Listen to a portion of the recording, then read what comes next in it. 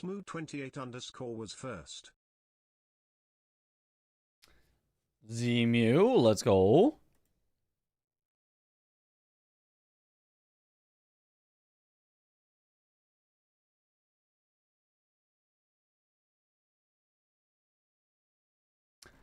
Okay, sorry, I got distracted. Multiple people that I used to play World of Warcraft with there's a server that, you know, I'm just still in. But different people that I played World of Warcraft at different times in different ways, like, just joined that server and are now playing together that are people that I never that never interacted. But I used to know that. Anyway, doesn't matter. Weird coincidence. That's crazy. I don't think they even play World of Warcraft anymore. I think they somehow met playing different games. Small world we live in.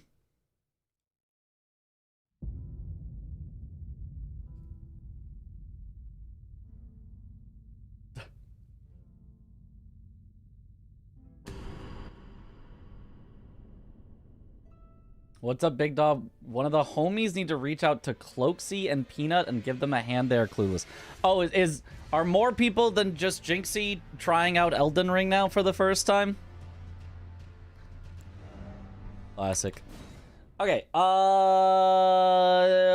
things I was gonna try. First off, I was gonna look at how long does it actually take to get, Howl of Shabriri.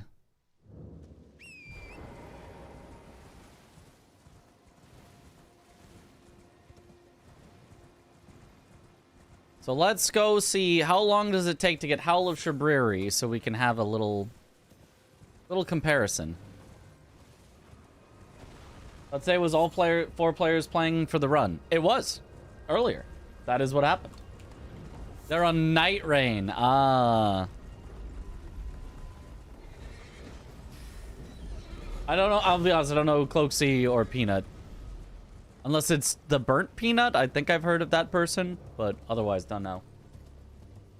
How'd the first practice go? Well, that's not our first practice. But we came in just over 315. So just over our estimate. But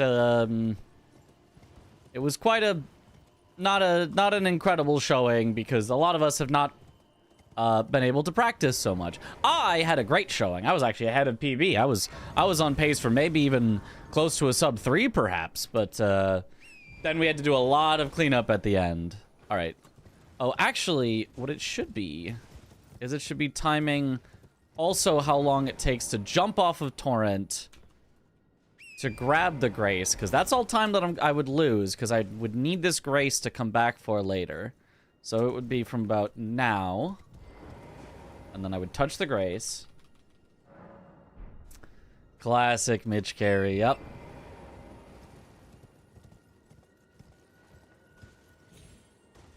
Then we go over here. And then I'd get stuck in that tree.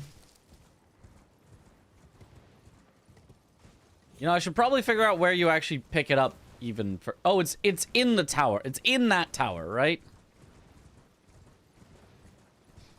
What'd you end up eating, and was it tasty? I got some, Taco Bell. Yeah, it was pretty good. One of my go-to fast foods if I need some food on the quick. I think there's like a way to skip this ladder as well. You like jump up the side. I think I've learned that before, although I don't remember it right now, but it's not this, is it? It is. And then you warp back. And then you'd get back on your horse. Finish. So, minute 19. We could probably cut that down to a minute 15 to a minute 10 at lowest. Discord notification. Yeah. Yeah. Yeah.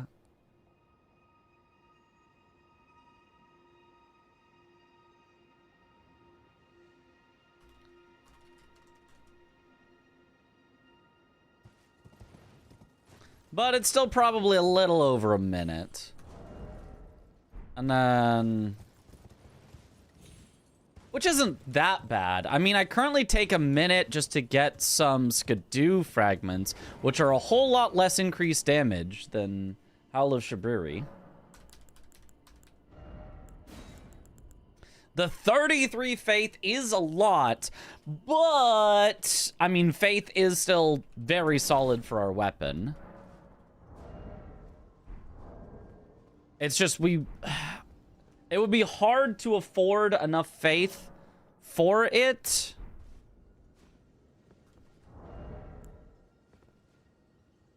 Because, like, you want enough... you want enough vigor to live through things. Let's see here. So it's 8 more points. So we'd end with 8 less points of strength, which is 53. Oh no, we'd actually only end up with 3 more points of faith, 3 less in strength. So you'd end at 58 strength. So you'd still end on a great amount of strength. No problem with your ending amount at the very end, once we're all ready to fight Consort. Oh. Was there 4-man practice earlier today? There was, yes.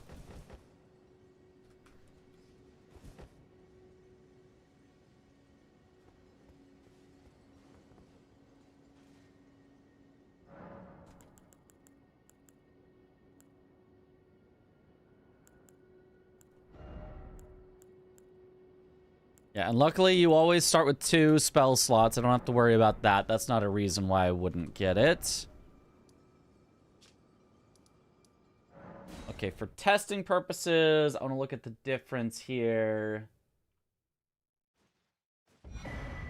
I want to see 25% increased damage can technically be more than 25% increased damage, depending on how it scales with defenses. But I also want to look at how much damage I take. It says 25% more damage taken, but it can actually be more than 25% if it's minus 25% resistant. I don't know.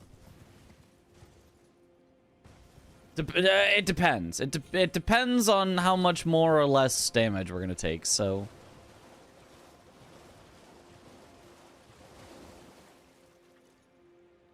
oh, I guess I need to get out Tarnish Tool to change my stats around a little bit. We also need to see just how long it takes to cast, because it genuinely just may never be worth it, just based on the animation time being so long.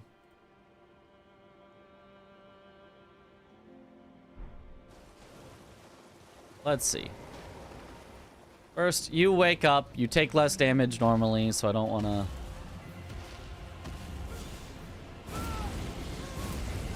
like... that's such a long animation. I feel like that's hard to... 2, 4, 6, 3. How long does it last as well?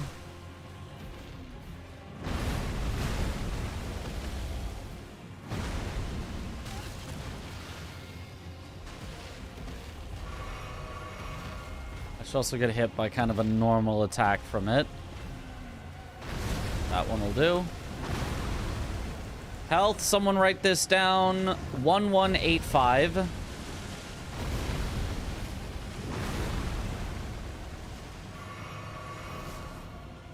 Okay, we've waited for it to expire.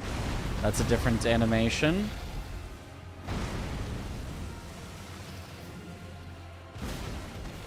$1970 and 1350. Okay, that should be all the numbers I need. 40 seconds. Okay, half as long as Golden Vow, but more than enough to kill most bosses. What was the very first number, though, when I hit him with Shiburi's Howlup? I can do it again if you guys didn't catch it. I didn't say to write it down.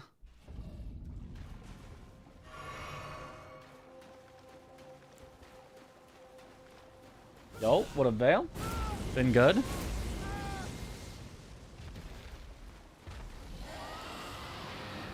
.3 something, yeah.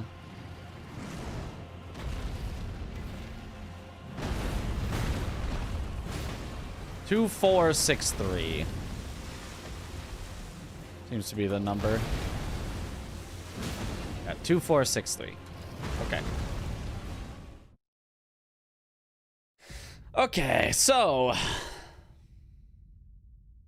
2463 divided by 1970 is exactly 25% more. So it is in fact a damage multiplier, most likely not an AR multiplier, although technically it could be an AR multiplier, but my AR could be so high that the enemy's defense effectively doesn't matter. How was the practice earlier? It was good. Versus 1900 minus 1185 is I took 715 versus 1900 minus 1350 is 550. So 715 divided by 550 is a 1.3 multiplier because... Yeah, so you take more because of the way that it is. So you actually take more damage increase than damage increase that you do. However, that can still be worth it for a speed run if it's worth the animation time. And how long is the animation time?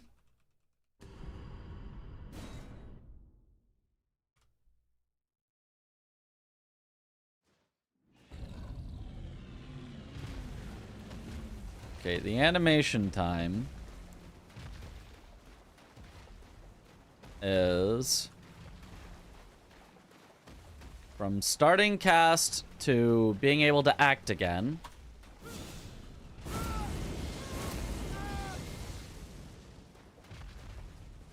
Five seconds! I mean, no shot. No shot it saves us 5 seconds on, like, any fight. Never mind. Cut it. It's garbage. I think Factor says 30% increased damage taken. Oh, I thought it was 25-25. Okay, so it is just 30% increased damage taken. No extra... It's just a flat multiplier on top. And 25% increased damage, just as it is a flat multiplier on all. That is very interesting. That is very interesting.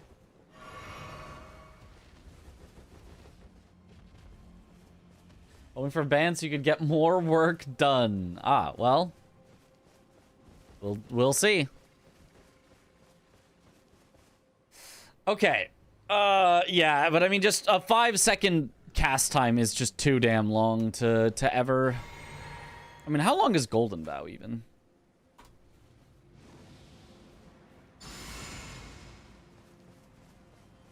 Four seconds. Not like Golden Vow is much better, but... Golden Vow... What if Golden Vow isn't worth it? What if we cut Golden Vow? Did anybody think about what if we cut Golden Vow? Since our fights are already so fast, what if we cut some Skidoo and we cut Golden Vow? What if we cut Golden Vow?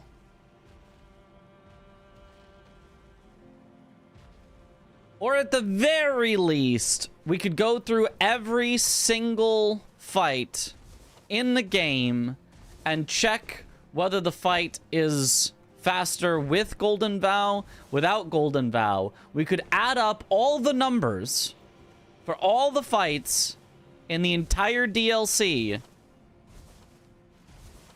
and decide if it's worth it. And the answer is probably not. Like, it takes about a minute to get Golden Vow. Probably like a third of all the boss fights are actually slower with Golden Vow. Obviously the ones where you can just use Golden Vow on like an elevator or something would be made faster. There's no downside. But any of the ones where you actually have to cast it before fighting, like, I don't know. It'd be close, maybe. What about Howl of Shabiri with Golden Vow? Howl of Shabiri takes so long to cast and so long to get, and is probably going to cause me to have a death in the run, because 30% more damage taken is a lot, and there are absolutely times where I live at less than 30% health, that I don't think Howl of Shabiri can be worth it. I think you're casting for 10 seconds of buffs before the fight even begins. Right. There are probably fights where it's worth it. There are probably individual fights where it's totally worth it. For example, on the Ghost Flame Dragon on the Cerulean Coast, Howl of Shabiri would cause me to kill it before it gets a chance to basically do anything.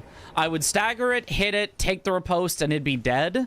And I wouldn't have to, like, chase it while it's doing the flame under it, and I wouldn't have to get hit by that and then lose time getting back up. Right? It would probably save more than its 4 seconds, or more than its 5 seconds there. It'd probably save me, like, 7 seconds or 10 seconds or something. But the result is I think that's more the exception than the rule. I think most bosses it would save me, like, 1 or 2 R1s at the end. Sounds like a strenuous amount of work. It is. But, you know.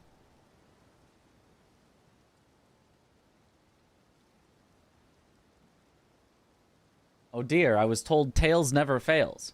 Well, but then you said you wanted to get banned so that you could get work done, so the Tails heeded your request.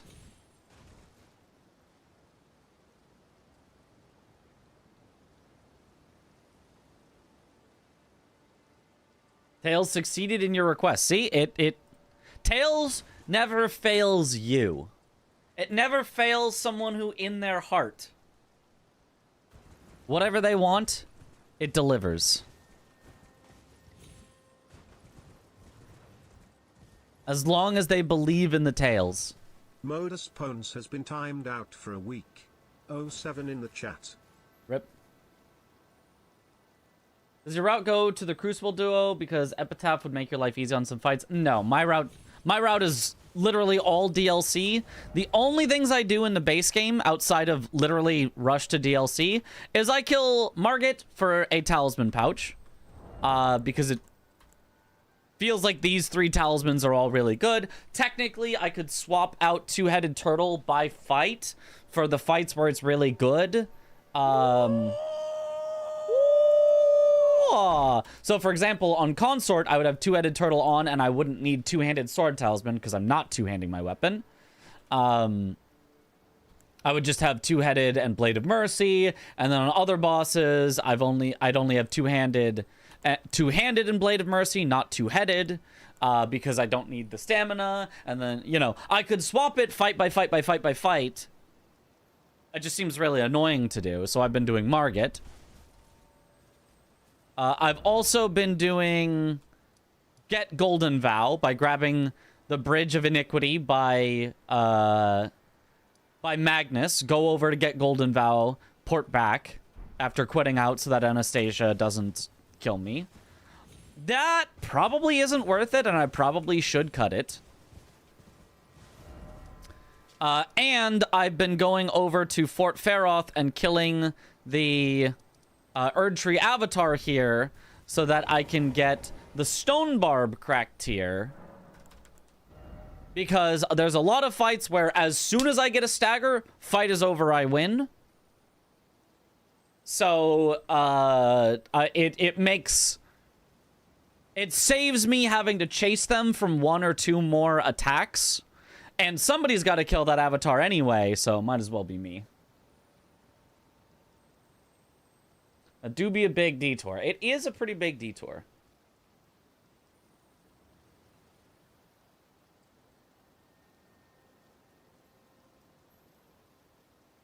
Isn't that a weapon buff Hyperion, not Nora? For... Oh, the Knight's Cabin Altus? No. That is an aura. Chris is currently doing that. I could do that as well, but... I kill very few Ghost Flame Dragons. The reason that I was showing off on that Ghost Flame Dragon is because I don't kill it in my route. The only Ghost Flame Dragon I kill in my entire route is this one right here. So if you're thinking, oh, let's get you an anti-undead thing, it doesn't matter. It's for one fight. I don't need it. Yeah, shared is an aura. Why are you killing Ghost Flames anyway? Only this one because I'm on the way to PK, whereas Chris, who does the dragon stuff up there and is at Charo's, would have to do the skip and then run over to it. I have to run through here anyway because I come from Chief Bloodfiend down to here because I don't kill Ancient Dragon Man. So I have to get to PK from here because I need to go blow the whistle. So I only kill the Ghost Flame Dragon, this one, because it's on my way. The other 2 are killed by Chris because he has Golden Epitaph and he has Dahugaka, which does anti-dragon. So yeah, so don't worry about anti-undead stuff. Chris also kills the Deathrite bird, so I don't need it for that. I don't know that there's anything else in the DLC that counts as undead. Death Knights, which I do kill, both Death Knights, do not count, I believe. They do not count as those who live in death, and so the bonus does not affect them. Putrescent Knight, surprisingly, does not count as those who live in death, and does not get the bonus damage. So, yeah, there's no reason for me to try to route in anti-undead stuff for literally one boss. You can go from the Dragon Communion Grace if he's in Charles, and that'll be fast as well. Yeah, but I literally have to run through here. I literally have to walk directly next to it. So there's no reason to force him to walk an extra 2 minutes to kill a boss that takes me maybe 30 seconds. Even if he kills it faster than me, even if he killed it in half the time in 15 seconds, there's still no way it'd be worth it.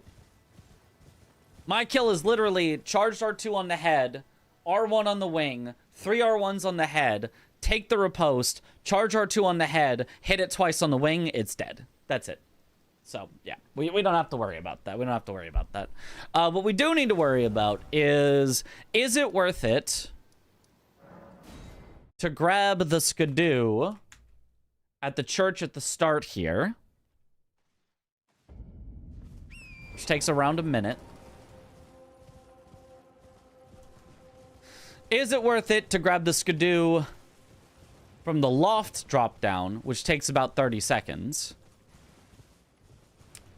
and basically puts me at 1 higher Skidoo level the entire DLC?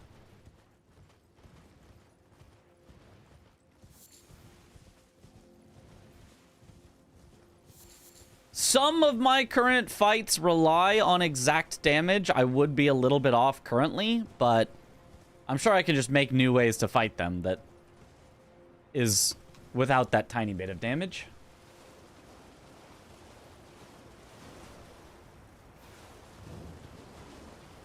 Yeah, this one here. If we cut this one, we cut the loft one. We've already cut Tialier, so we can't cut that one. But the rest are basically entirely along the way.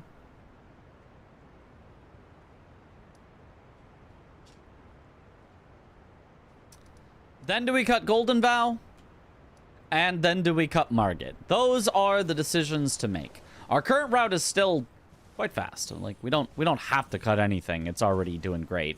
But those are the decisions. Everything we cut will make the route a tiny bit harder. But, I mean, that's also okay if it's significantly faster.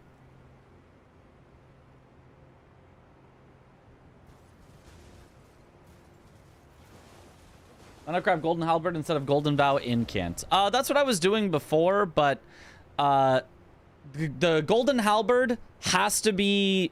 Tree Sentinel has to be killed by somebody anyway. So me being the one to do it as well doesn't really help. Other people are just killing it anyway. Also for the Golden Halberd. And it still does take time. Grabbing the Golden Vow Incant takes about a minute. Grabbing the Golden Vow Halberd probably takes like 30 seconds. So let's say that you save 30 seconds by picking up the Halberd instead of the Incant. The problem is then, it messes up my entire weight unless I am constantly swapping back and forth, which I can. I could swap back and forth. It wouldn't be, like, that crazy of a deal, but it, you know, this does take a tiny bit of time on each fight where I have to think about unequipping the Halberd, otherwise I'm heavy. And, most importantly... the Golden Vow Incant is actually stronger than the Golden Vow from the Halberd. The Halberd is 11.5% increased damage. The Incant is 15% increased damage. The Halberd duration is either 40 or 45 seconds. I don't remember. The Incant is 80 seconds. So there are times where I don't have to recast it because it lasts longer. They're different? They are. They are, in fact. I'm thinking, it seems like your route is solid. Can you squeeze in other bosses to make others' routes easier? Yes, but, like, I do that at the end. The point is, I should be doing...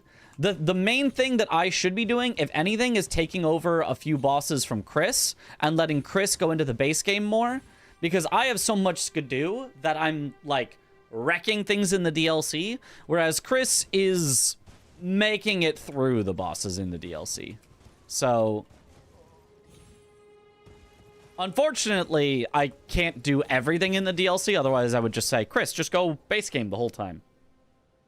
But that's just actually too long. So I'm doing as much as I can in the DLC and giving Chris as much time as possible to go into the base game. You can't last way longer. Yeah. You probably make up 30 seconds over the course of 50 bosses. I would think so. A second per boss saved because of the extra damage right there makes up more than the 30 seconds extra it takes to get it.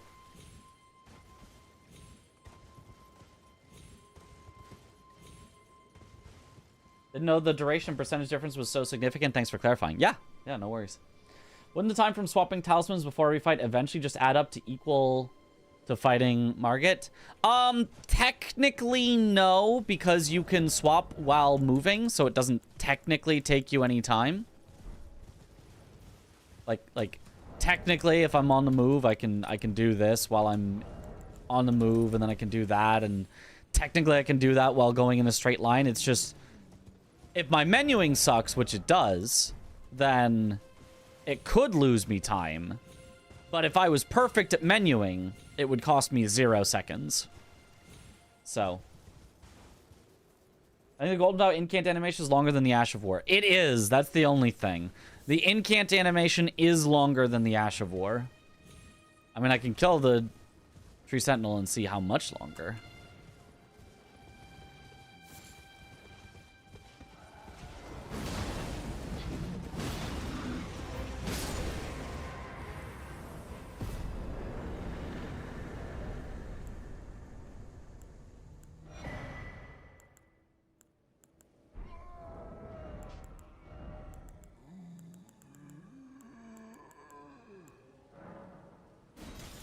I don't have enough decks.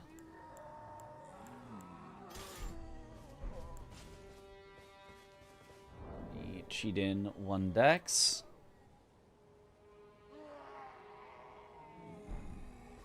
Okay. So.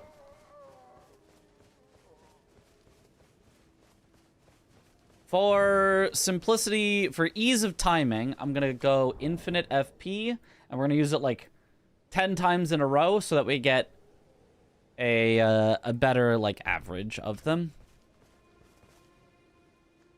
Of the source seal, right? I do have the source seal, yeah. So, ready, steady, go. 2, 3, 4, 5, 6, 7, 8, 9. Okay, so about 2.7 seconds per cast. Versus 1, Hydrate. 2,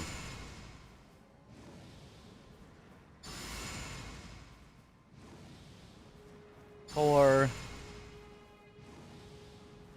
5, 6, 7, 8, 9, 10. 3.6 seconds per cast. 2.6 to 3.6. So 1 second of cast time difference per cast. Only a second difference if there's no elevator along the way, which there is for a solid maybe quarter of our bosses.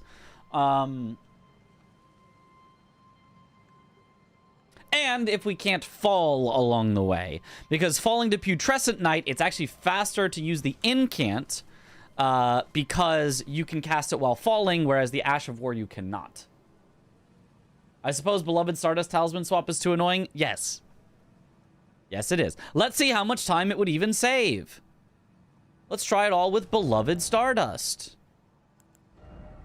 Everyone's favorite talisman. And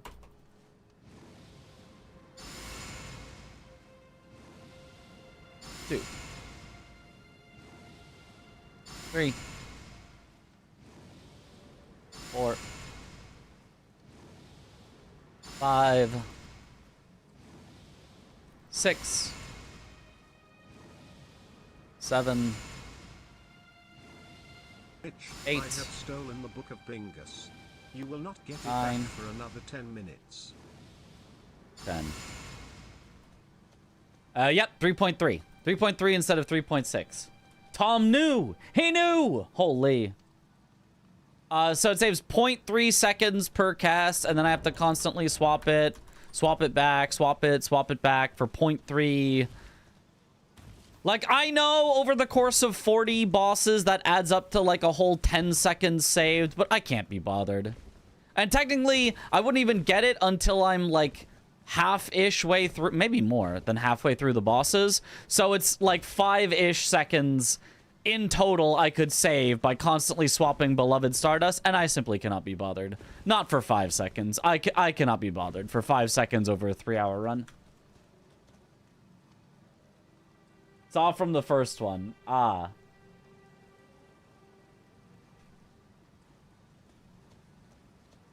Just go beat Goldfree for the 4th talisman slot. True. If you get the drop-down Skidoo and cut Vow, you save 30 seconds if that matters. Which drop-down Skidoo?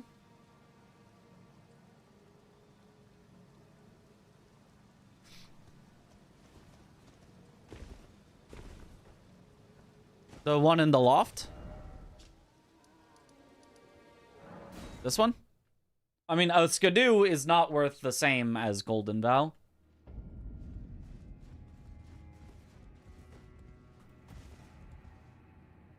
But...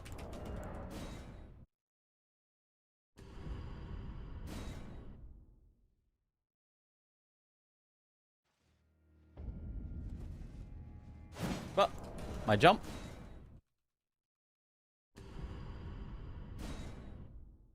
Please refresh chat. Okay. What does 14 to 15 Skidoo increase your damage by? I think it's 3%. And then 15 to 16 is 2% or something like that. It's like 3%, 2%, 3%, 2%. I end the run at 16 Skidoo currently, which is probably unnecessary. Yeah, but it's something like 3% and then 2% per one after 12. I think up to 12 every level gives at least 5% damage increase, and then I think past 12 it's like 3%, 2%. Like every other level is 5%. Golden Vow Incant means Skidoo 11 is approximately the same as Skidoo 20. Right. I thought you were 15. Yeah, 12 was a soft cap. I'm 15 for a lot of the run because getting the final ones I only do as I go along the way to kill bosses. So it takes a little while. It's like 3 individual ones, but...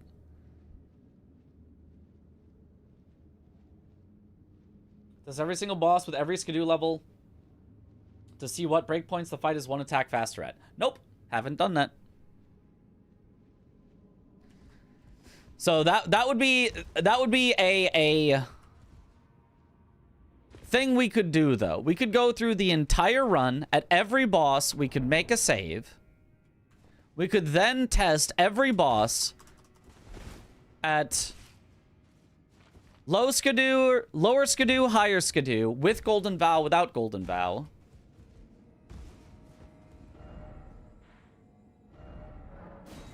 To determine what combination of Golden Vow and Skidoo is worth or not worth. If we cut something... The thing is, if we cut something first, the Skidoo makes less difference. Objectively, the Golden Vow is worth way more than the Skidoo. But also, the Golden Vow takes time to cast... So unless it saves back more than the time it takes to cast it, it's possible that Golden Vow is actually a time loss per boss. Whereas the Skidoo is guaranteed to just be, yeah, you just hit harder. It's always going to be slightly better. You're going to do all that work just to get the Death Poker. No, that would be worse. That would be the opposite of helpful.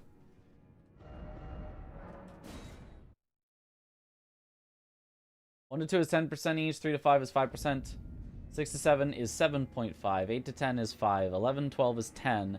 At 12, you're at plus 85%. After that, I don't know. Yeah. It caps out at around plus 100% at 20. I think it's plus 105% because they rescaled it. It used to be plus 100%, and now I think it's plus 105% at 20.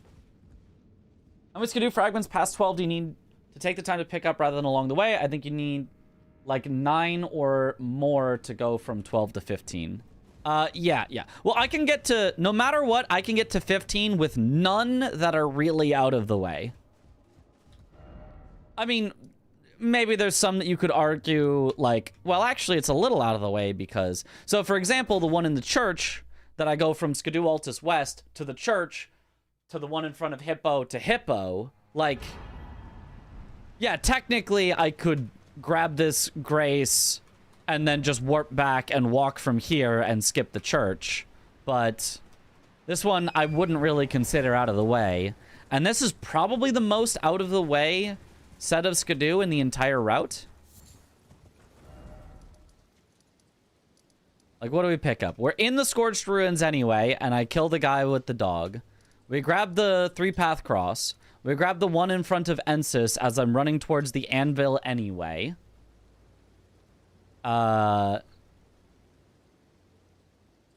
the anvil, we go to Fort of Reprimand. I kill the pot guy on the way to Morth Ruins. I grab the Morth Ruin runs. I'm going to grab that and that later. I grab the one on the way to Lower Rau. Hey, I'm trying to route here, sir. Can you believe this guy? Right, so far, none of those sound out of the way. Go to Lower Rau. I end up grabbing one in Lower Rau, or in Templetown Ruins, after I get the two-handed talisman. But it's directly along the way to get to Chief Bloodfiend. From Chief Bloodfiend, I head all the way down to the Cerulean Coast, which... Holy, walking from there to there. Look, that's like across the whole Shadowlands. Holy. Yeah, I don't go in Belurot because I do from Enir Illim. But from Cerulean Coast, I go over to Cerulean Coast West. I grab the one along the way to Mariga, totally along the way. I go to the Cerulean Coast Cross, which I have to pick up anyway because I have to go blow the finger whistle. And I pick up the one there. I go to PK. I just grab the ones along the way to PK. Those are all along the way. Bonnie doesn't have any. Backside doesn't have any. Cathedral of Manus Matter. Obviously in the Church District, I grab the one there. I grab the one at the Dark Chamber entrance because I'm heading to Mesmer anyway. I grab the one on the way to Hinterlands because obviously I'm doing that anyway. I kill Gaius, and obviously I'm going to grab the 5 here because it's 5. Obviously it's worth the time. I grab the ones along the way to Romina. They're all along the way to Romina. Technically, I could save time not grabbing one of them by doing the Mighty Shot, but I don't think that's necessarily worth. I can just grab that one along the way towards Romina, so that's all along the way. What other ones do I grab?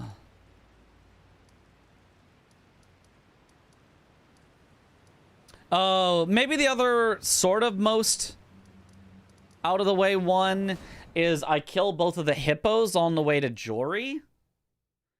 I mean, I'm gonna be right there anyway, and they don't take that many hits to kill. But along the way to Jory, I do the skip here.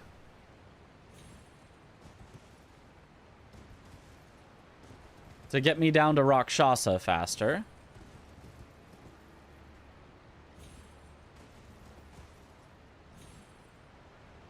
And it gets me a free skidoo right here. Those 5 could just not matter after Gaius potentially. Well, I route Gaius in very early so that they help me get to the soft cap earlier.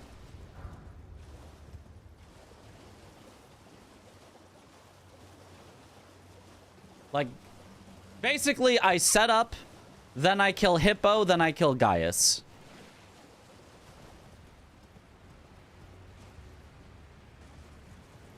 Honestly, maybe I should go Gaius then Hippo. I'm not actually sure. Is it faster than having the Gray spy the hippos? Well, so I do it all in one fell swoop. I do the skip. I kill Rakshasa, because I need to kill Rakshasa. Then immediately after Rakshasa, I come out here and do the next part of the skip. Yo, what up, Hamid?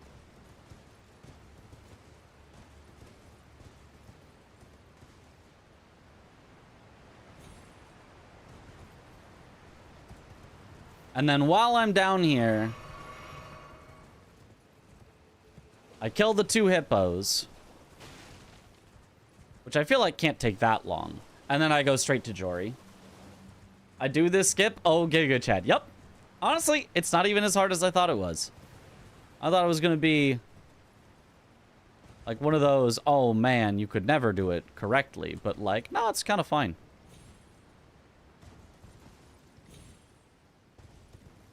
And then I go straight to Jory. That's why I do Jory and Midra actually quite early, which of course, you know, Tom, you'll be happy about, is just because it saves me from having to warp out, warp back. I do all of this in one fell swoop. I want to get Rakshasa's armor early anyway. And I want to get the skidoo from the hippos early. And then I go all the way through Jory and all the way through Midra so that I save a warp.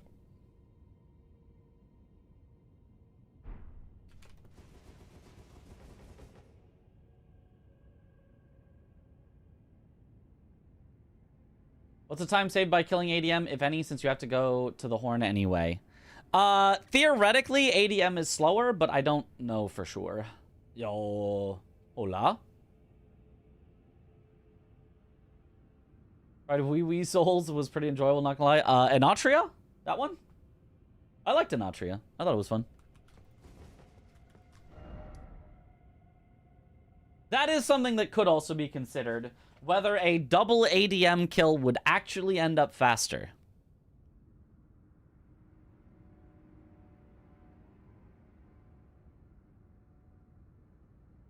I mean, we tried to avoid it because it felt like, what's the point in both of us killing a boss? But if it literally is just faster to get to the things I need to get to in total than going from Chief Bloodfiend, then, I mean, you know, faster is faster. Valor Mortis demo out, the one with Napoleon. Oh, that one. If you get Dragon Communion Grace and do the skip, you could also skip Cerulean Coast Cross and the Mariga skip. I think if I got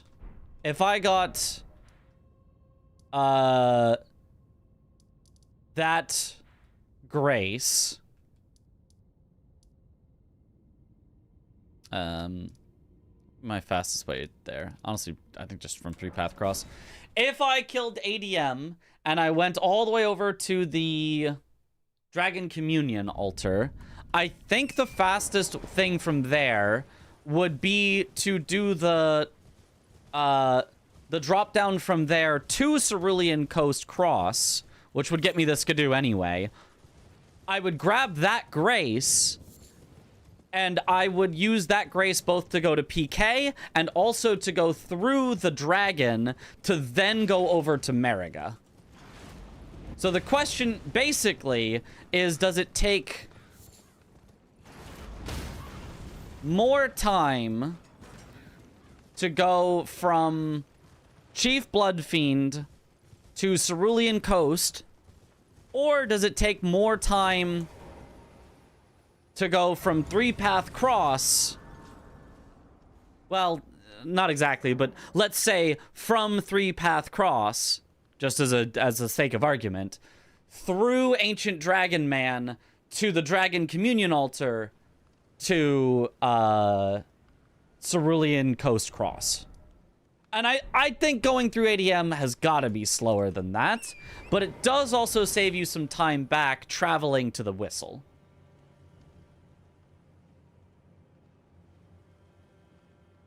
Of all those, I think the 5 guys may be the ones to cut. No. The ones to cut are, which I'm probably just going to cut, are Church of Consolation, because I don't need those, probably. If we're not going to 16, I don't need those. And the drop down at the loft. And that gets me to 15 instead of 16, and I think that's good enough cuts. If I cut Gaius, that would get me down, instead of from 15, we'd be all the way down to 13, which is still past the soft cap. And I could cut one more. We would use Scorched Ruins Grace to get to ADM. Oh, you're right. I would use Scorched Ruins Grace to get to ADM. Okay. Scorched Ruins to ADM to Dragon Communion to Coast Cross versus Chief Bloodfiend to Cerulean Coast. I mean, that's at least timeable. Let's go time it. It's going to be not exactly the right timing because ADM is going to be way faster now that our character is bonkers, but whatever, close enough.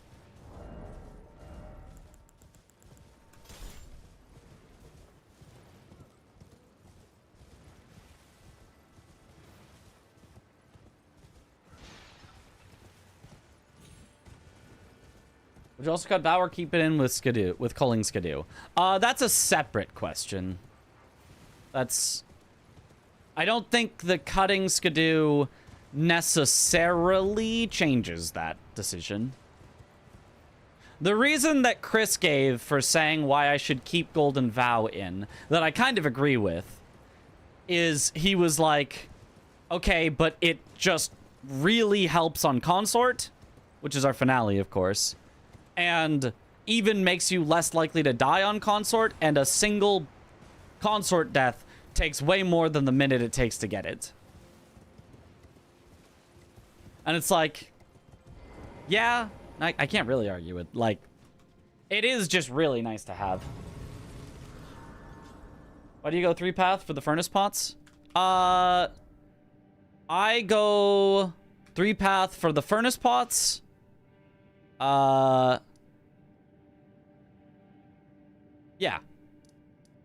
For the furnace pots, for the skidoo, for the other skidoo along the bridge. That gets me to the anvil hammer in not too much time, instead of doing a skip up and another skip down. Can you swap to 5 fire pots? No, we thought about that, and there's actually no convenient 5th pot to get in the entire DLC. 2 of them are locked behind what Chris does. Bellerot, or, well, 3 of them plus another 2 of them. 2 in Lamenter Jail, which I don't do. 3 in Bellerot Jail, which Chris does, because he's doing the Ghost Flame Dragon there. Anyway.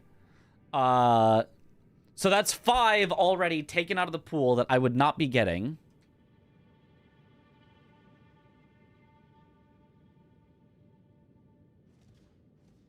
And then...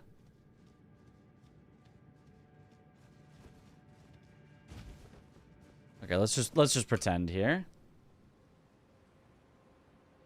Scorched Ruins, 2 Bonnie Jail, 1 Shadow Keep, and 1 from the Pot Troll. Then I have to kill the Pot Troll. Then I have to go there early, which I don't normally do, just to kill the Pot Troll, which takes extra time to save picking up a recipe that takes 30 seconds to pick up.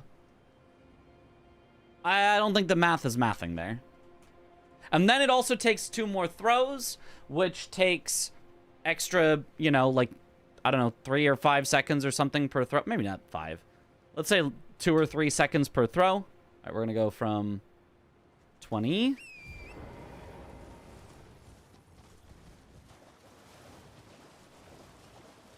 So already that takes away probably 5 of the seconds. So now everything required for the 5 fire pots would have to take less than 25 seconds. Taking the recipe and grabbing the fireflies definitely probably takes at least 5 seconds. So now we're looking at everything else has to be less than 20 seconds. Killing the pot troll, I mean, it's not like zero. It's not like it takes a while. It's not like it's going to be a 30-second fight. But it's probably at least 10 seconds out of my way and killing him. I mean, it's probably more like 15 to 20 seconds. I don't know. And so there goes all of the time I could have saved swapping it. Plus, then I have no safety, no backup. I couldn't craft a single extra fire pot. If I miss even once, the whole strategy is dead. Whereas with furnace pots, I can craft a bunch of extra if I need.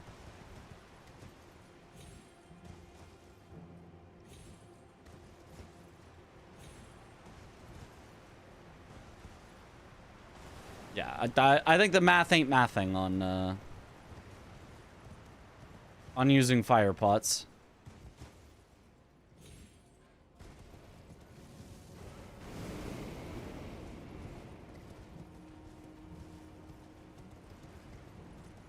Unless, like, we find that actually, wait, 3-path cross is so bad that it also saves another, you know, minute to cut it out or something, but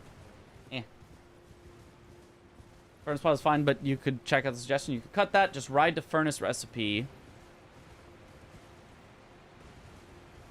Skip the main gate in front of bowls. Use pillar path waypoint.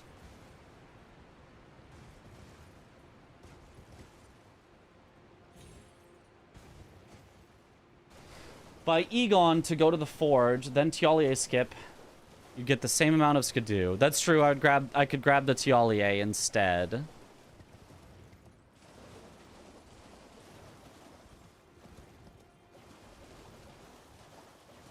I can try that as well next. Let me start with this one. Okay, 2.5 minutes so far. This isn't actually as long as I thought. From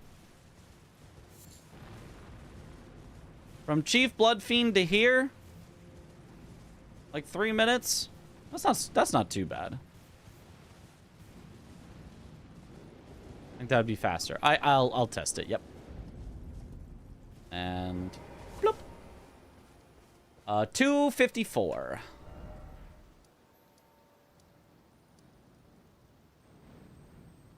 Okay, now it slightly depends on what you said, but let's give it the best possible shot. Let's go with what you said. Let's say that I've already gone to Tialier anyway.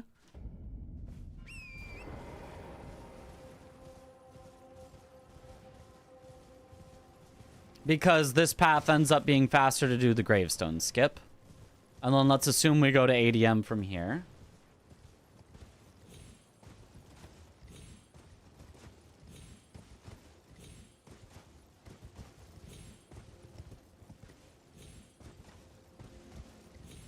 Okay.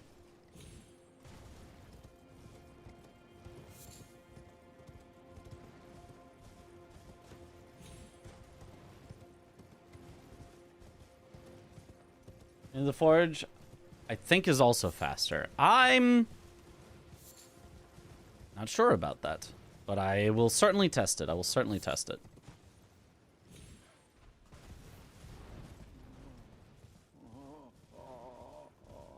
Okay, I'm just going to start out assuming we already have this grace. Which currently we don't, but I'm just going to make that assumption and still see if ADM even would be faster in this case. So we'll go from 24, 30. And we're going to hopefully destroy ADM. My legs!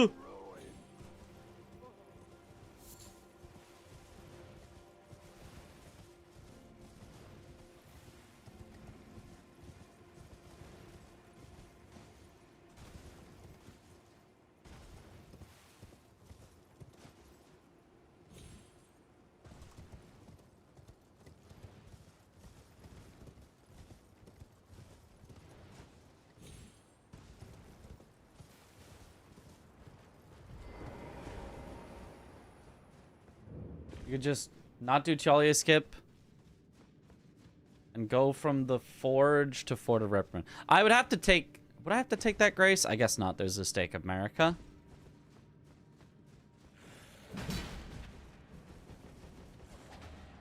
We do not go for the FPS dependent skip here.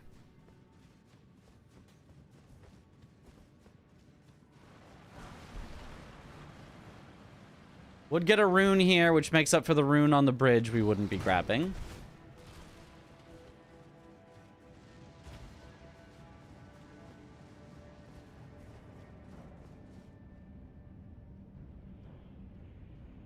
You can use the Wisp in the Forge. I already do, yeah, currently.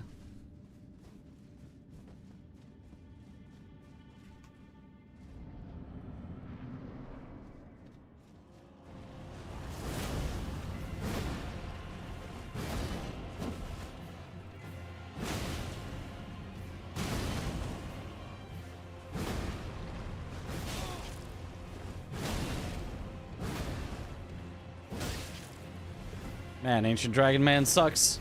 Even kitted out, it's like just annoying.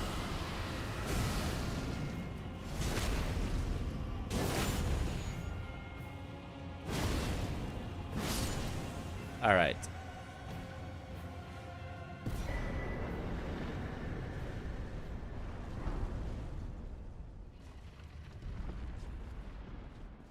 I mean, it's already been 2.5 minutes.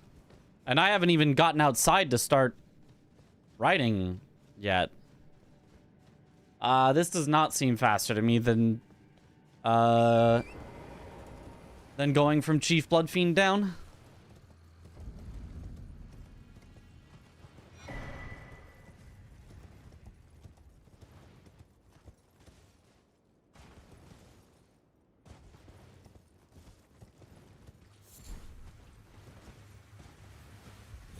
I mean, it definitely was not a great ADM fight, so that could probably be optimized, but...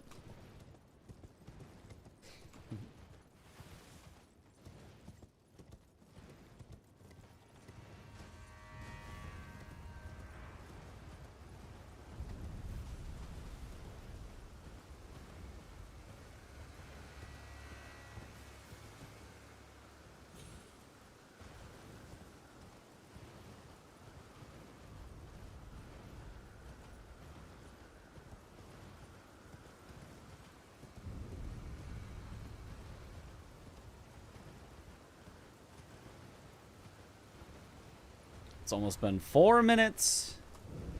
So it's already about a minute slower at this point. Possible that we save a minute back later on the finger, though. Going to SGDQ, are you one of those planning to do any meet and greets kind of thing? I don't think there is a spot for meet and greets at the venue, but if you're asking because you would like to meet and or greet, I mean, we'll just be hanging out around the venue, and if you see anybody, you can generally just come up and say hi.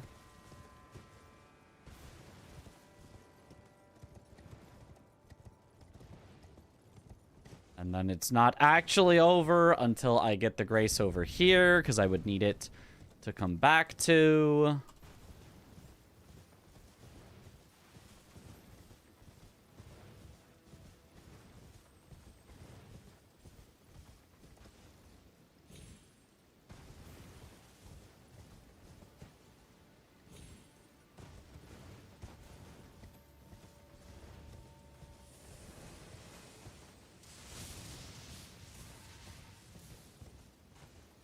Okay, and finally done.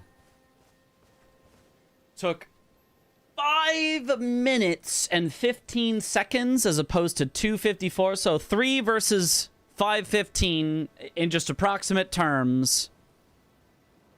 Took an extra 2 minutes and 15 seconds. I don't see the skip from Grand Altar to the Whistle being over 2 minutes faster than running from Cerulean Coast to the Whistle. Maybe I'm wrong, though. I could test it I could time it real quick. We could...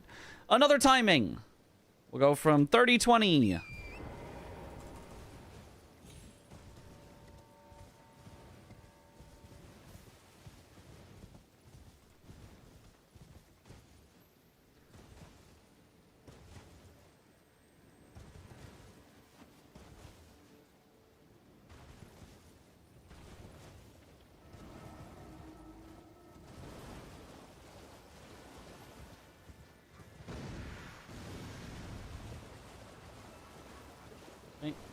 Sometimes skipping the cross grace, not doing the wing skip to Charo's grace.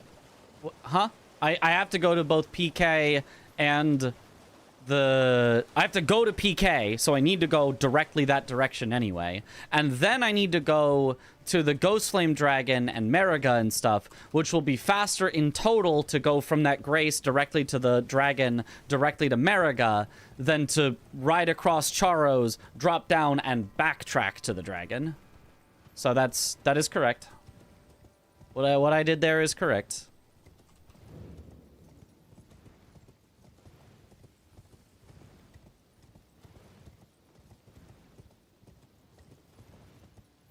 Get Charo's Grace, shorter time to Mariga, and then straight to PK without coming here. But I also need the Ghost Flame Dragon. And I also need Dancer.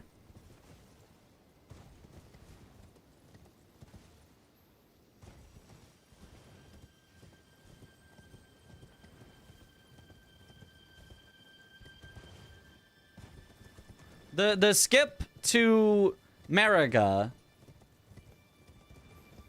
is not faster if you already have the Cerulean Coast. Like the Cerulean Coast West, which I will have. With Dancer anyway. Alright.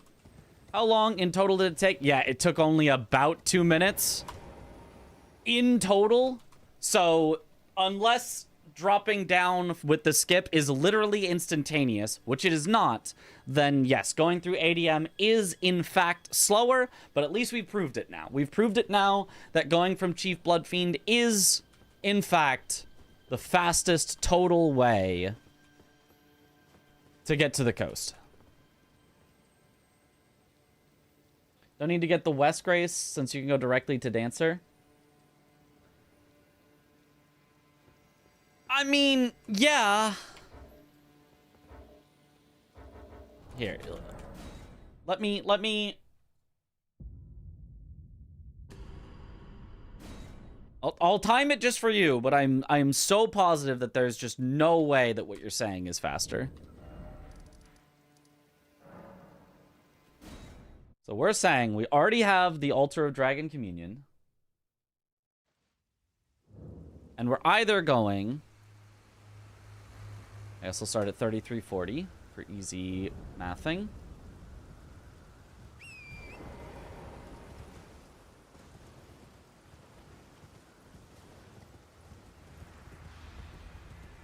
Wing skip, I guess. Hoping you timed to Cerulean Coast. You didn't time... Up! Restart. Messed up. Didn't time to that... Cross Grace and Cerulean like you did the ADM path. Yeah, but that's because either way I'm going through the middle. I don't... Okay. I know, this is a lot. So, the wasted time on one path is from Chief Bloodfiend to Cerulean Coast, because everything from there is non-negotiable necessary. Cerulean Coast to Cerulean Coast Cross is non-negotiable necessary, because... Both because I need the dragon in the middle, and because I need to get access to the Cerulean Coast Cross. Then Cerulean Coast Cross to PK obviously is necessary.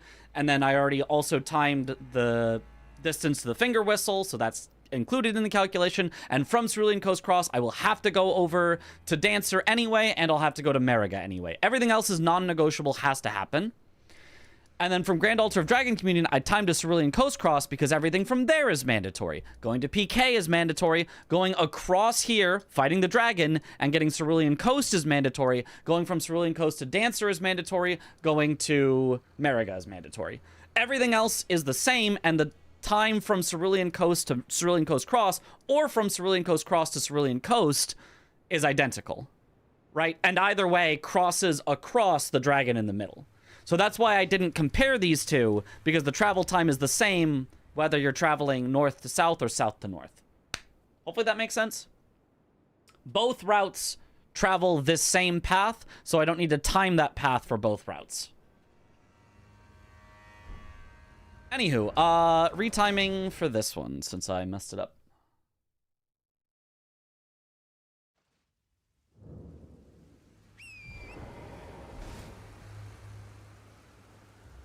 Ready, steady. Go! Let's not miss the wing skip this time. We'll grab the Cerulean Coast Grace after Ghost Flame with the ADM path is what I'm gathering. Yes. Because I'd already be like halfway there. I'm testing what if I didn't grab it. That's Hyperion's suggestion. What if I went to Charo's instead? But I'm pretty positive this will be slower. But let me for the sake of all of our curiosity, let me put the test, put my money where my mouth is, and double check that going Charo's would in fact be slower. Even assuming that I already was doing this ADM path, which I have already determined is almost certainly slower. Okay, so I would be doing this. Then I would be doing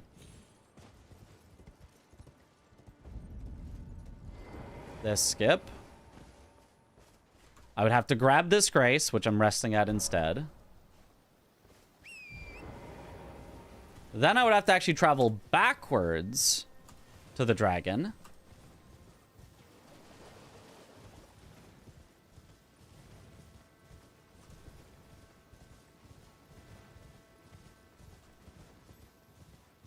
Whatever, fight it around here close enough.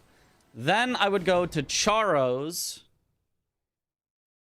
and do the skip to Mariga.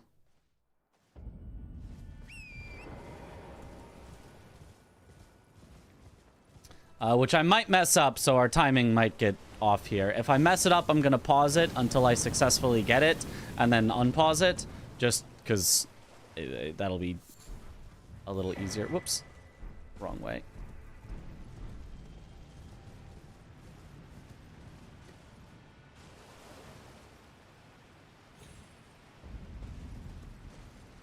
Okay. Where do you go from here? It's around, right? It's... yeah, okay.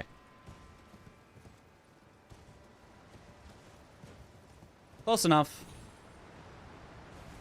Skadooby-dooby-doo. We can take off like 5 seconds from this timing, but... I'm not going to worry about grabbing the skidoo. I'll just not do it for either timing.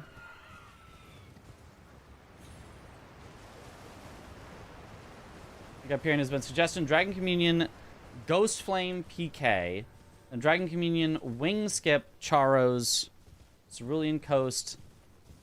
Answer. All right. At these trees, I'm gonna call close enough, and I'm gonna warp back to Cerulean Coast and go to Dancer from here.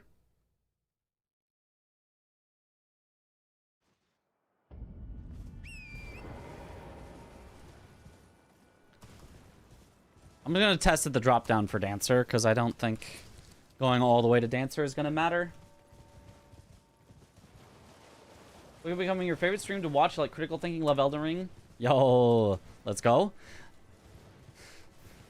I do be kind of the Elden Ring professor in a way. One of them. Tom, I think, also quite science-minded.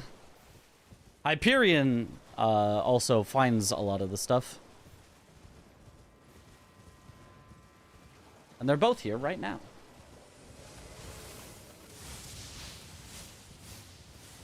Okay, we'll just go from the drop down.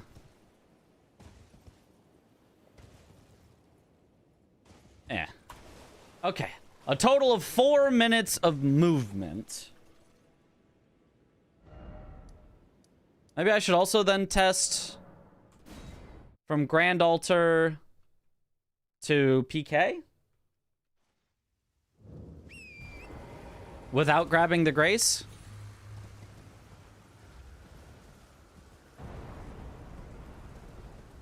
Because I guess you would get to skip the Grace? I don't know.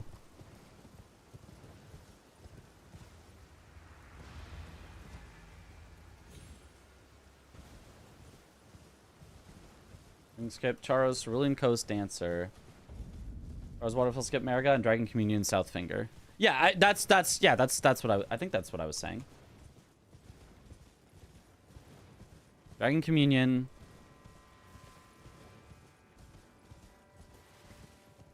Oops. Slightly the wrong pathing, but whatever.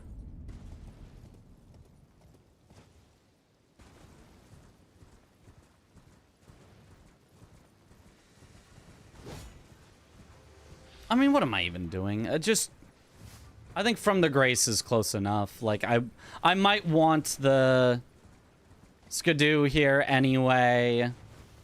It's pretty along the way to grab the Skidoo. If I don't want it, I can then think about that later. Like, it's not that far out of the way to grab this.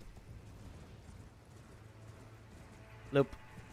Yeah, I'm just going to call it 4 minutes of movement for everything except for going to PK. And I'm just going to call that close enough right now.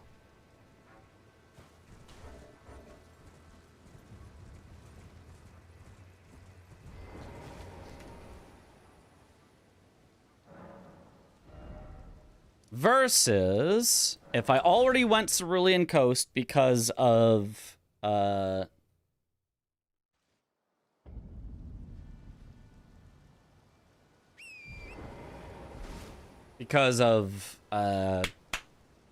going from Chief Bloodfiend, going from Dragon Communion to Charos, and from Charos you go to Ghost Flame to PK. Only use Dragon Communion to get to Finger Ruins, because Dragon Communion is further away from Ghost Flame than Charo's is. Oh, okay. Well, that, I mean, there's no shot then. There's right? Well,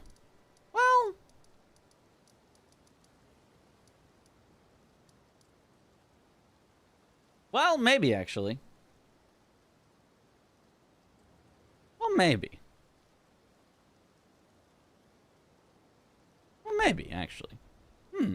Okay. I know. I see what you mean. I see. So I will have to retime it. Either way, let's start with the one that I normally do.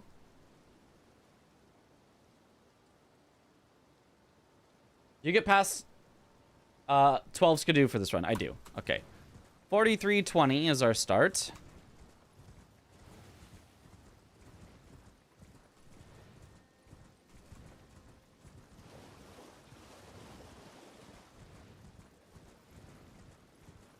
I mean, the more that I ride across this barren cerulean coast, the more convinced I become that my current path is in fact correct, but for the sake of science.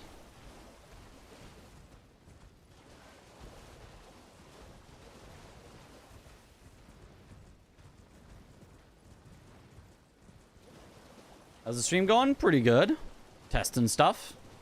Finding optimizations. So, bang.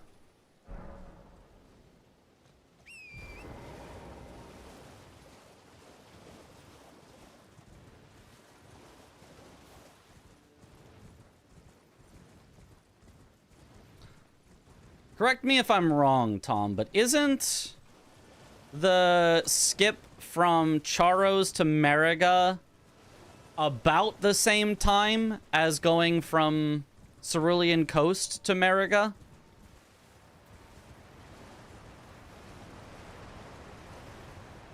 Like, basically, the time saved doing the skip to Mariga is about the same time as it takes to perform the Charos to Cerulean Coast skip.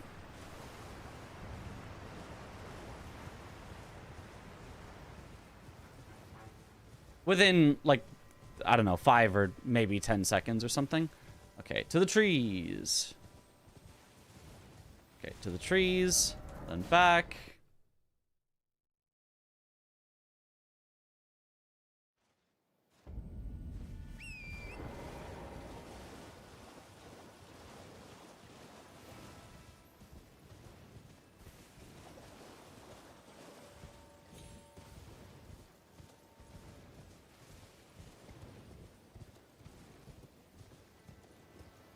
And then here, here, here.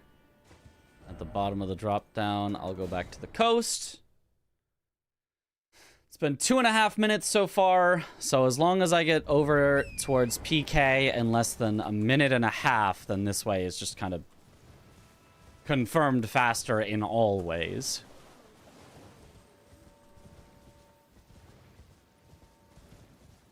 I mean, it's already confirmed faster, probably, overall, with Chief Bloodfiend, but instead of going through ADM. But even assuming you had gone through ADM, this still also looks like it could be faster. All right, 3 minutes it's been so far. Yeah, and we're gonna get there well before 4 minutes have elapsed, even going out of our way to grab this extra grace that we wouldn't have even had the other way, so yeah. Even assuming you had Dragon Communion. Bang. 3.5 minutes.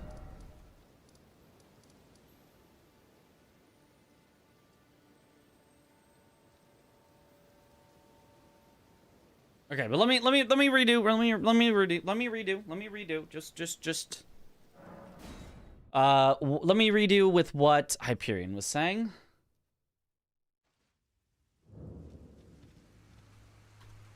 Don't need the cross grace. I do if I'm coming from Chief Bloodfiend. I do. Yes, I do. Now I'm gonna do the way you said, going from 47, 30.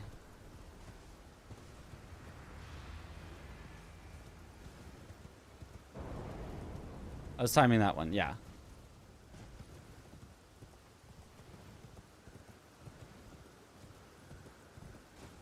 So you said...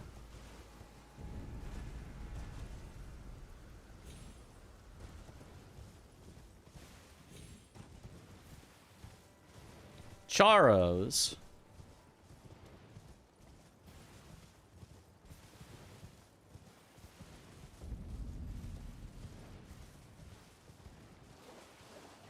Grab the Grace. Do the skip to Mariga. Go down to the coast. Do Dancer.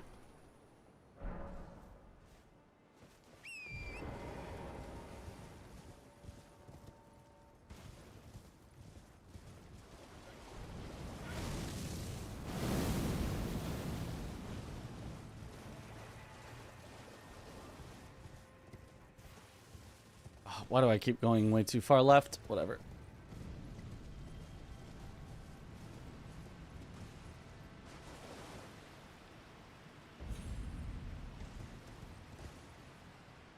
What? It just didn't give me a...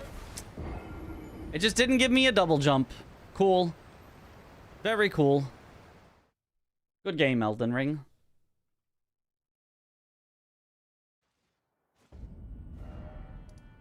Alright. Redo the timing.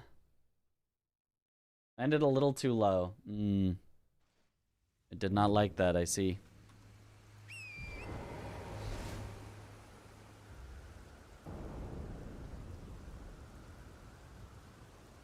From 49.30.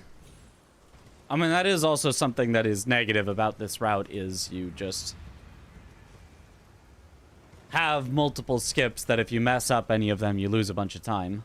But let's assume I'm perfect on all of them. Excuse me, it didn't give me even my first jump. Skips can be so annoying.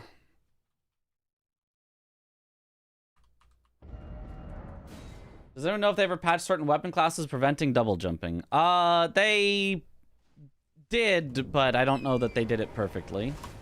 Close enough. 50-10. Like, you can still just not get your double jump, but it's not necessarily tied to your weapon class anymore. This might not be marathon safe. We should consider that. That is a consideration. But I'm pretty sure it's also just slower, but... If it's genuinely faster, and it's faster by, like, 20 seconds, I'll take the lack of marathon safety. A quit out would still make it faster, right? But if it's faster by 2 seconds, and I have to hit every skip first try, otherwise it's slower, it's like, nope, no thanks, never mind. I'm pretty sure it's just slower, but we'll see.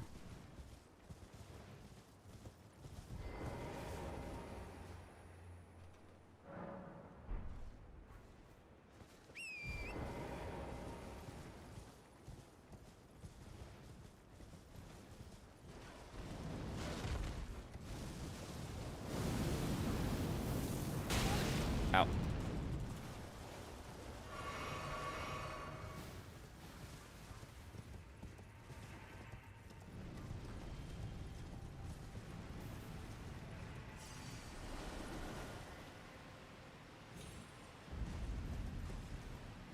I see. That's where you want to land.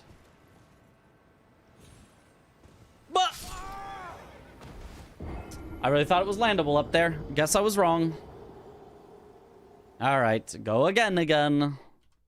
These are skill issues, though, because I haven't practiced these skips in ages. These are fixable. Gotta land more in the middle of this land. Yep. I forgot that the top just does not let you land on it. I wanted to land there so Torrent wouldn't die, because I knew Torrent would die if I landed more in the middle.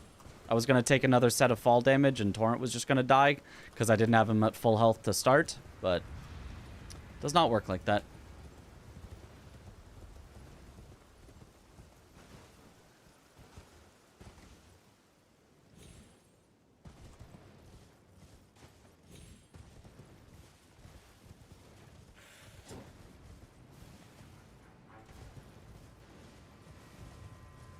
Was all bosses 4 players exactly? We kill all the bosses, and there are 4 of us. So in total, all of the bosses die. Between the 4 of us. Good luck, Mitch.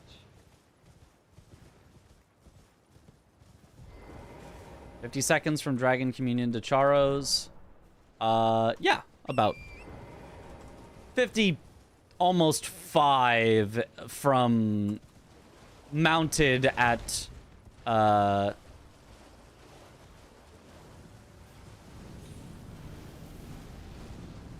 Dragon Communion to mounted at Charos, but close enough.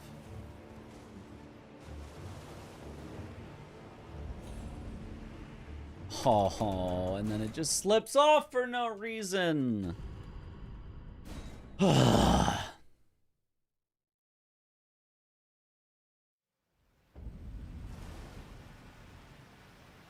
And then I just don't get a double jump at all. Not a single double jump. Ah.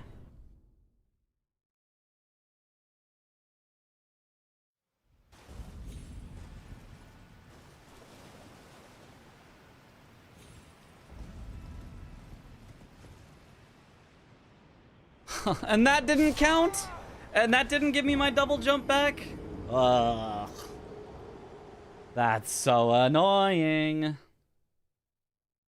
Have we talked about using Seamless at a certain point and decided not to use it? I mean, we talked about it for 5 seconds and went, yeah, okay, obviously we're not using that. Because it is completely unusable for a run like this. It does not function for it. It was not a hard decision to make. Would we like our run to work or not work? And we all chose we would like the run to actually work. So, quite a nice short conversation. Bro, my double jump. Why?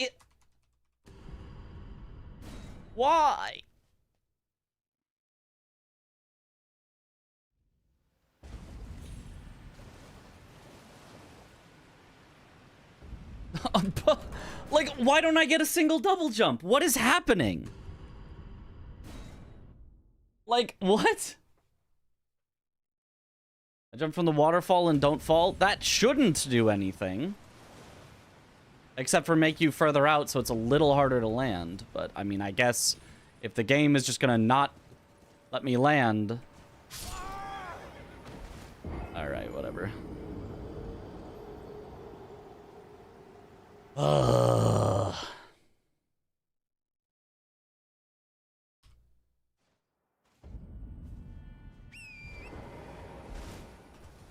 Can't double jump if you don't jump? Nope, that is not correct.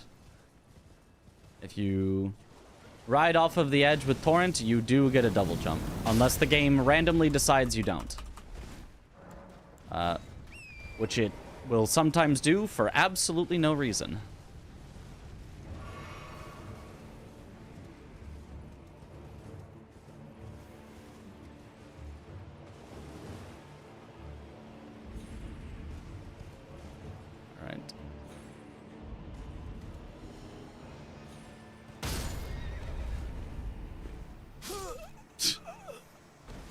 Alright.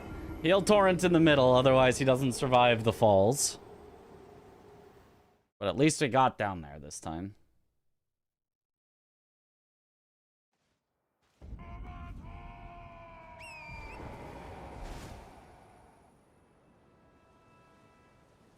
Gravity. Gravity.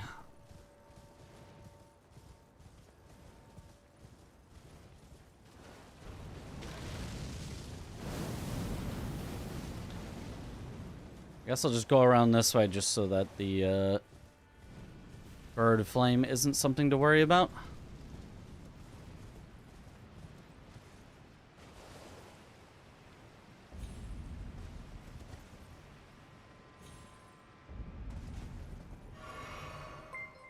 If you run from an edge while cute, you can also double jump, which is the best kind of double jump. There we go. So we'll just add 55. Oh, I forgot about this guy. You gotta go this way. We'll just add 55, but then take off maybe 5 from our total. So we'll add 50 to whatever we get here.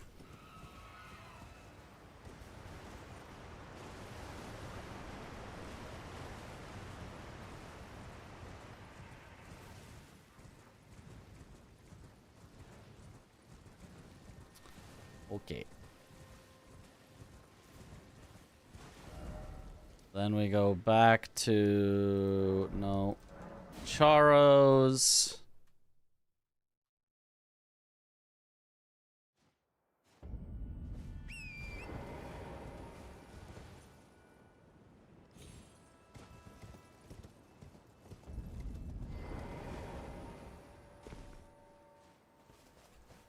I have to grab this Grace then. Then we go to Dancer.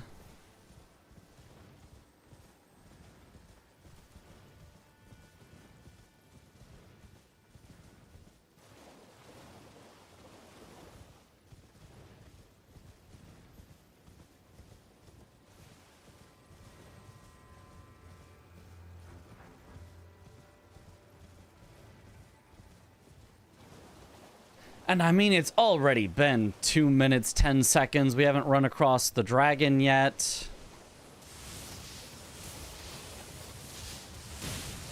Ugh.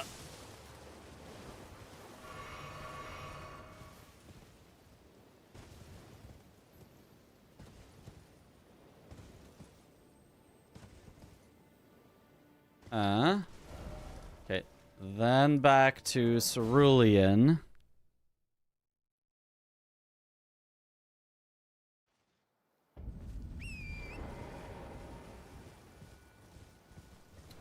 And then the end is going to have to be a little approximate because we don't end at quite the same spot.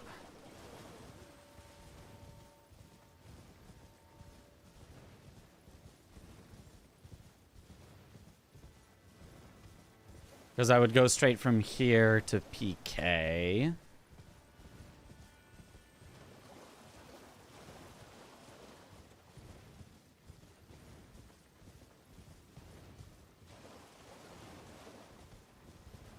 Without having to get that Grace.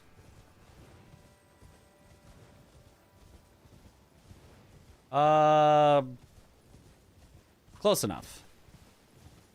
We're on our way then. So that is 3.5 minutes. Compared with 3.5 minutes.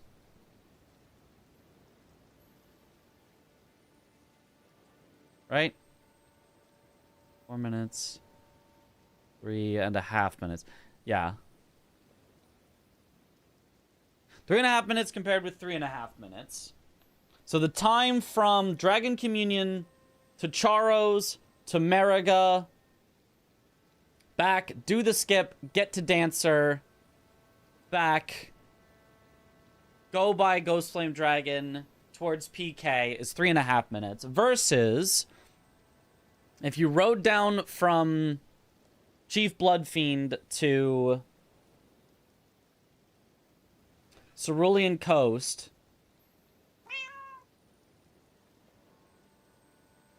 you went Mariga, Dancer, PK, Grace, so that I can go the other way, was also 3.5 minutes.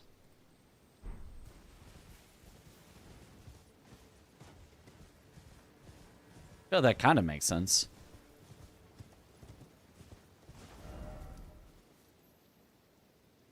And so then the time save of doing this way would only be that from the Dragon Communion, you then get a faster skip down to the Whistle. But the time loss would be it takes longer to get to the Dragon Communion altar than it does to go from Chief Bloodfiend to the Cerulean Coast.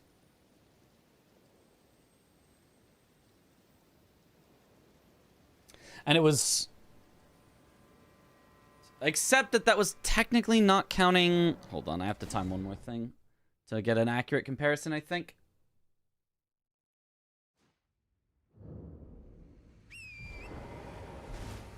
I have to take away the time that I added on to go from Altar of Dragon Communion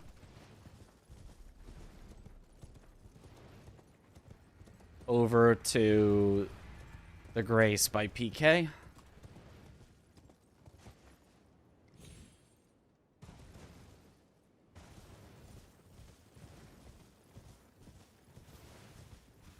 I presume toggling the weapon off is either too big a time loss for the jump issues aren't prevalent enough to be worth doing. The weapon has nothing to do with jump issues. Not a single thing.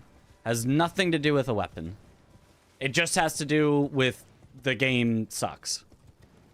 The game will take away your jump for no reason, whether you have a weapon on or not. It used to be toggling the weapon off would save you from jump issues. That specific part of the problem has been fixed. Jump issues just remain because Elden Ring still sucks. The weapon was not the only thing making Elden Ring suck. It sucks regardless. Oh. Bumped my head there.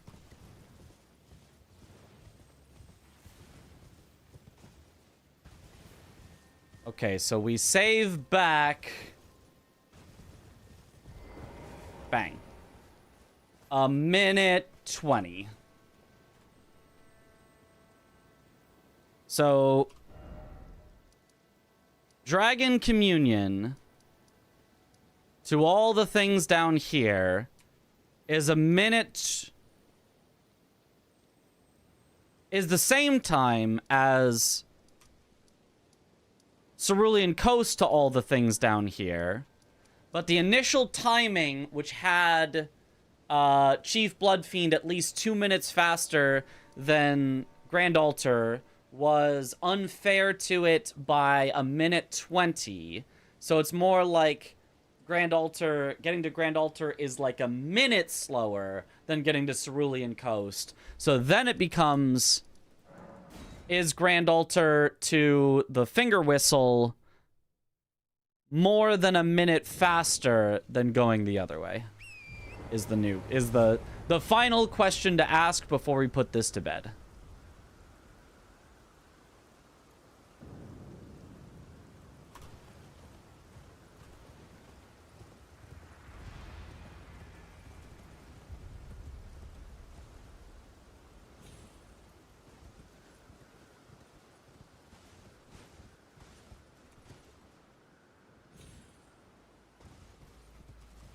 Barely lived that. Probably did not deserve to live that.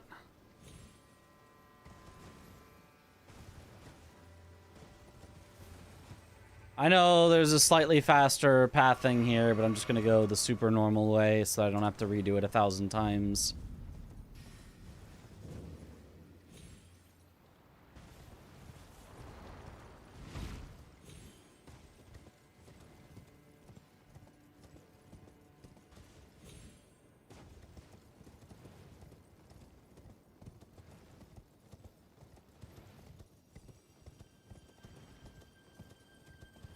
Well, now Elden Ring is a pretty good game. Not when it comes to torrent movement. Not when it comes to torrent movement.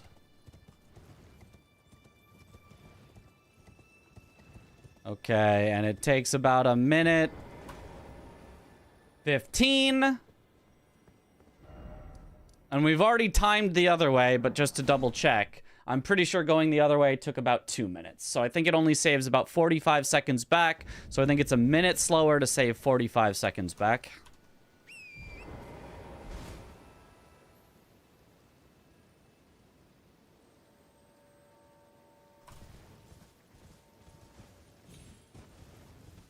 So I think our Chief Bloodfiend route will still be faster regardless. While also being easier, while also being more consistent. It's basically even. It is surprisingly close to even. Technically, it would kind of hinge on how good of an ADM we have. If we could find a way to get a perfect ADM every time, maybe it would save time. But then I'd also have to learn multiple extra skips and get a perfect ADM to probably save, you know, 10 seconds or something. Seems still unlikely.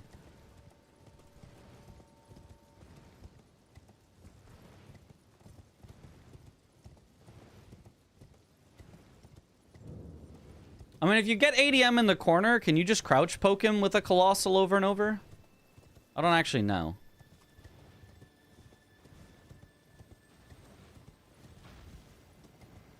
Maybe if so.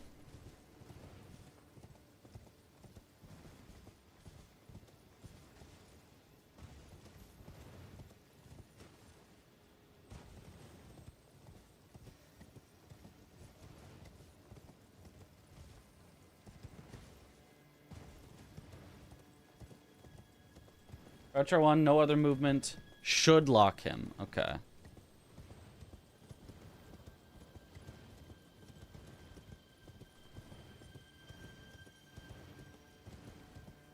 Maybe then.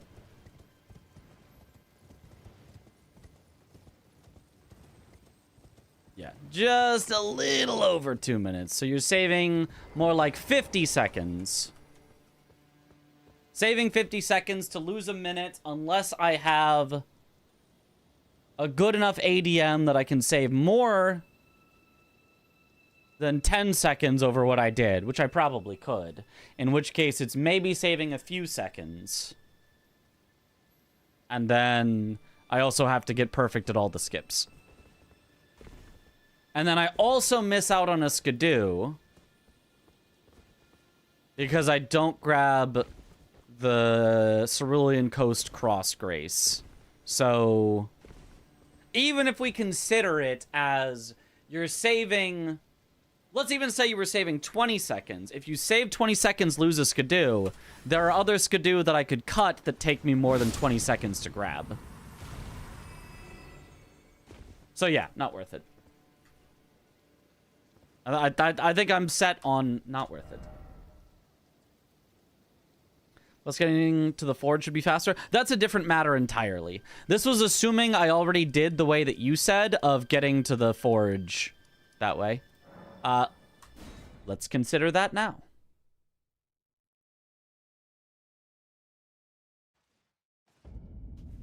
All right.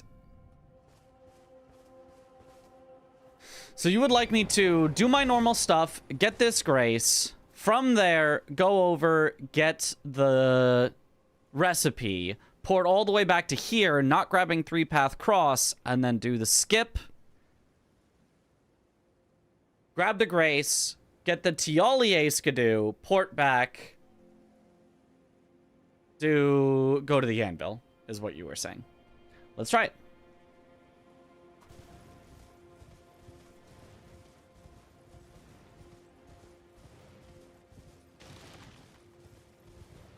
Don't need Tialier Skidoo.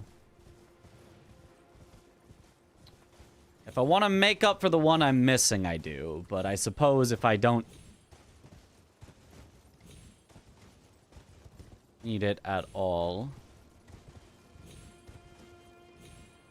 Let's start with giving it the best possible chance at success. Let's just go from here. Straight to the anvil. Yeah, this one would take too long anyway. This would be a Skidoo I would cut. You're right. Did I miss it? Is it over there? No, it is more this way. It's here. Okay. All right, I'll redo it real quick since that's an unfair comparison.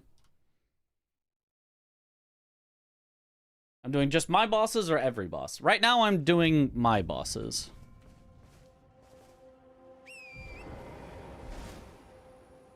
I mean, I would not be doing every boss. It is split between 4 people. So, I have about a quarter of the bosses. You also kill the pot guy while going to these gravestones. Oh, that's a good point. Definitely saves some seconds of travel as well.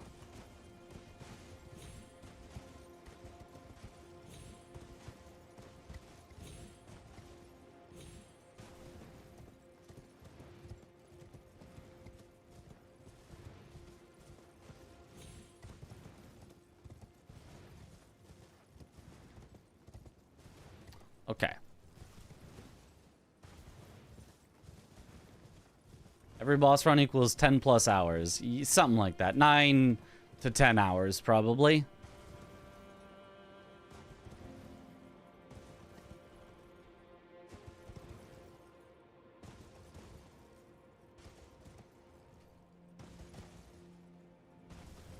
Okay, and then we get dismounted. Now. Minute 08. That's pretty fast. Versus...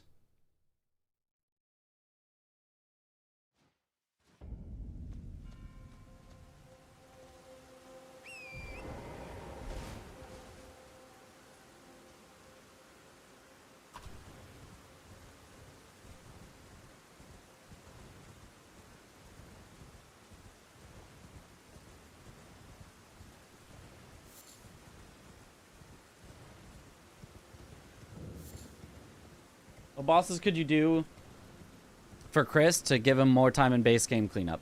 The other two Ghost Flame Dragons, the one in Skidoo Altus and this one over here, as well as Bellerot Jail. Currently, he does them because he's the anti-undead, anti-dragon guy, but...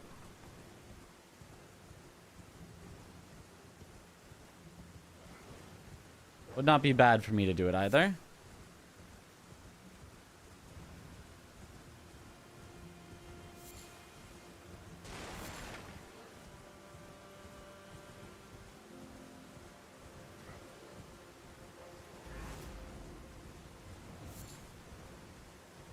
Okay, we're at a minute. We're at 1:08, so this way is officially a little bit slower.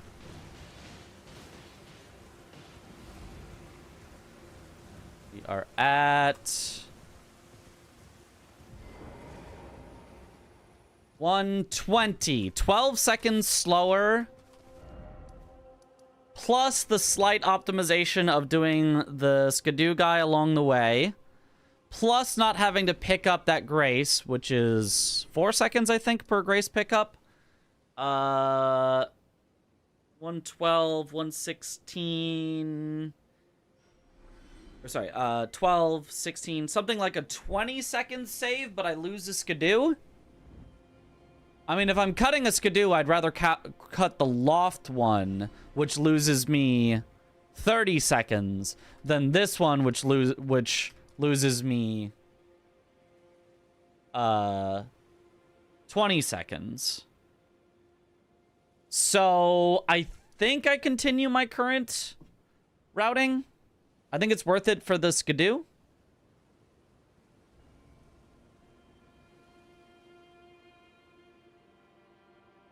Yeah, Tom's route is definitely a little faster, but I think it's only around 20 seconds faster, which I don't think is worth it unless I'm trying to cut more Skidoo.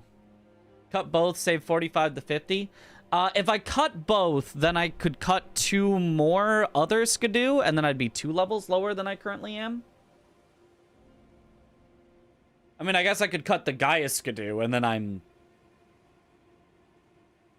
3 total levels lower than I've been getting. So I'd only end at 13 instead of 16. Which on the face of it sounds fine. Oh, 13 versus 16 isn't that big of a difference. But the other difference is then I have the Skidoo a lot. I'm not at the soft cap until later as well. So there are several bosses that become significantly slower, and a few bosses that become only slightly slower. Also, a faster drop down from Blade of Mercy if you're going straight to Scorched Ruins. Is there? I thought it was the same drop down regardless.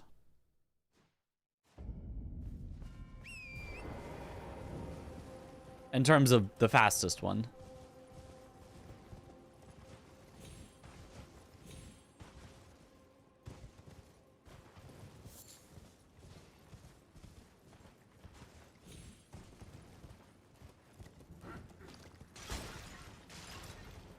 If you want to get to the Grace... Isn't the fastest thing still... Land on this. Go like this. Grab the Grace.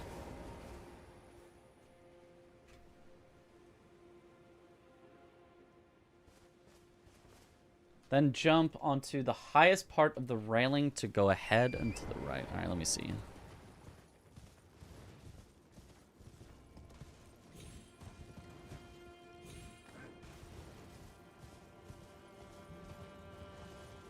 You don't mean the old version that I hated where you would land like there, do you?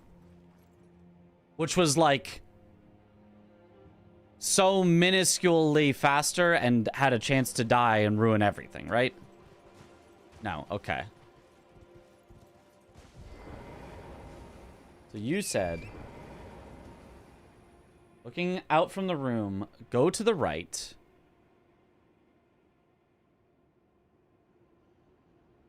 Jump onto the highest part of the railing.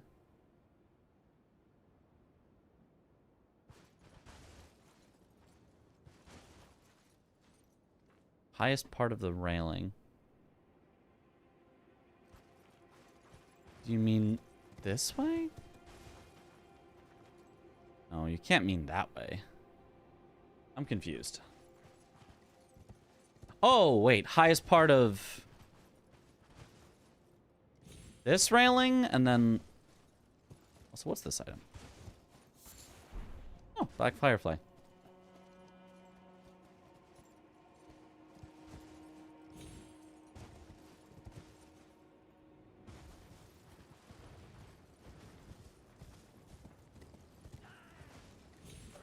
Can drop all the way down. Oh.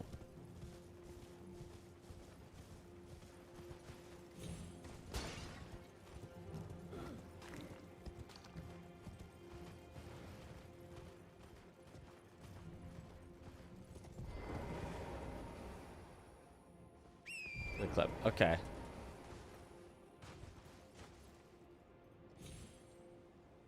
Oh, you live that. It's that. Oh. Oh.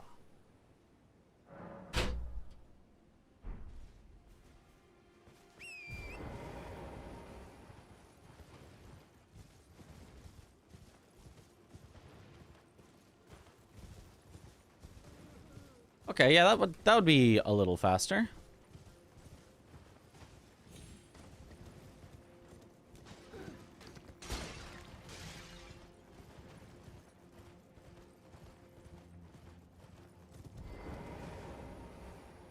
Or is there a straight from here? Nope. Didn't think so. Okay, so considering earlier you were talking about wholly not being worth it for one boss, would you, if you took those bosses, use Shared Order or like Sacred Blade? Both incredible. If I was caring about that one boss, both Shared Order and Sacred Blade, I mean, I'd use both if I could. Would be very, very good and very worth it, but only if I already had them.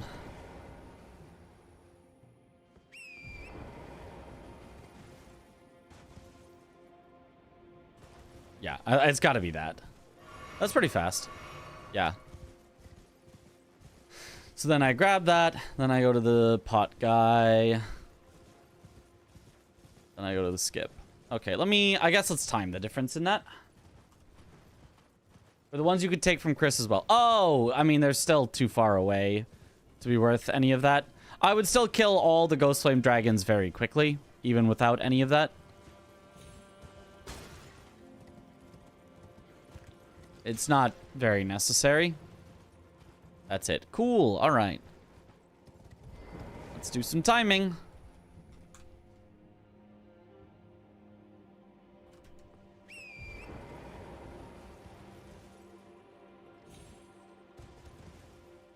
This is not exactly the way that we would kill the pot guy, but it's close enough because I'll do it the same way either way. I'll just do a single plop.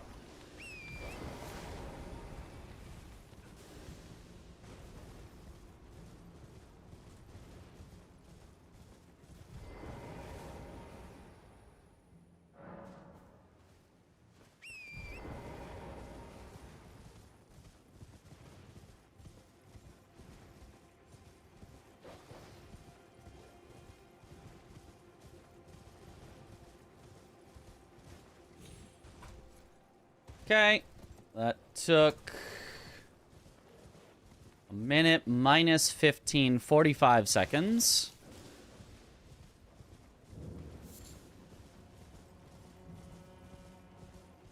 Playing a much more chill game that doesn't require constant tension. How's the practice been going? Finding some new strats? We're testing out new strats. I think we have found 0 things that are definitely better yet, but we are heavily considering going 1 Skidoo level down.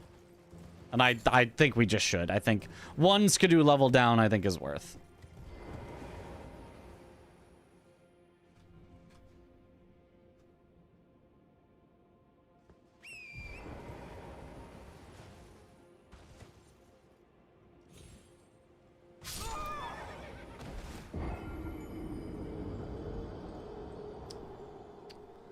Apparently, you can jump too far and die. Because the ground is uneven there. Something to work on. If I do this strat, I would figure that out and never die to it. Oh, good morning. Okay. Back to the Blade of Michja. What's the damage difference? 2 or 3% or so?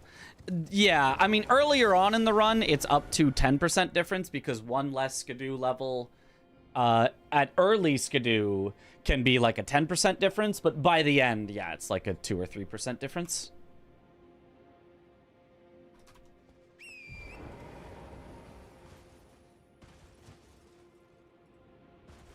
So, let's jump like that. We stay right and we don't go too far so that we don't die. I would probably want to heal here because I'd only be grabbing the grace, not sitting at it.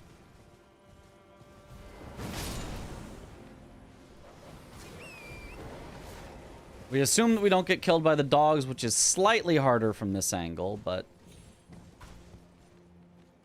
that took 35 seconds. Wow, so it did save an entire 10 seconds to do that first. So we go from a 16 seconds save to 26 seconds save, which is still less than the Skidoo at the loft, and introduces a harder skip, while also still having to do the skip at the loft, whereas not a hard skip, but like it introduces some variability. It's a little more possible to die to the dogs, etc. And it's more possible to fail the Skidoo at the loft compared with... Oh, and it's also possible to fail this gravestone skip, although it's pretty free, but... So it's 4 seconds less time saved if we cut the Skidoo than cutting the loft Skidoo. Hey, get back here.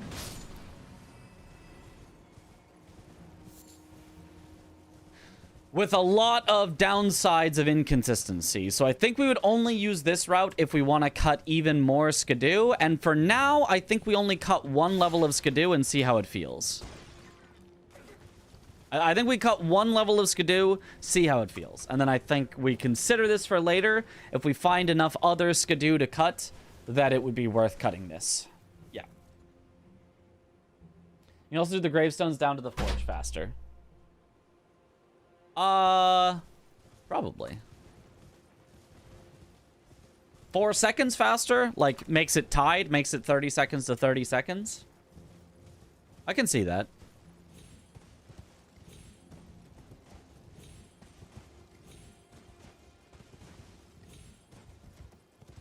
Aha. Providing you with options for the future. Yeah.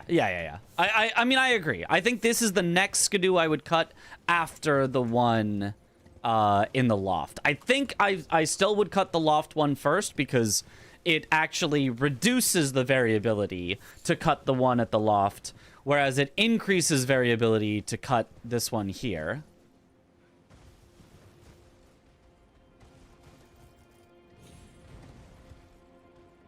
I probably could have skipped one of those.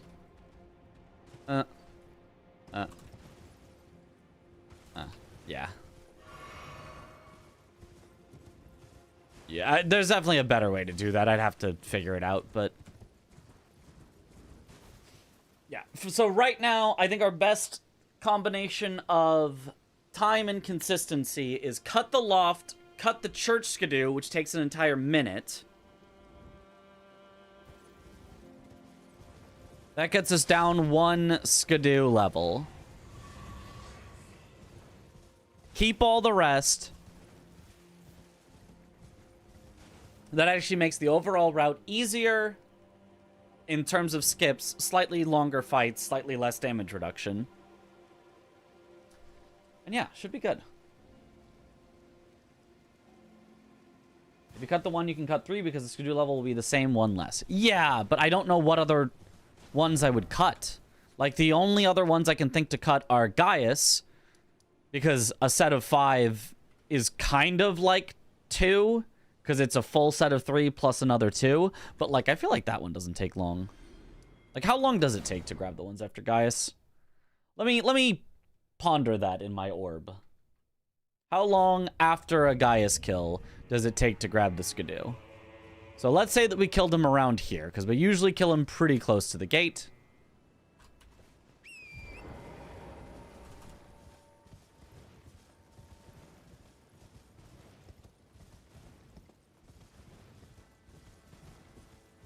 And then the only other ones I can think to cut are the Queeline Church.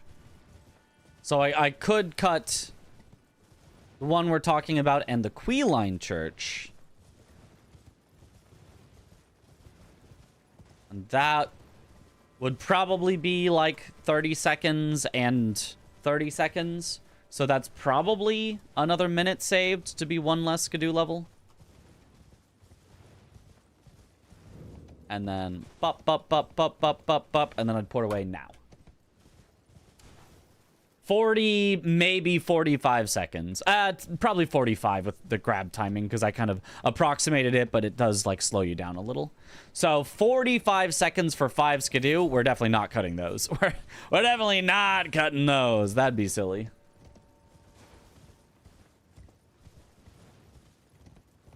Yeah, the church skidoo would definitely be better to cut, if anything. Didn't realize you'll do this run in front of the public. Of course, yeah. I don't want to cut early skidoo though, right? It's more the tail end skidoo that can be cut with less of an effect. That's true, but every other one besides the church ones are like basically directly along the way. Like, can you think of any other 2 to cut that are not? Maybe the hippos? Then the hippos are a little bit later. I could cut the hippos, I guess. On the way to Jory. I could take a look at my VOD and see how long the hippos took me.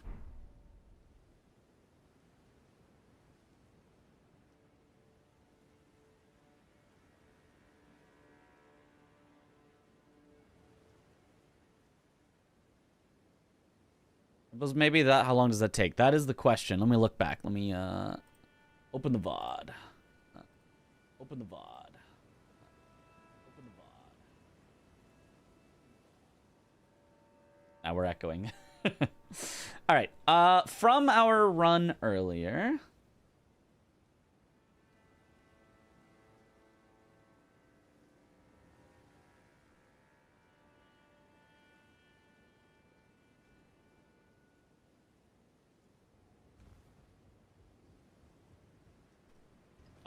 Okay, perfect. It's right after this. Anvil Hammer. Because the HP would be very bad. Also down. I would still do the skip down to Rakshasa. I would still go from Rakshasa, do the based skip to Jory. Okay, that was very doable. So none of this would change.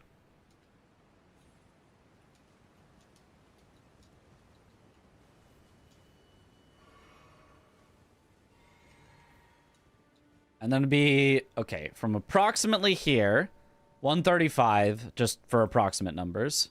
It was 135.02. And then all the buffing. Yeah, I mean, the live run would be able to see everything at once, but I just want to look through a route. I did an extra R1 there that I didn't need to, but whatever. Well, I could have had more HP for that. It is not nighttime. God damn it. Cuck Flintstone. It was not the best RNG I could get, but whatever. Night. That's why I even sat at the grace.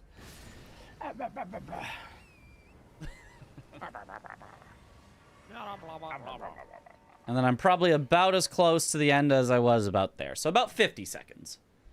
About 50 seconds for 2 Skidoo. Average about 25 seconds a Skidoo. Oh.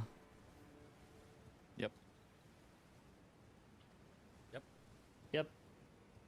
Which is still Remember how they said that they a slightly better, but not that much better rate than the other ones? Like, you jump and take it away. Like, they If I was gonna cut any 2 more, though, it would definitely be these 2. It would definitely be these 2. They're like 20 to 25 seconds per. Yeah. We'll say 25 seconds per. I think that's, yeah, on the upper end of what they could be, so, yeah. So if I did the reroute that you said, cutting the Castle Ensis one, that saves me, let's say, 30. Cut the 2 hippos, that saves me, say, 25 and 25. That's another, like, minute 20 that we could get saved, but we'd be 1 lower Skidoo level the entire game, again. Probably the next one's on the list. Yeah. How much DPS do Skidoos add? Because if not much, then totally skippable. I'll bring up the whole chart so you can see. Skidoo tree. Fragment. Sorry, it's on Fextra. I don't know how to find the chart elsewhere. So the difference in damage dealt per level, 10%, 10%, 5%, 5%, 5%, 7%, 8%, 5%, 5%, 5%, 10%, 10%, 2%, 3%, 2%, 3%, 2%, 3%, 2%, 3%. So early levels make a lot of difference, but we're currently getting to level 9. I think we're getting to level 9 currently before we fight our first DLC boss, which is Hippo, which gets us to 10. At 10, we fight Chief Bloodfiend and Mariga, which gets us to 11 for Gaius, which gets us to 13 for Rakshasa, Hippos, Jory, or Rakshasa Hippos, which gets us to 14 for Jory Midra, 15 by the end of Enir Illim, 16 by the time we get to PK, is what we currently do. What's orange versus green? Orange was before the patch, and then green is the current one. So green is what you should actually be looking at. Orange was old. Orange, it was if you down patched the game. You can see originally it was 5, 5, 5, 5, 5, 5, 5, 5, 5, 5, 5, 5, 5, 5, 5, 5, 5, 5, 5. It was all 5% increase in damage. And now it's more or less. So that the early levels make a lot more difference, and so getting to 12 early matters more. Well, it is 5% and 7%. The actual damage increase is going to be lower. The percent increase on the chart is additive, so you want to see what it's going to look like. You have to take the percent going from each number. However, Hyperion, while that is true, that is also not counting the fact that it increases your AR, not your damage. This is actually an AR scaling. And since AR scales better with itself, a 10% increase in AR can, depending on the enemy's defense, be more like an 11% increase or something like that in actual damage dealt. So, while that is true, it is not the whole story. But yes.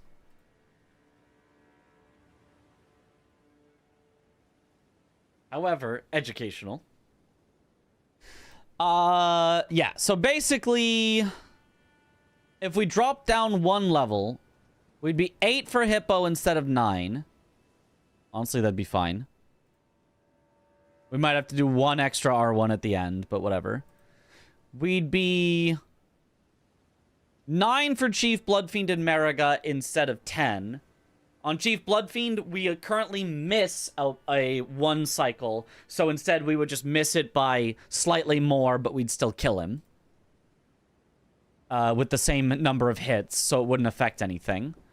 For Mariga, I could see it taking one more hit, but she's staggered anyway, so who cares? I mean, I guess the slight who cares is it might give the demi-humans time to hit me, but it's probably a who cares. We'd be a level less for Gaius. I could definitely see that taking an extra hit or two. He takes a while. But it's not the end of the world. It's not like our strategy relies on it. And then from there, we're already past the cap, so the actual difference is not that important. Yeah, I think that's fine. I'm comparing the bonus to another multiplicative AR buff like Golden Vow or Flame Grant Me Strength. Fair. Yeah. That's fair. Yeah. I think cutting a Skidoo for a 1.5-minute time save is super worth. All right, let's throw it into the splits then. Church Skidoo is going to be gone.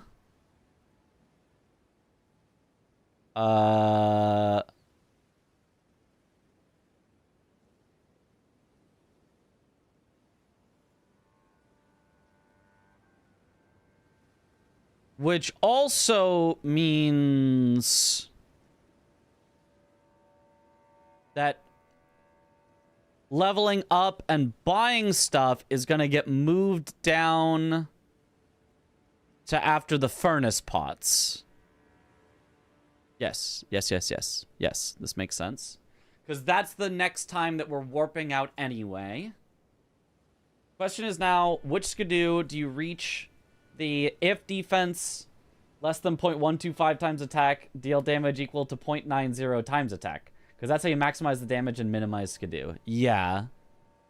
I would bet that depends on the enemy. I bet we never get to that point on Consort.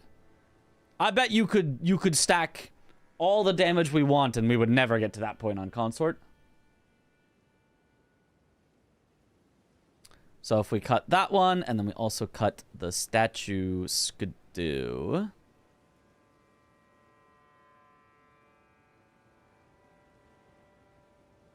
Okay. It doesn't matter. Well, it still matters. Every amount of AR increase that you have increases your multiplier on your damage. Every AR matters when it comes to AR versus defense. Not all of it matters incredibly much, depending on where in the scaling you're at, but it all matters. DLC defenses are around 1,300, so you need damage components in excess of 1,000. And that's AR numbers in excess of 1,000, right? What's my current AR? 2,159. I'll show you. Well, my camera's going to be blocking, but 2,159 is what my AR says. I'll see up to 125 with PCR. Really? Okay. However, if I one-hand it, then the AR... Oh, it's 2014 still? It's way more than I was expecting. I guess it's only the difference in... the strength scaling if you two-hand. And that's without Golden Vow and Physic. My Physic doesn't increase my AR. It's only deflecting hard tier and... the... stagger. Skidoo works very strangely. It does indeed. But with Golden Vow... 2,316, yep. The damage attenuation formula is applied to individual damage components, so split damage works against you, whereas the attack MVs work for you. Ah, that's true. And it is split damage.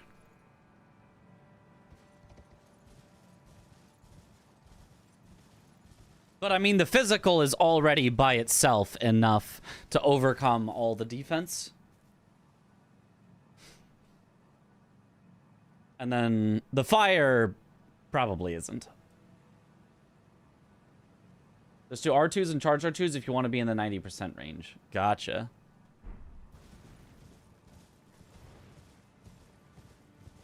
Very interesting. Very interesting how all the math works. Okay, I'm almost positive cutting the Skidoo will be worth. And the next question will become, is cutting the Golden Vow worth? And my thought from the offset is... I think there's like a 90% chance that cutting the Golden Vow is worth it on a perfect run. I think there is a greater than 90% chance that cutting Golden Vow entirely, not even swapping it to the Tree Sentinel, is worth it. But that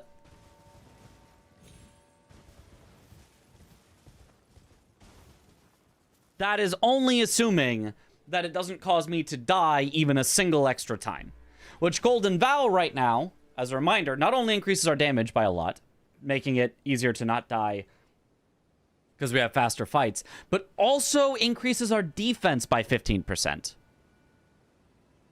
Which makes it so that we are less likely to die. So even a single death saved by Golden Vow pays for itself easily.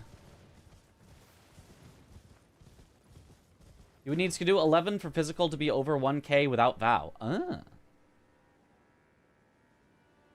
Is this back to the question of, can you craft enough consumables for the major bosses at least? It could be. We could think about crafting them again.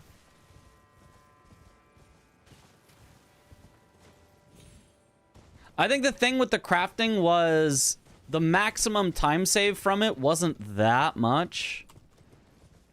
The main reason I think cutting Golden Vow could be better than cutting another Skidoo is because of the cast time of Golden Vow. This is just a long animation. I think there are a lot of fights in the DLC where casting Golden Vow just isn't worth it.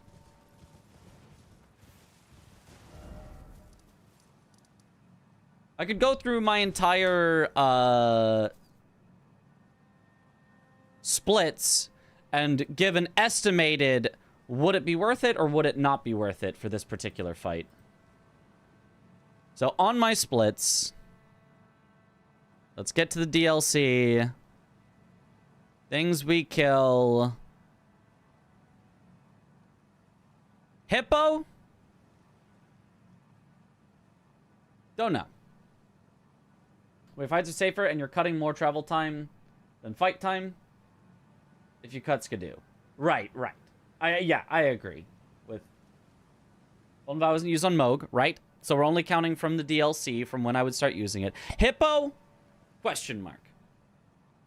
I would bet, because we are very stamina starved on Hippo, I'd bet Golden Vow saves time on Hippo. Even though Hippo's a fairly short fight, I'd still bet it saves time just because otherwise you run out of stamina at the end of the fight and you have to just wait for your stamina to come back and you might get to do an extra move and it becomes awkward. So I'll bet Golden Vow saves time on Hippo. Honestly, probably doesn't save time on Chief Blood Fiend. Considering that we already, like, barely don't get a one cycle, get a 2 stagger on him. We have to do 2 staggers and an extra R1. I think instead maybe it would be 2 staggers and an extra charged R2. So probably we stop using it on Chief Blood Fiend. Demi-Human. It's probably not worth it. Gaius. It's definitely worth it. We have to wait for him to charge us anyway. Rakshasa, worth it because it helps me survive. Otherwise, I think I might die instantly. So, like, super worth it on Rakshasa. Otherwise, we might have to move Rakshasa later so I have enough health to actually live through a hit. Jory, it saves time because I can use it on the elevator. Midra, it saves time because I can do it while he's saying, "The depths of your foolishness." Or in between phase 1 and phase 2. Either way, it doesn't cost any time. Dane.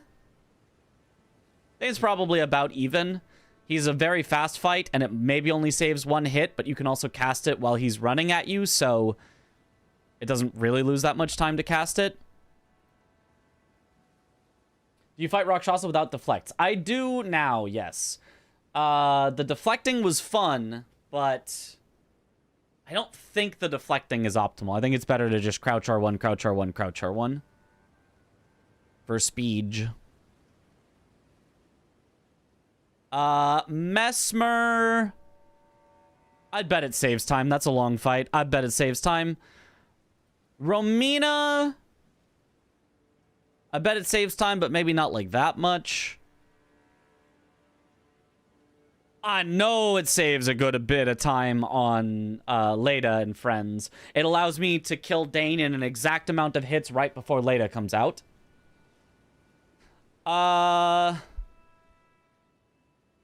Dancing Lion. Honestly, it's probably not worth it. I've been using it because it lets me kill him with basically a scripted kill, but it probably isn't actually saving time. Ghost Dragon, it saves time because it lets me kill him before I have to wait out him doing fire everywhere. PK, it saves time because I can use it while falling, so it doesn't cost me any time. Sunflower. Sunflower, I probably am supposed to not cast it on his first phase, and then cast it between phase 1 and 2, and it'll last through phases 2 and 3, and I cast it while he's appearing from the ground so it doesn't cost me any time? Yes, that's probably what it should be. So save time on Sunflower. Definitely saves time on the Tree Sentinels because I can do 1 cast and get both Tree Sentinel kills with it.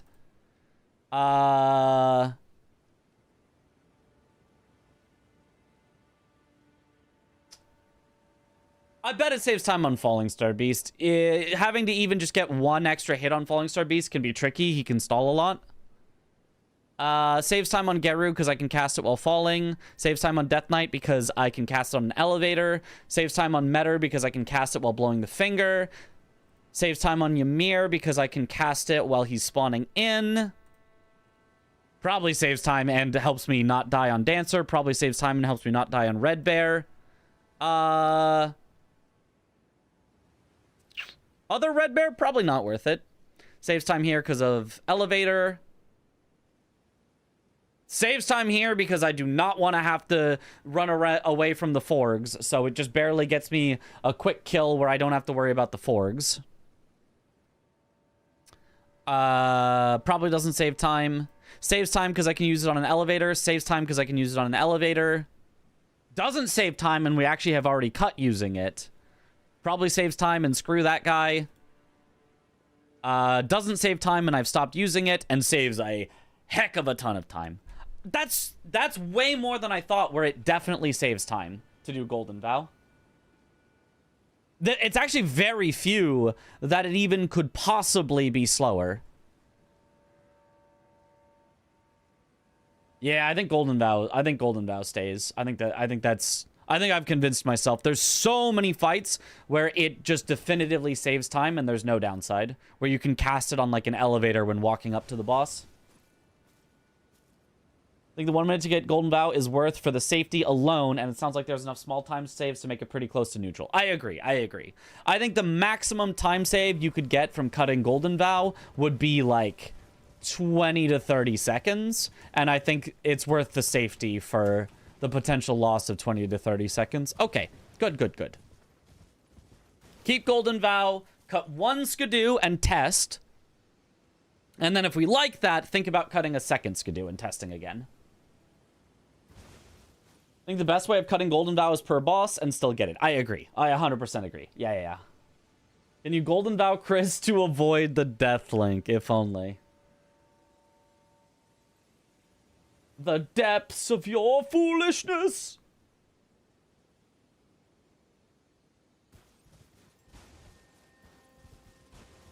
I think the avoiding potential deaths is the biggest part of a marathon setting. Yeah.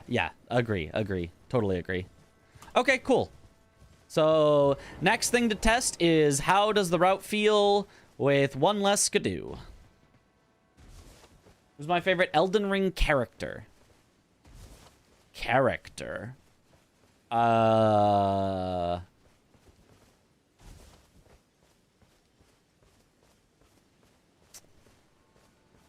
don't know. Maybe like Egon? Probably like Egon. He's pretty cool. I don't particularly have a favorite character in Elden Ring that like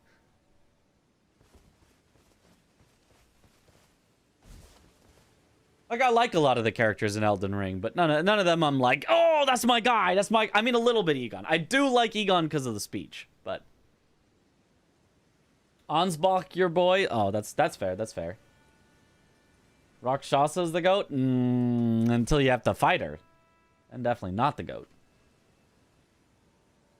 For sure, if you include Deathlink, it's 100% worth the pickup. Okay, if we're including Deathlink, I'm gonna get to 16 Skidoo level. We're gonna uncut the Skidoo if we're doing Deathlink, I think. Like, we're gonna take no chances there.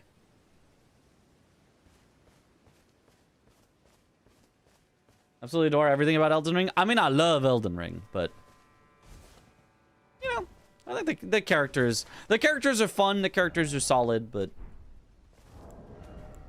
nothing that I'm like, that character couldn't live without that character. I'm gonna base my whole personality around that guy. Nothing like that. All right, restarting the game so that we can get Tarnish Tool detached, and then we can do a full run through with the one less Skidoo and see how it feels.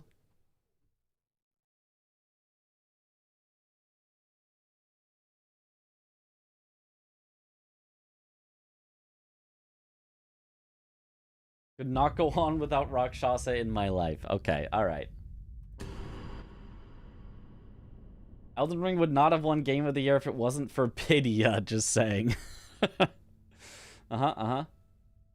Millicent is your favorite. Okay, yeah, she's got a cool questline. All right. A true speedrunner who doesn't even know the story of Elden Ring. Yep. All right, so what we're going to do this run. Two things this run. One, cut the Skidoo and remember to cut the Skidoo. Don't just accidentally go grab it on autopilot. Two, cut every Golden Vow that takes time to cast and see how the fight feels so I can evaluate whether it's worth it to cast Golden Vow there. I'm still picking up Golden Vow so that I can test with it. I'm still going to cast it on every elevator where, obviously, I'm just waiting on an elevator. Might as well cast it. But I'm going to cut it from every boss where it might lose time to cast it, and we'll see how they feel. Sounds good?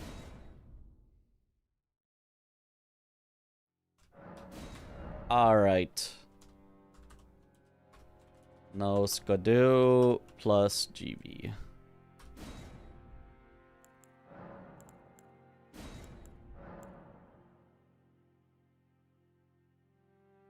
Every time someone dies to Weed Cutter, I fall in love a little more and also slightly more obsessed with oranges. I don't know what relation there is, but it's getting really bad. Send help. I don't think there is anything that can help you now.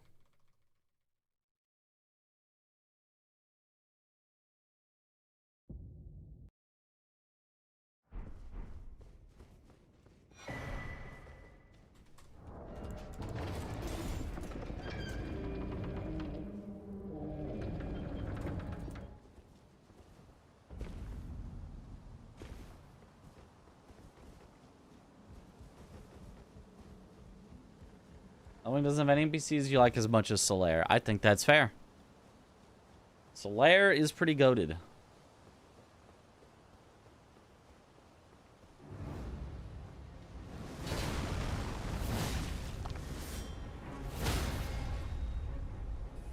A little scary from him.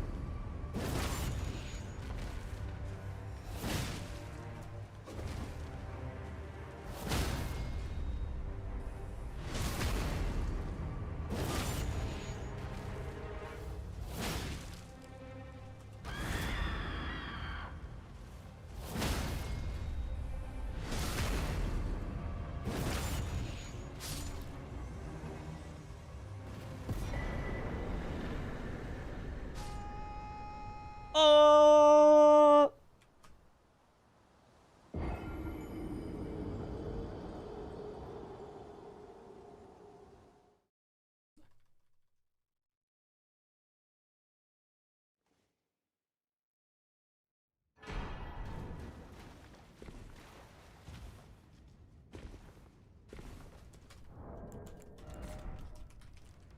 What's the point of killing Scion? Fun.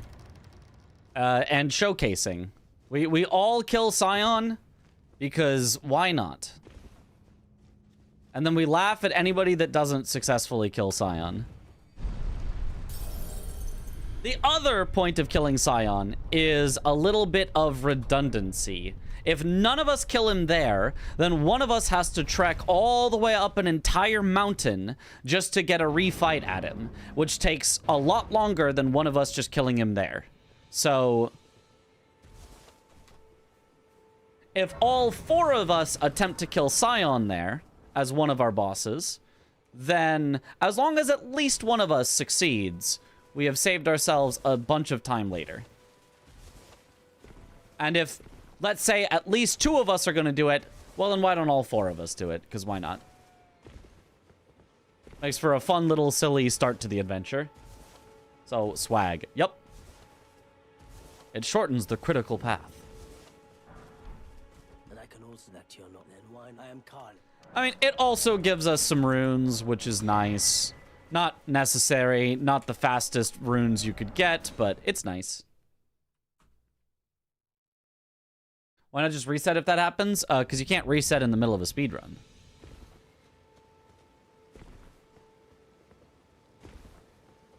I mean, you can. You can't reset in the middle of a live speedrun, sorry, is what I mean to say. You can literally reset in the middle of a, you know, I'm grinding on my own speedrun at GDQ, which is what this is made for. It's a showcase run. You can't just go, hey, we're gonna start over, okay? We're just gonna start over.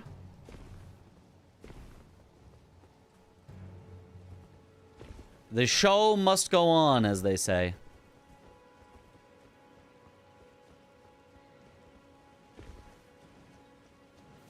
But yes, if we were being entirely optimal, no more than 2 of us would kill Grafted Scion. But, he takes like 30 seconds or something. So, whatever.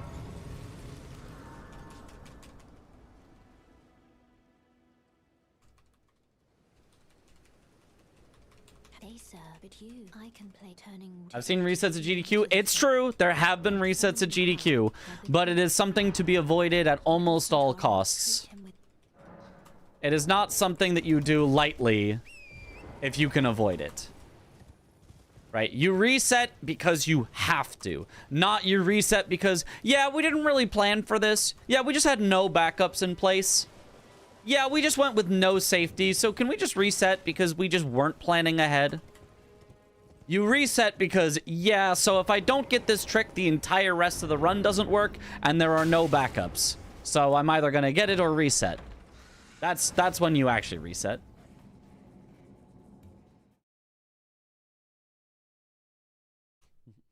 Your dad needs to work at GDQ to allow resets. True.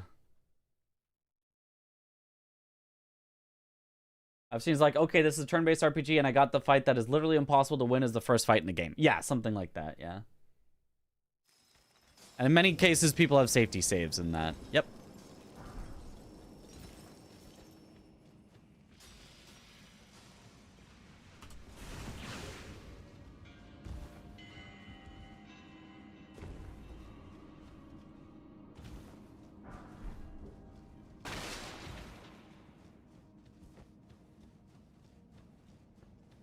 Just don't do a Cody Miller. Is that the Halo one? That's a throwback.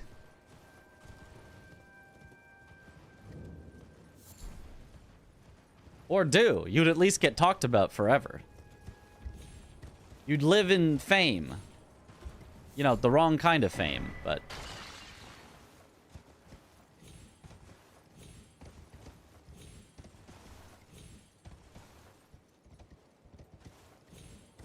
Ease.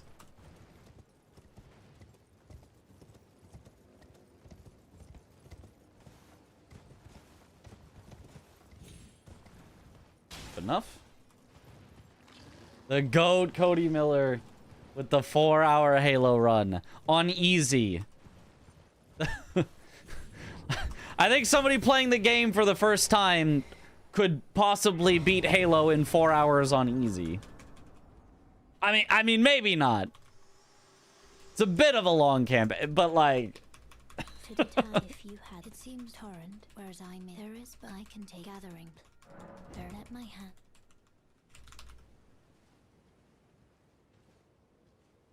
Well, you might also actually get banned from GDQ. Yeah, that is the thing. Didn't even start on easy, wasn't a legendary run, had to lower difficulty just to continue. Yep. It was supposed to be a legendary run. He could not hit any skip and could not just make it through levels, even just playing normally. So he lowered it to easy.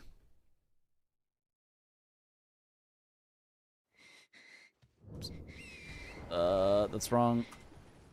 Kind of forgot what I was doing there. And then still was struggling on levels and dying, even on easy. Still couldn't hit skips.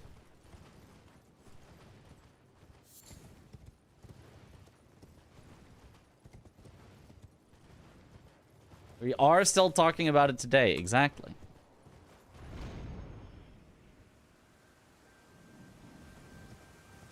The supposed world record holder who had just spliced all of his runs. Unable to show a single impressive thing and dying on easy.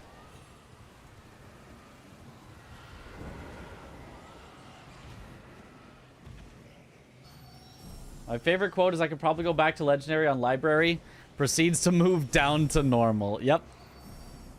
Oh yeah, because originally you only set it down to heroic from legendary. And it's like, I could probably set it back up to legendary. No, had to set it down to normal. And then still died some and had to set it down to easy.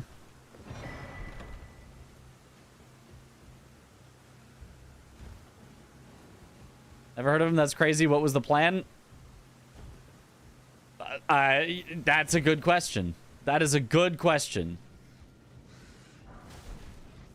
I think the plan was, how hard could it be? I'll probably be fine. With a bit of, I'll just tell them I'm a bit rusty, and then anything that goes wrong, they'll believe it. We're talking about Cody Miller.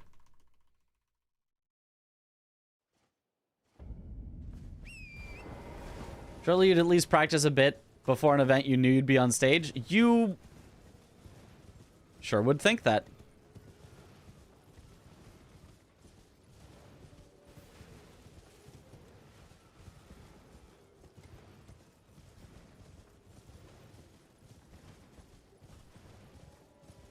I mean, this is old GDQ. If you have not been around since forever, you know, you would only have heard through a retelling of the story. This was when it was literally like 10 people in a room was GDQ. 10 people in Maikuyama's basement.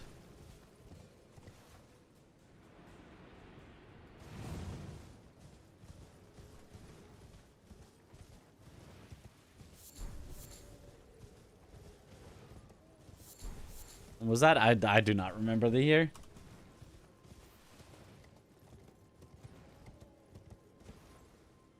Watched that run live and was very confused. Nice. I did not watch it live. I watched a video about it. Please, I'm angry.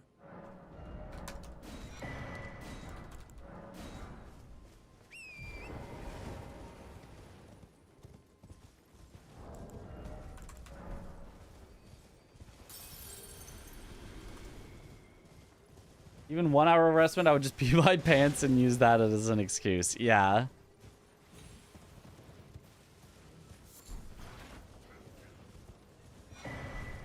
I think that run is literally the reason that they now tell you, we reserve the right to cancel your run if you go too far over time. Not like we are going to cancel your run if you're a minute over, but like, we will try not to cancel your run, but if you are over by enough, we reserve the right. Because on that one, he was so far over and there was no structure in place, so they just all kind of had to sit there till he finished. Mercy kill. Yep, the mercy kill rule. Ooh, Cody Miller.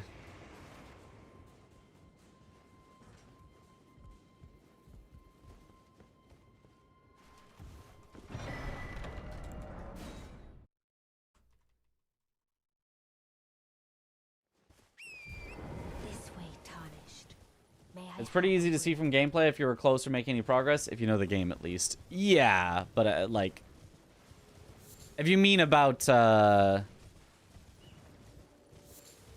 like the mercy kill rule, that's not, they can't really know every game.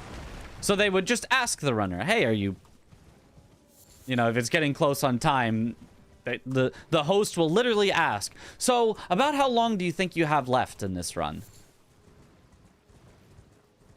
And if your answer, when you're almost at time, is, it's probably going to be like another hour, then they're just going to be like, you know, unfortunately, I think due to scheduling constraints, I think we're going to have to stop it right at the time. So find a good last thing to show off, and then, you know, we're going to move on.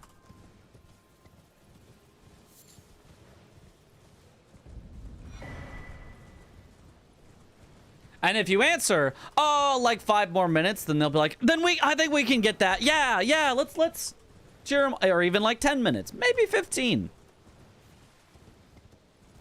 But if those 15 minutes come and go, and they ask again, well, how close are you? And you say 15 minutes for a second time, it'll be like, we're gonna have to call it there. You could probably, being nefarious, get away with, like, you know, 20 to 25 minutes. Well, depending on how long the run. Also, if your run is like a 3-hour run and you're over by a half hour, that's a lot less bad than like, you know, a 1-hour run that's over by half an hour. So, 5 more minutes, Mom. Yeah, you could probably get away with that like 3-ish times before they're like, nope.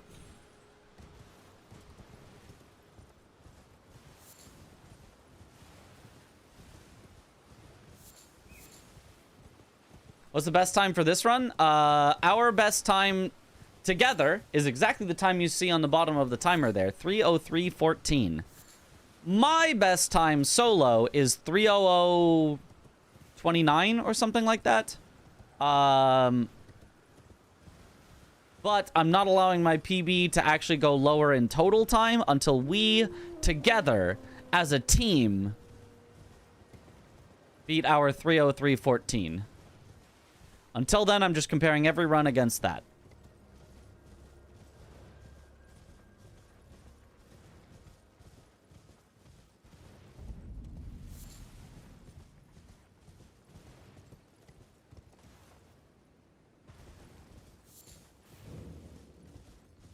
Whoa. So it's my turn on the torrent. You can have him. Ugh. Torrent movement. Like there's always some run in these events where some hard skip glitch fails for a while. Feel bad for those runners. Yeah, I mean, that's... sometimes that's just how it is. Like...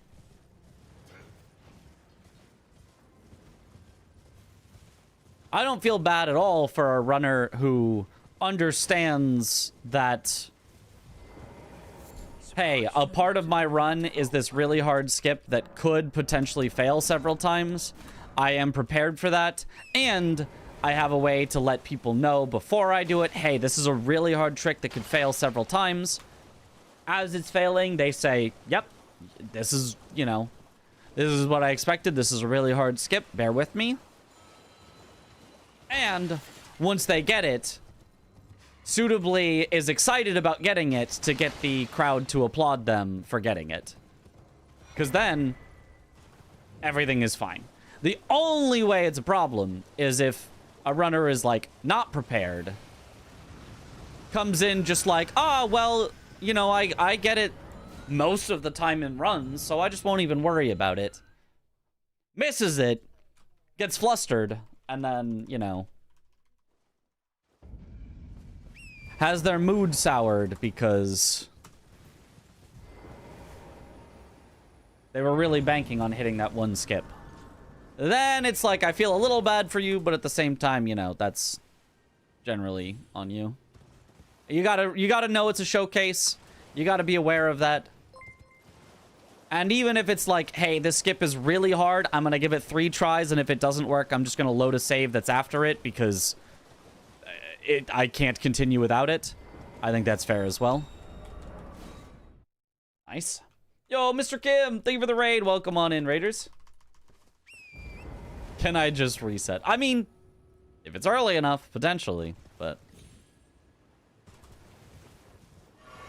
that was a whole conversation we had earlier. Yippee! Bear with me? Which one? Red Bear? Yes, Red Bear. The one and only Red Bear. You know exactly which one.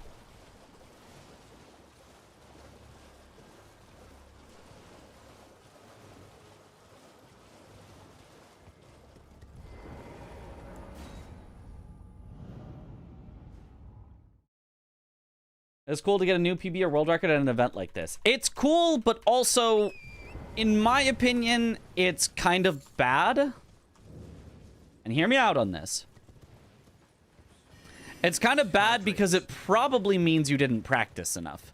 Because if you did practice enough, you probably, you know, 99.9% would have gotten a run that you can't really beat in marathon setting.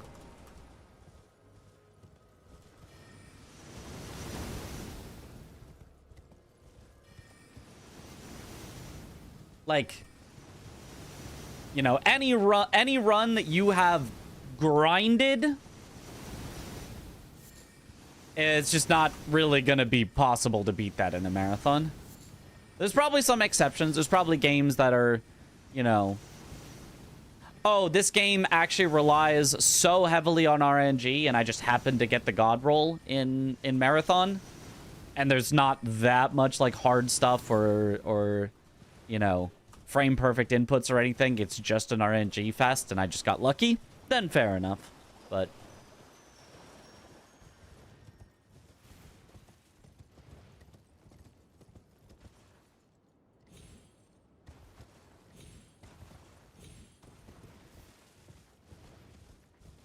Are we ready for runners at their first GDQ?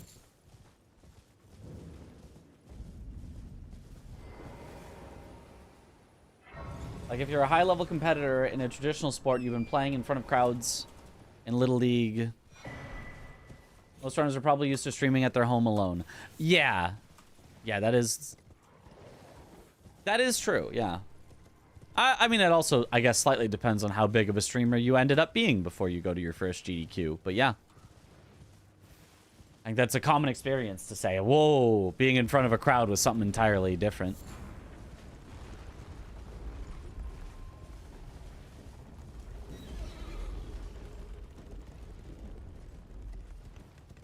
You're going to do another GDQ. I'm going to be in SGDQ just coming up in under a month. So, yes.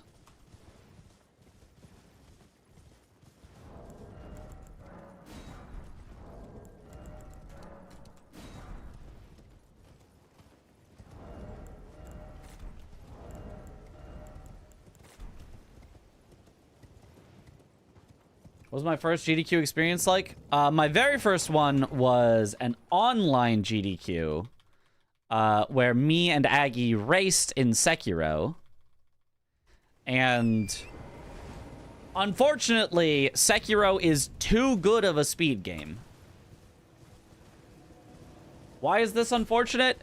Because a good player, which both of us are, will hit everything in the game, you know, 95% of the time. So when I missed one, parentheses 1, early skip that lost me like 20 seconds, I was 20 seconds behind from that point to the very end of the run, and it never changed at all. Like, we both just had like an identical run, but I missed one, parentheses 1, skip. And that was the whole race. So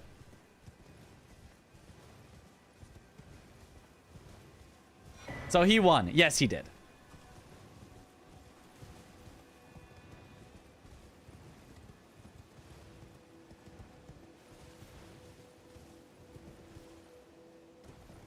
But it was still fun. And then my second GDQ experience was also online, but it was blindfolded with Aggie commentating. And that was maybe not on both of those. I didn't hear any commentary, right? Because if you hear the commentary, you know where your opponent is in a race. So it was just me. And then you can't obviously hear commentary during blindfolded because you need the silence in order to hear things. So in both of those, it didn't really feel any different than playing normally on stream. Because, like, as far as the interaction that I got, it was exactly the same as playing normally on stream. I was still at home playing on my stream. It was basically just being rebroadcast on GDQ. Technically, I wasn't on my own stream. It was being streamed to a dummy account that GDQ then pulled from, but you get the idea close enough. So SGDQ and AGDQ. I don't remember if they were back-to-back. Couldn't tell you. It might have been like an SGDQ and then nothing at AGDQ and then another SGDQ.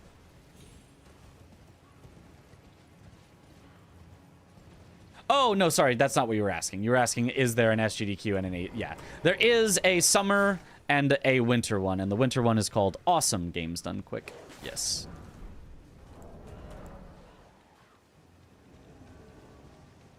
Summer, of course, being the opposite of awesome. Daily obligatory. Mitch, mouse, Mitch, mouse. Mitch, mouse, Mitch, mouse. Mitch, mouse, Mitch, mouse. Mitch, mouse, Mitch, mouse.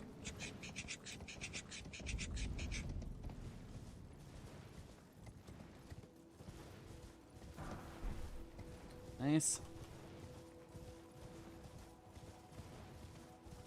How did the blindfolded run go? Really well. Bull was a menace, but Bull is always a menace in blindfolded. And outside of Bull, everything went as well as I could have expected.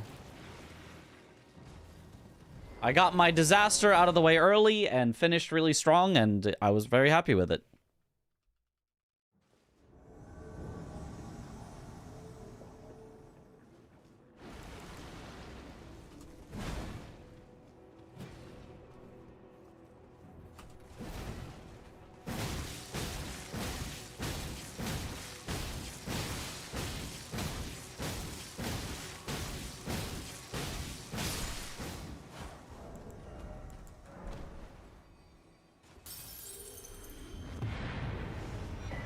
All right.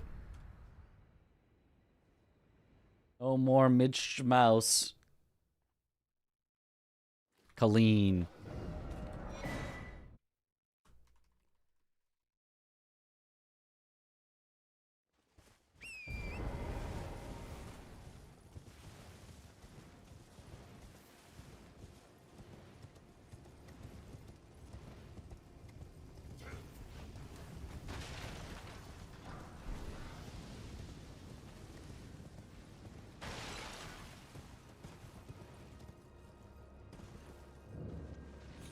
Okay, this crab is... Okay. The crab was guarding those stones. Holy. Is Wild Strikes being OP, to be honest? And Bleed Grease.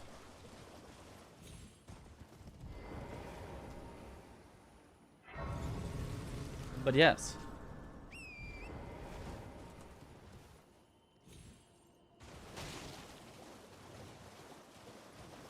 What bosses do Josh and Aggie end on? Josh ends on Radagon Elden Beast, and Aggie ends on Melania.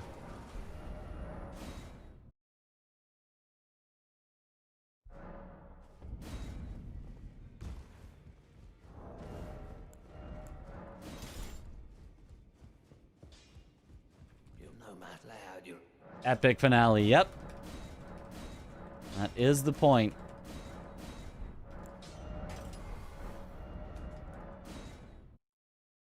Chris always finishes on bail. Yep.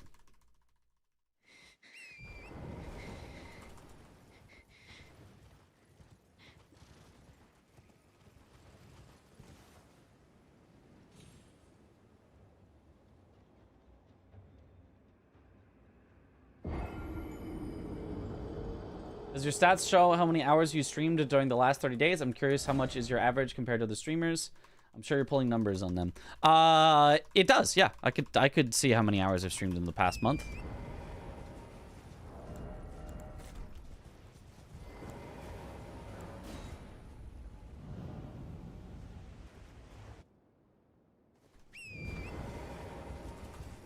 If I remember correctly, I'm usually at around 200 hours streamed a month.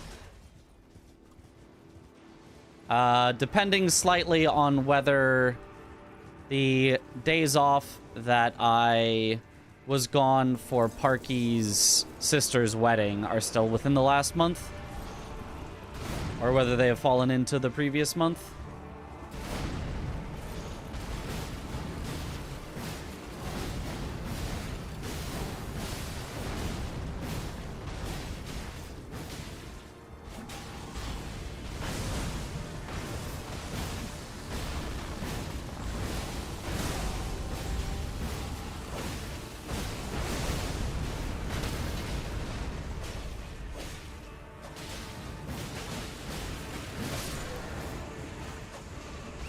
Easy one cycle.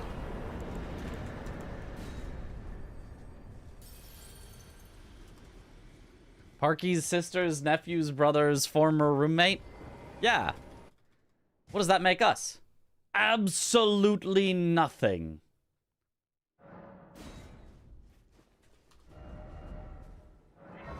Which is what you're about to be.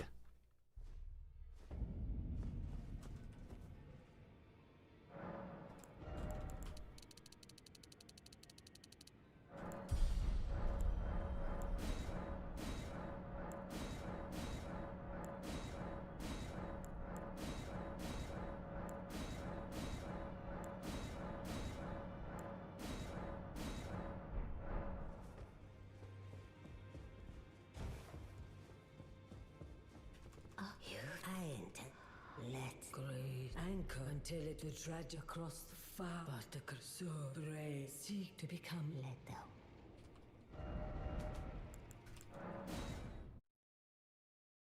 Where did the gaming community ever land on the term vanilla? Is it used to mean unmodded? I recall it used to mean not including DLC. It can mean either of those things. Vanilla is just something original before some sort of change. So it could be before the change of modification, or it could be before the change of added DLC. You claim what? My doubt. Words are truly, I believe, even worse. Vanilla is tasty. This is true.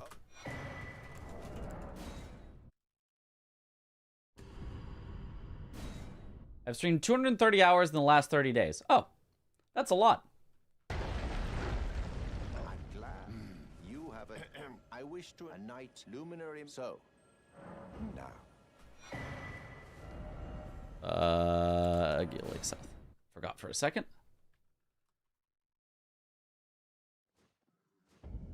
Vanilla is used very commonly for Minecraft and World of Warcraft. Yep.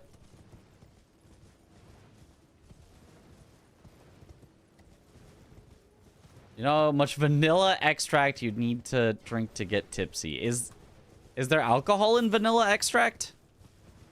Didn't know that. Does the church explode at that point? Because I'm standing in it and I'm too powerful. If you load into the game, in order to make sure you don't get suddenly stuck when you load in, it destroys anything that's breakable that's close enough to you.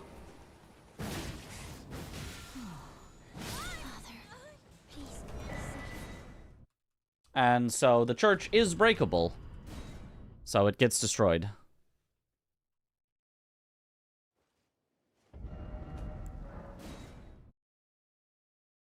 My wife.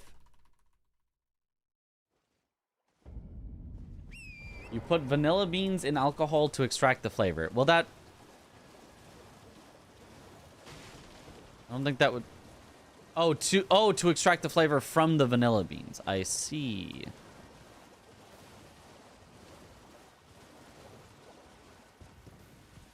I'm betting a whole lot then. You've come and with this a night now. This.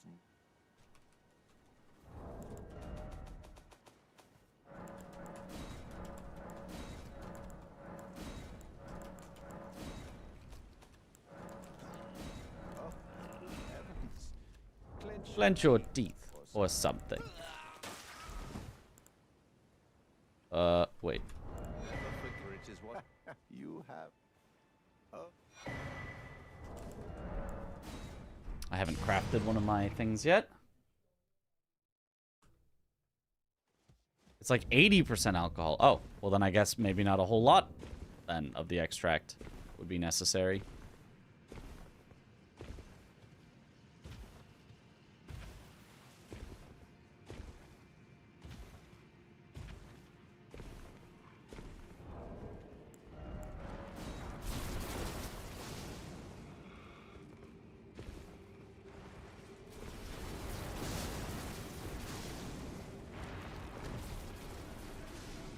Probably wouldn't have a good time, but...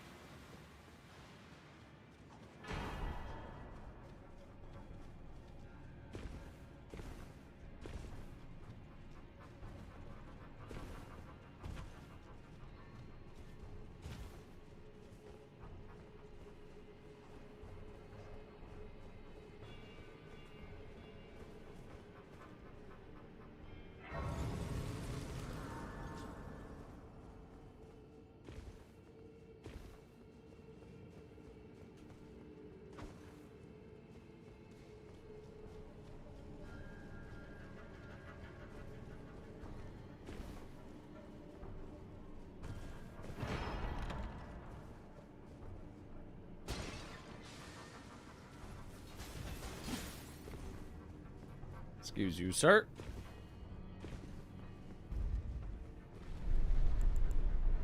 All right.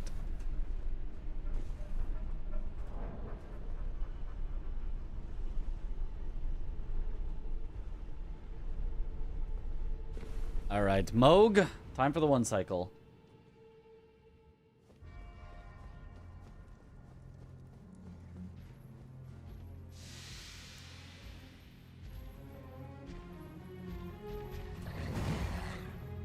One, two.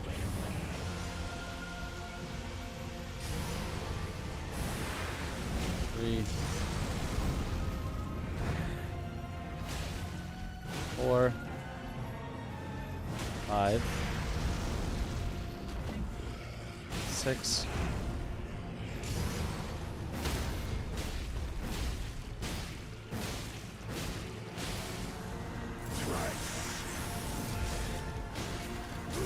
1, 2, 3.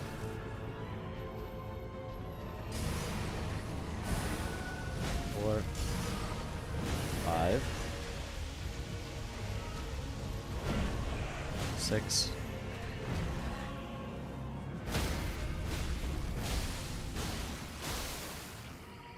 Okay, this should be a one cycle.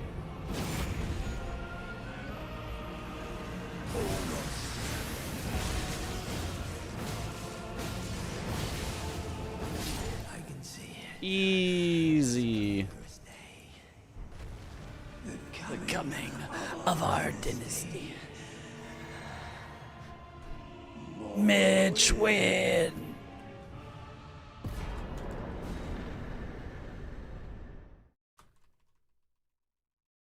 Just barely before Nihil.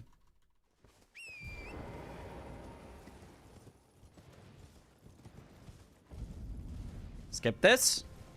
Skip it a grace. Skip it a grace. Skip it a grace. Me skippa. Me grace. Because we are no longer grabbing the church skidoo.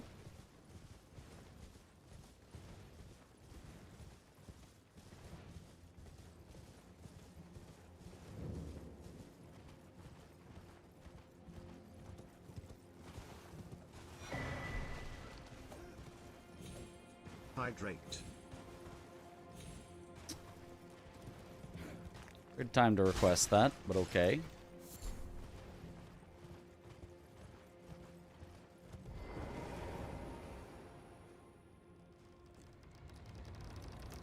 Thank you for the hydrate.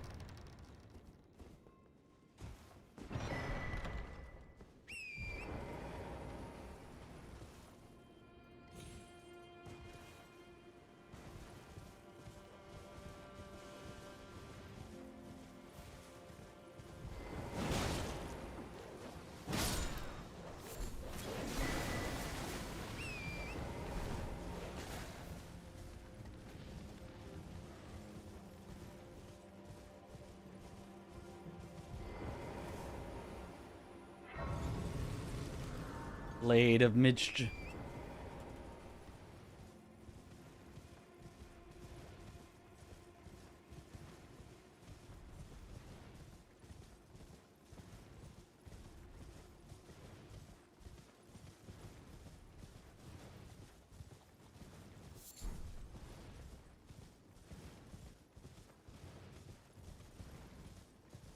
Mitch guy is pretty good at Elden Ring. I wonder if he thought about going pro. Oh, if only.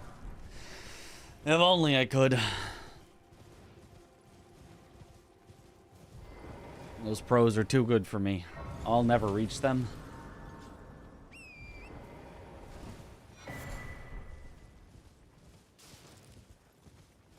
Hydrate only costs 500 so people don't have points to draw on you. Yeah, but it's got a 5-minute cooldown, so.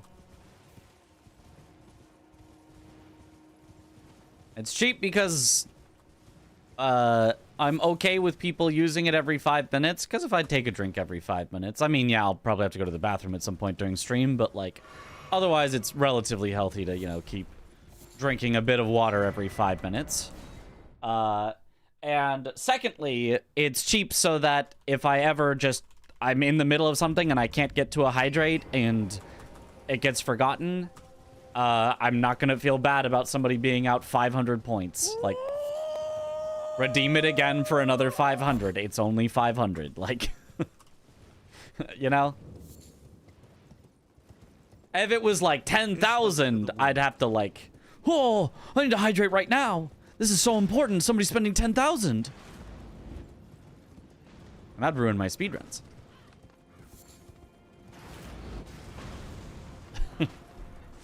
Debuff for the win. True. Counterpoint, 100% of people who drink water die. This is true. But not me, though. I'm built different.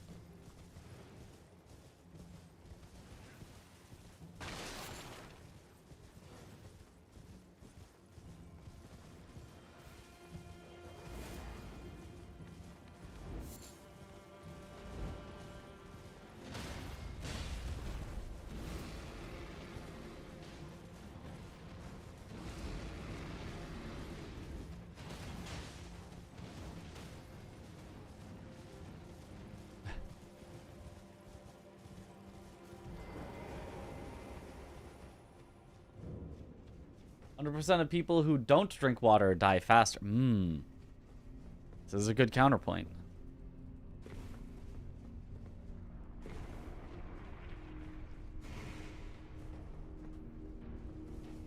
True facts.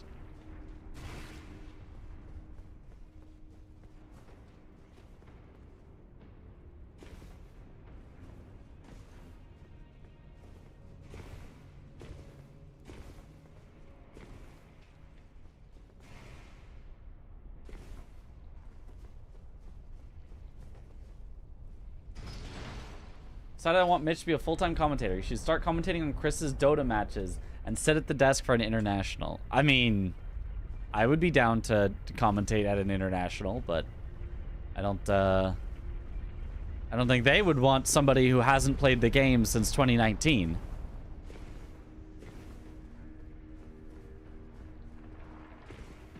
I don't know about Chris's Dota matches, though, you know. I would love to comment on some good gameplay, you know?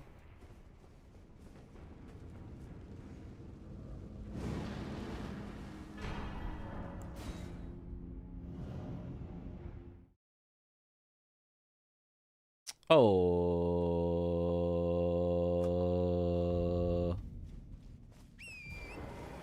I forgot to... Okay, my splits are all off because I forgot. Me when I forgot. I haven't gone back and leveled yet. Okay, so... Oops, that one was correct. I went one too many back. Okay, I just did the... Anvil... Okay, so the next time will be after the Scarab.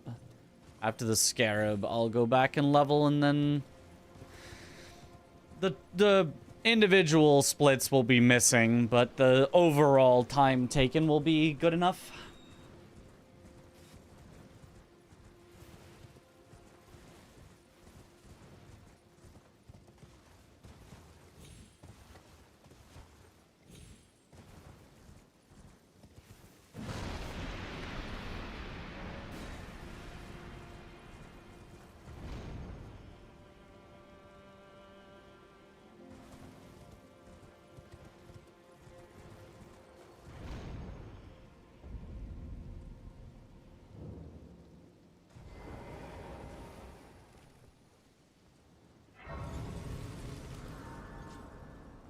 Actually, maybe this is better.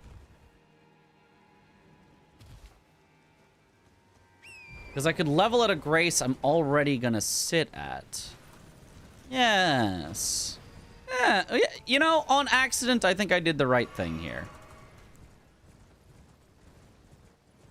Yes.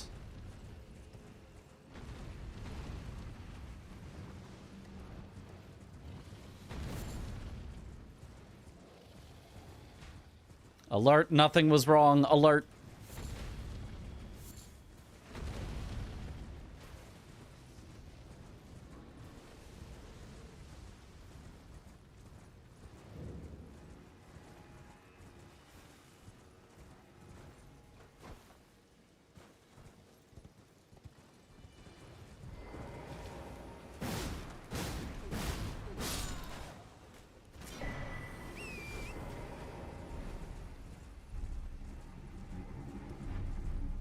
Good luck, Mitch. Thank you for the good luck. Happy little accidents, yeah. Just a happy little accident. Really think about it.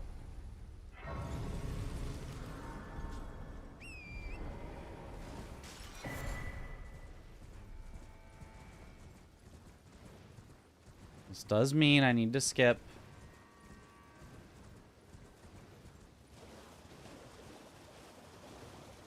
All the way to here.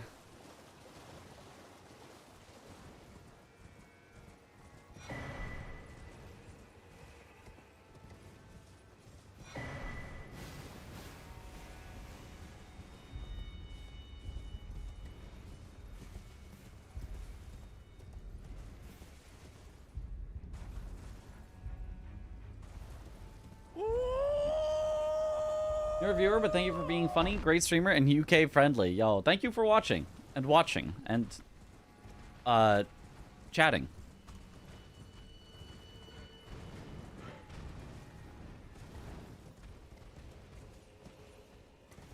The UK viewer friendly is completely on accident, just due to me being a degenerate and staying up too late.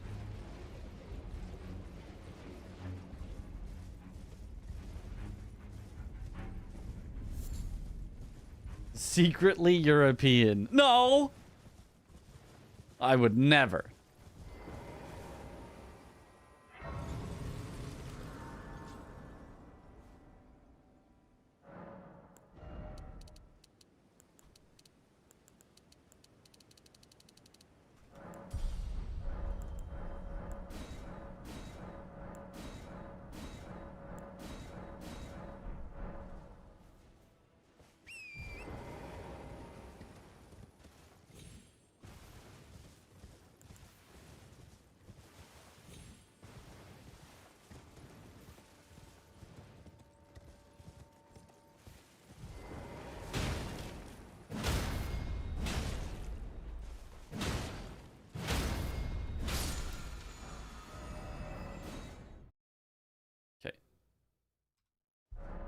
So now we do this, and now we can go straight to Enya.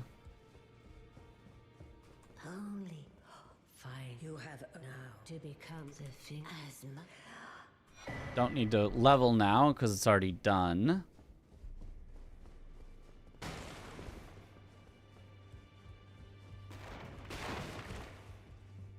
was the final time for the practice we were doing earlier.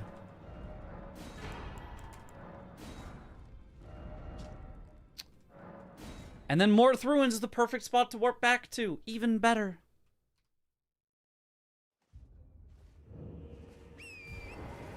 Oh, that's so nice, actually.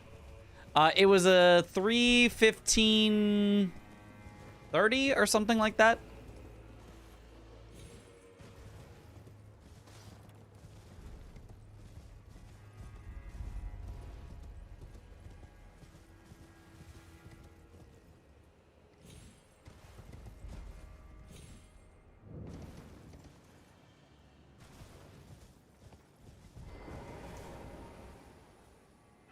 There we go.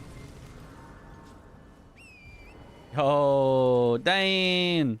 Thank you for the raid. Oh, come on in, raiders.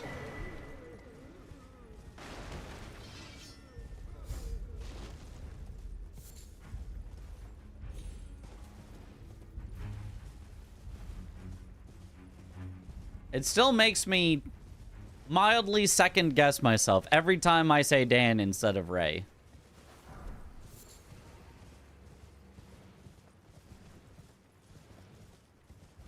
The Ray is at the front.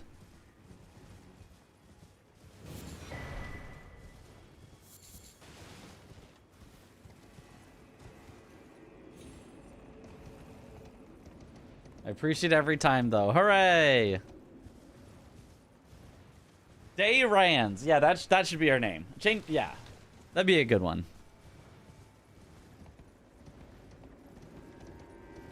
When is SGDQ? It is in July. July 4th to 11th. And we will be on the 9th.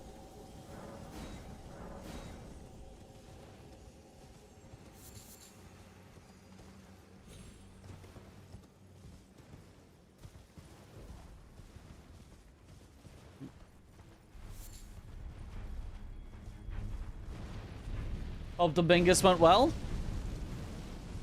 I should say. I should do the whole, you know, welcome on in, Raiders. We're testing out going one less Skidoo, which goes against my entire nature as a Skidoo goblin, but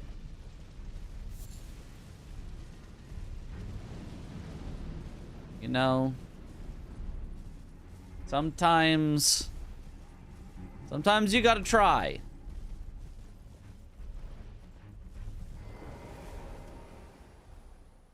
And maybe it turns out we hate it. DLC is hard. That's true.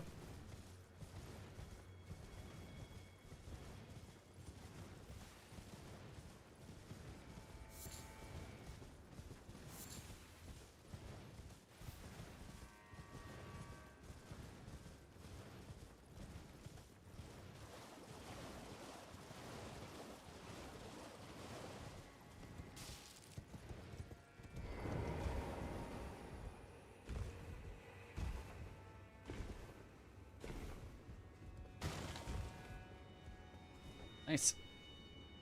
Let's say practice with the other three. It was good. I mean, it was bad because the other three were maybe not as prepared as they could have been. And so, like, the final time wasn't so great. But, like, it was good in that it's good to get practice in. And my practice was clearly showing off. Allow me.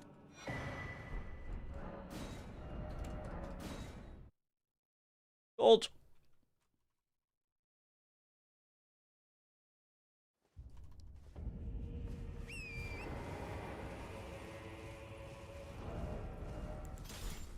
Oh, and I was supposed to also equip the Golden Vow earlier. Oopsie-doopsie. For 4 people, it takes around 3 hours each. How much time do you think it would take for 2 people? Like 5 hours because of overlapping map progress and bosses? I'd estimate like 5.5 for that reason. There is going to be some, but not like... Like, one person would certainly do the entirety of DLC, and then they'd do, you know, a solid chunk of base game. And the other person would go and do everything that is late in base game.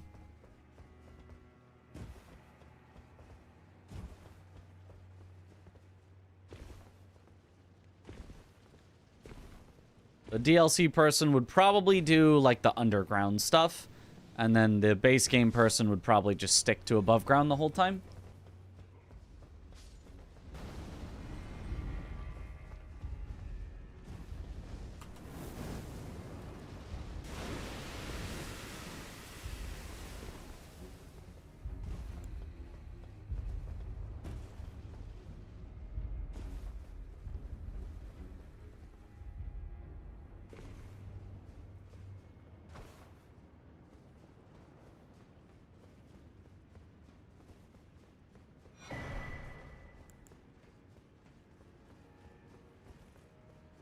Excuse me.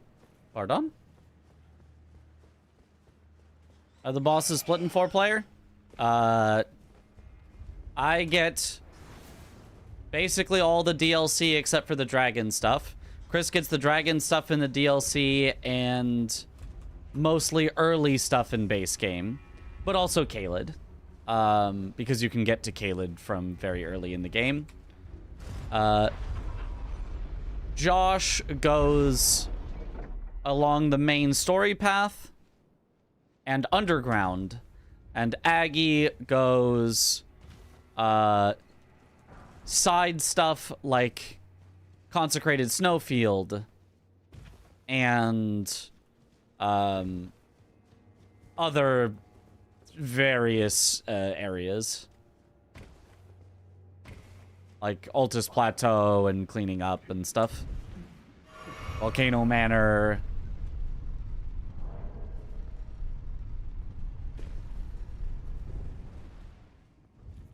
Dungeons, yeah. Elemer.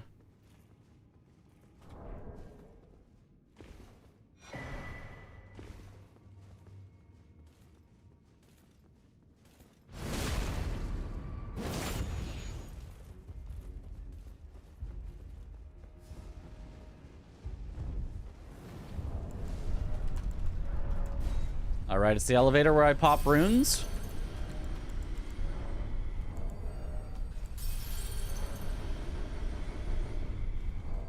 This is everyone in their own world. Seamless doesn't work for this. If you get too far away in Seamless, it just stops working.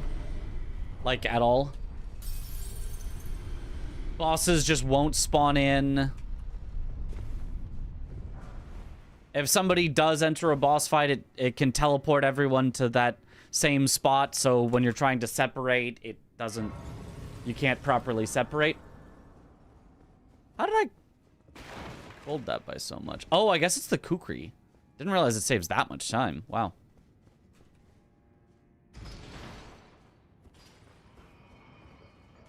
Either that or I forgot something, but...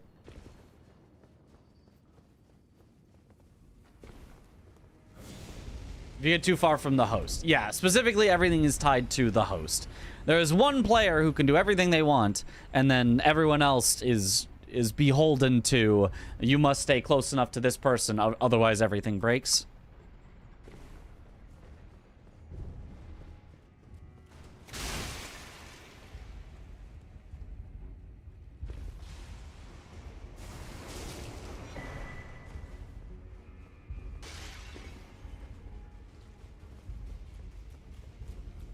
Oh, it's also, you know what it is? Actually, it's probably not the kukri. I think that's the first time I haven't had to quit out because of the bats. Usually the bats, like, are attacking and I have to quit out for safety, but this time the bats left me alone, so I just climbed. That's probably why we got a big gold there.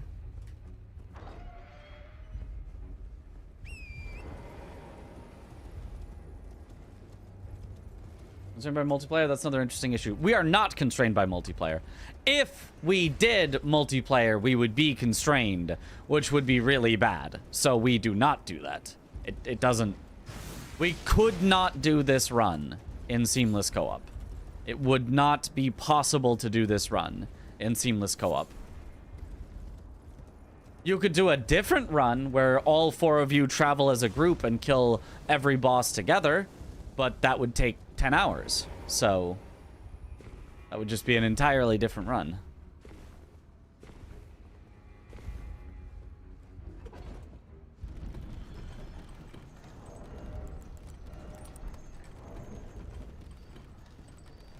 That's what you were doing. Nope.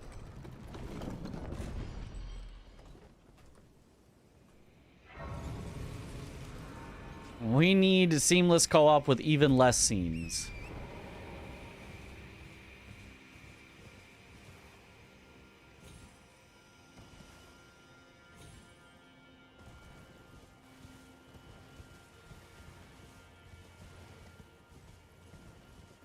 I'd see 4 people against Leda. That'd be fun. I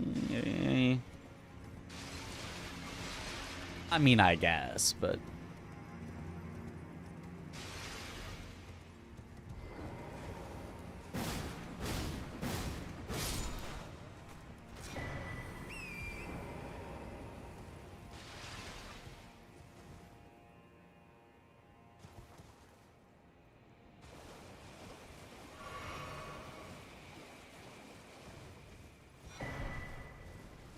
Even with 4 people, I still don't think I would enjoy fighting Leda. MMORPG Souls, yep.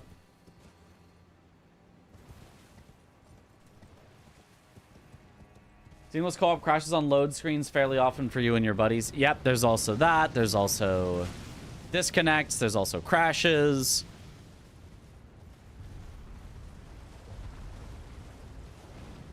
Like, Seamless Co-op is really cool. It's cool that it works as well as it does for casually playing with your friends. But it is not a reliable enough mod to build a speedrun off of.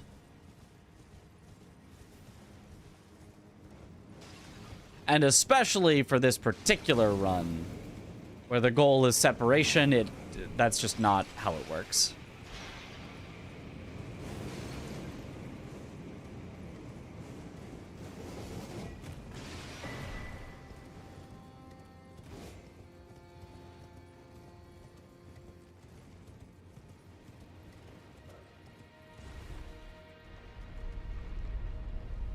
It's very impressive. So, yeah, very impressive still. Because I mean, they had to build all that because it's not built into the game, you know? Like, that's very impressive.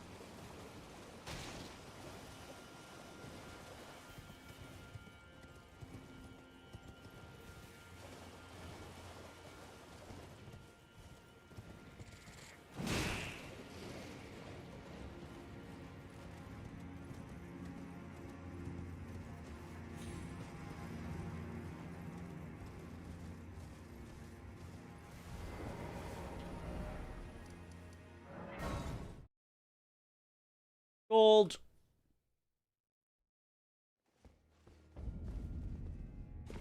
Did I get the AI overview thing? I haven't seen it yet. What does it look like? Does it like actually post a message in chat, or I have not seen it.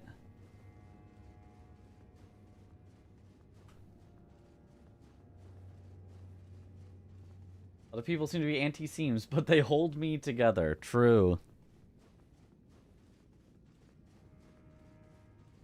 It is supposedly above chat, I think. Okay, well, I'm not looking on the Twitch play.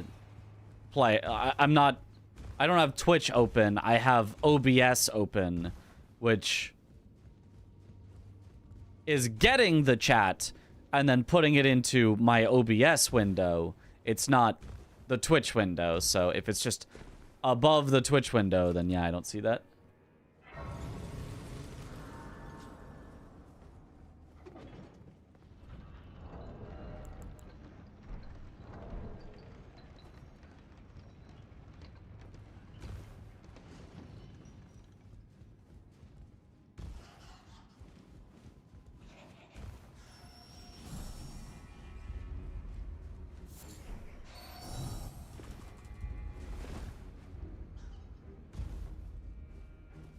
It's in chat? Oh, okay. Well, then, nope. Haven't seen it.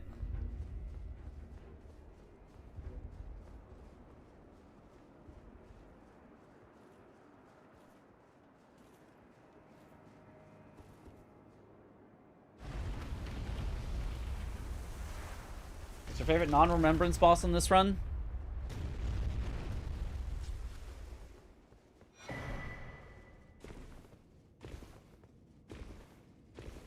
I don't know.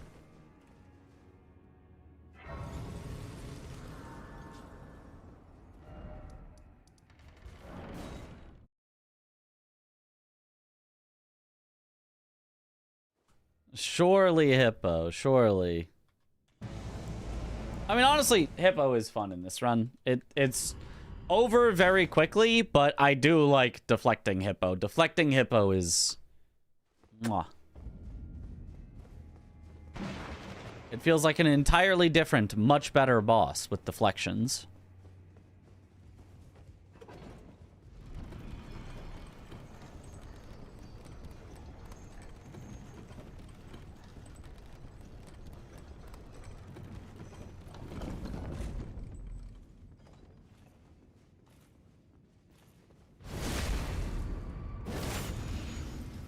Magnus.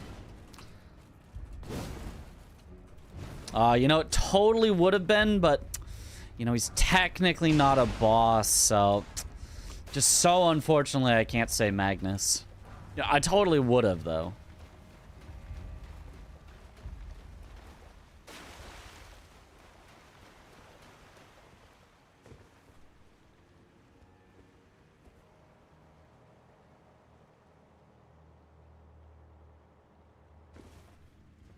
It's like those reminders for resubs. You can click the X. Okay.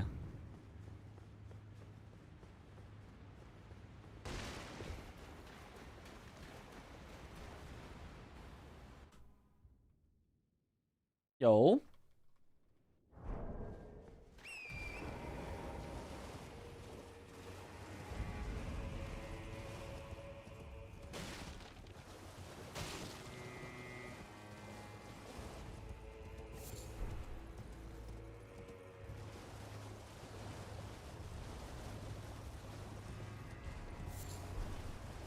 Archeagi, Chris, and Josh did a seamless random race fairly recently. Was entertaining. There were, however, many seams. Yeah.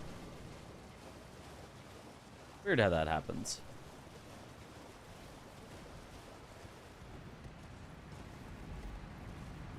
Open seamless co-op. Look inside. There's seams.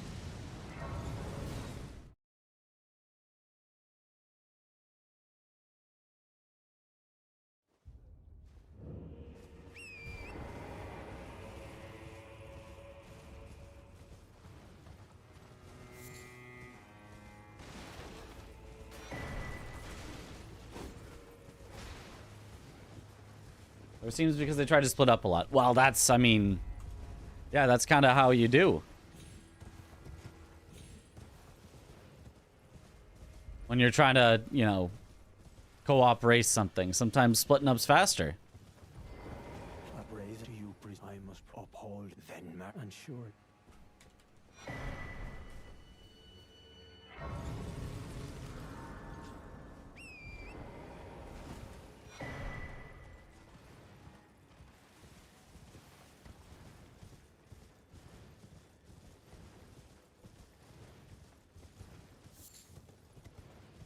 Like a chest infection right now. Honestly, can I just have a few days off work? I mean, not the way I would choose to have a few days off work, but glad you got your silver lining.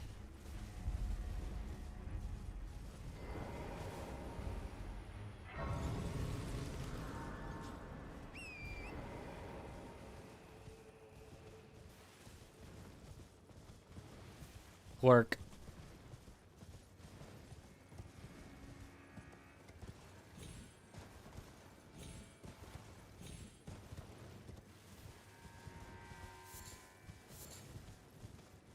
It's not night right now. There was no larval tier here. Kind of feels like it's night, but apparently not.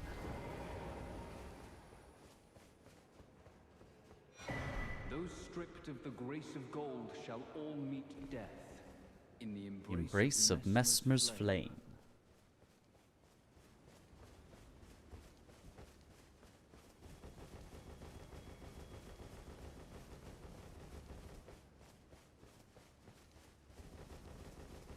As a non-native English speaker, the term seems to describe this phenomenon is deeply amusing to me.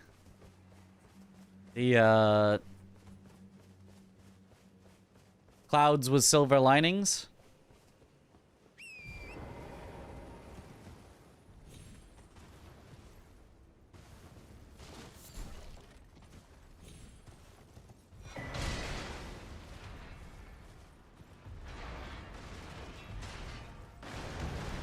It is a strange one that I don't really understand exactly what it means, except that it has become a phrase that I know what the phrase means.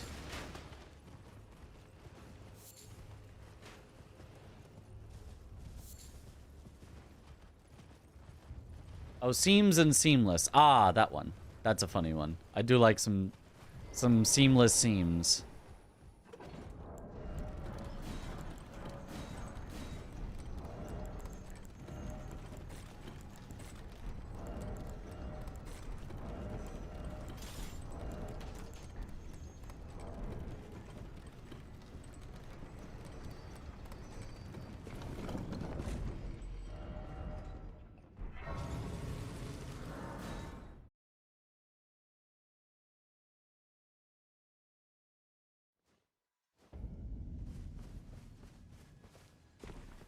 I presume. I am an old soldier, perhaps.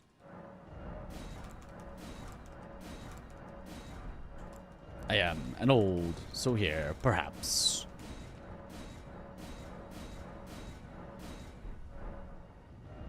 All right.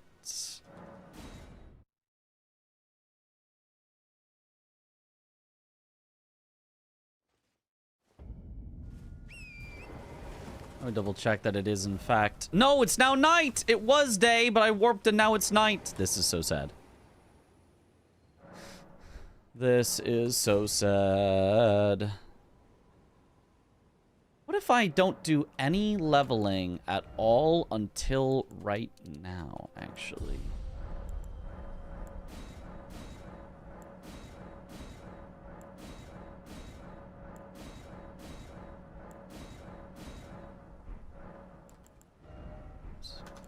Well.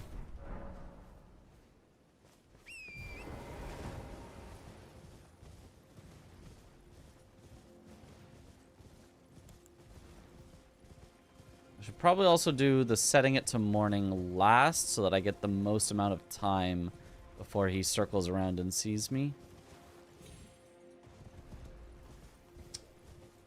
Okay, not sure why that didn't catch, but... Not sure why that didn't catch either, but...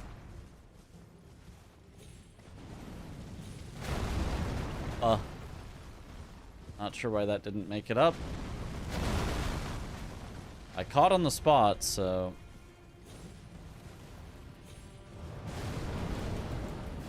I'm just gonna do a quick double quit out here.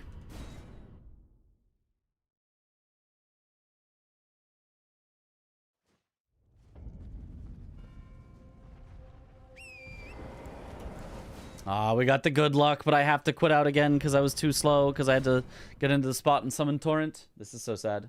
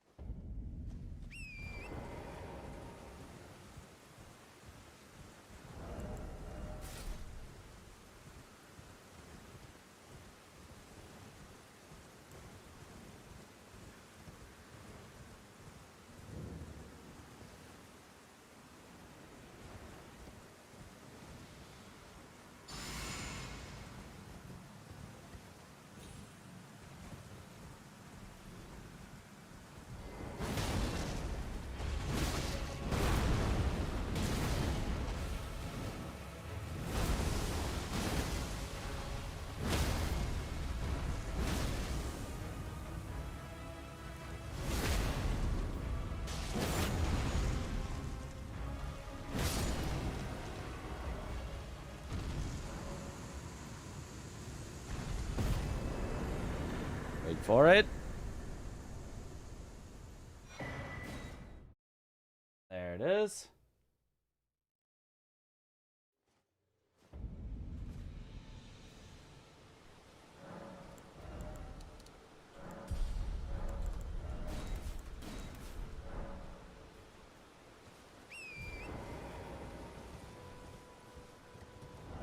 Well, now I've got this extra furnace pot, and I don't need to use it, because I think it would have... It's actually slower to try to use it on the tree.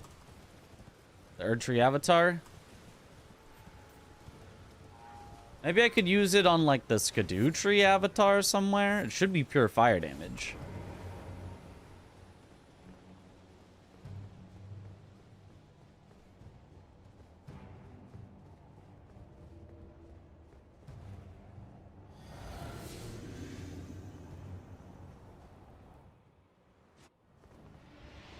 An actual run, I'm waiting for that same audio cue there.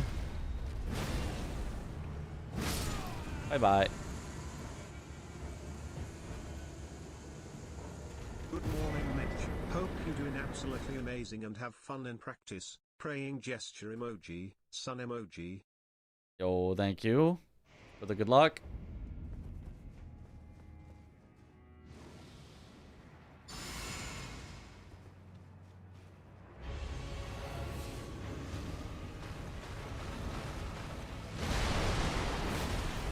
I was gonna try not golden vowing on Hippo, but I forgore.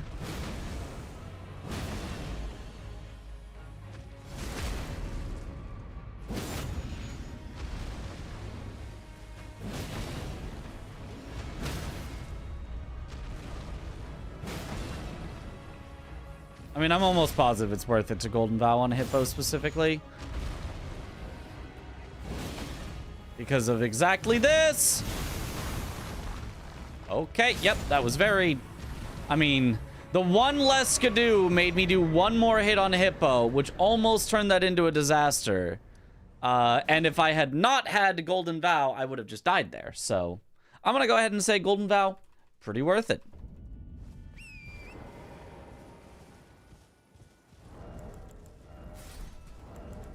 pretty worth it on Hippo specifically, I would say.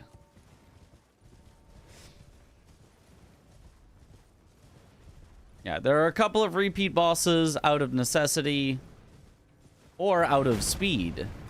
Sometimes killing a boss gets you so much power and makes every other boss so much faster that it's worth killing an extra boss just to go faster.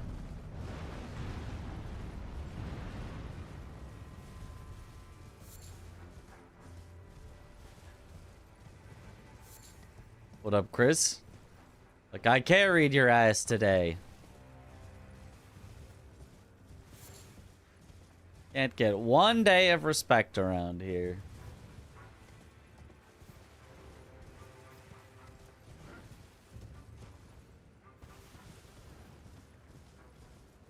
Limit testing mode, don't worry about it. Okay, okay. You know, I'm not worried about it.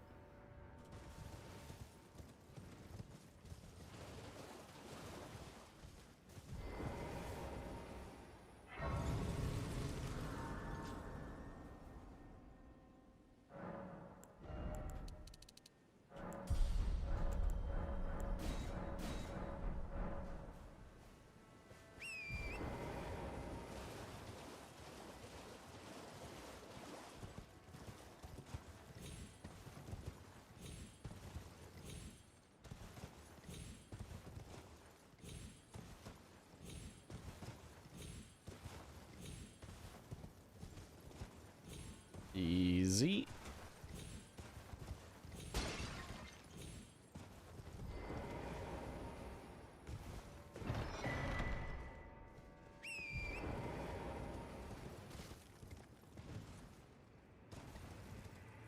What is that? Holy, that's a Hyperion skip right there.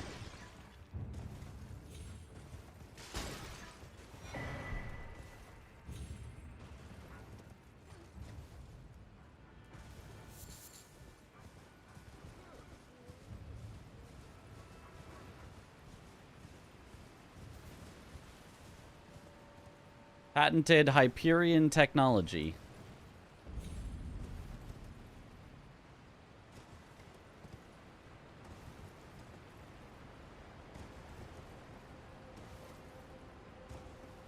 What time save is it? 10 seconds? Yes, it is. 10 seconds, actually.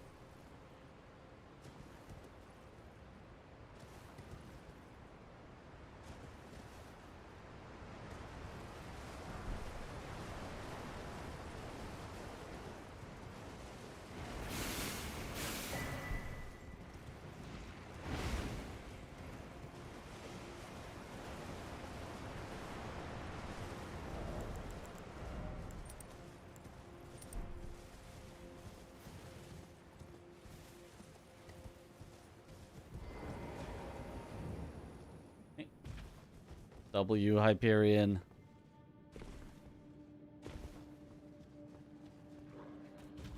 Huge for Bingus players? You know, I'm not sure they're gonna think that one is so useful. Like, it can be if you're going to exactly two-handed sword talisman and you want to get the grace before you get it. Like, you're not rushing to it. But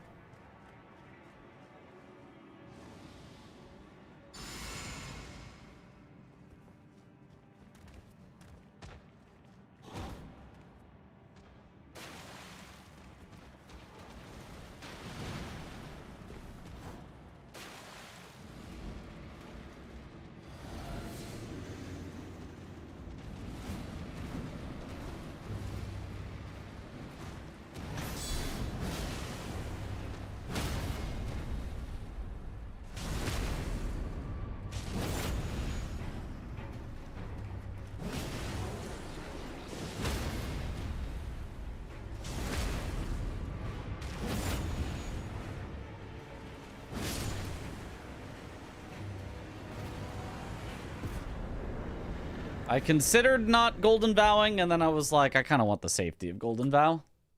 Gold. How long was the run today? 3:15:30-ish. I don't remember the seconds.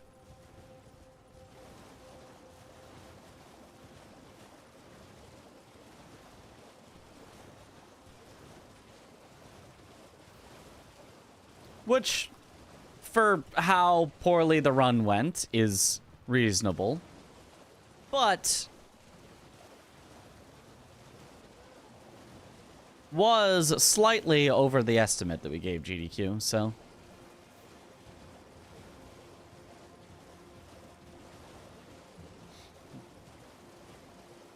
Bingus players refusing to perform DRML. SMH my head.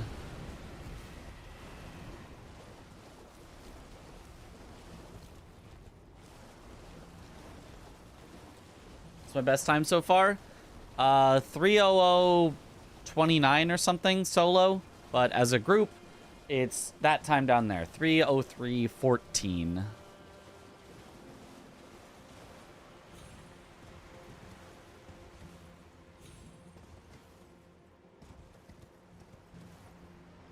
Why am I still in combat?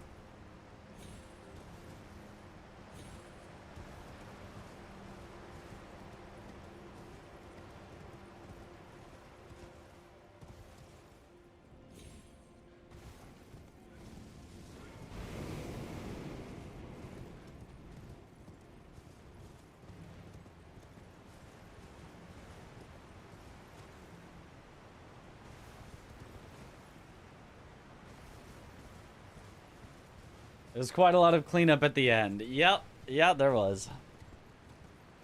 But I mean, that's the good thing, is like, as long as at least one person does pretty well, they can, you know, make up for others struggling.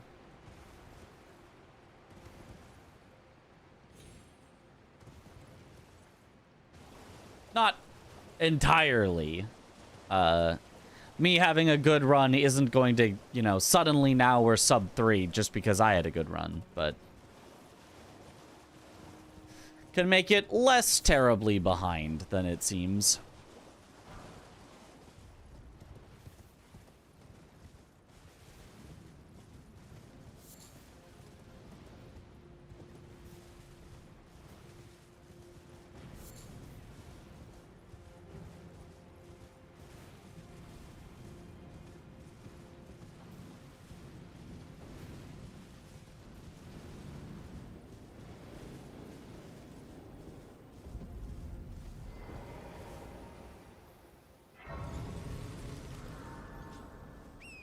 We're gonna try Mariga, no Golden Vow, because I think no Golden Vow should be faster on her, and we will see if this is true. We are also one skidoo lower than we normally are, so.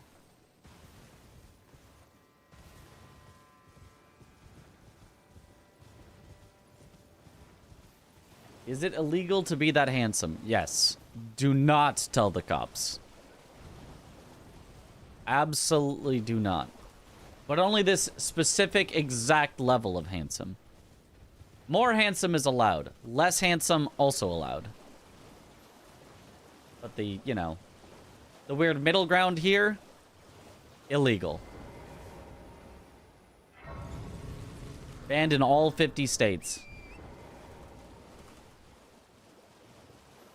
Yo, just landed back in Seattle. Yo, let's go.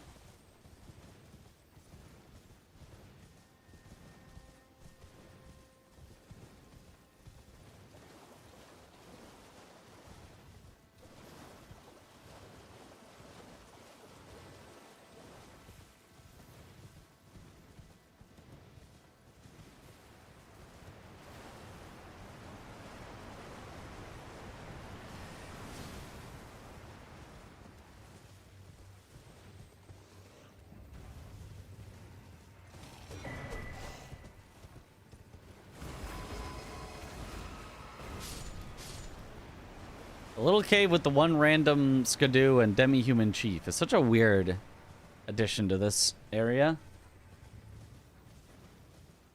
USA versus Australia on Seattle, or in Seattle on Friday. Ooh, okay.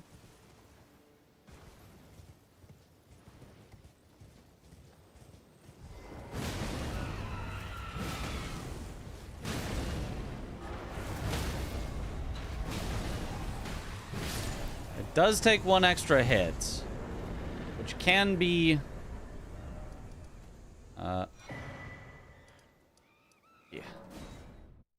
minorly scary, but definitely would have been a new gold if I had properly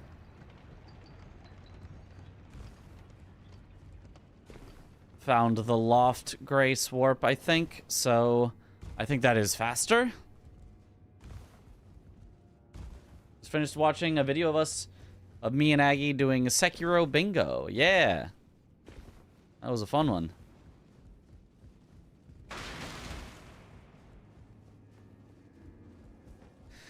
Speaking of, I need to maybe take a day off of stream, probably, hopefully not, but like find the time to actually get back to my editor about the Sekiro Archipelago video, get that all finished, make a thumbnail, come up with a title, and post it. Gotta get that done. It's been on my desk for too long.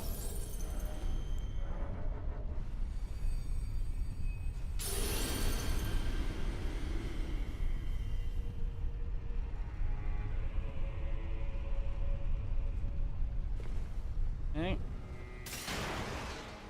You slide dog, you auto mod.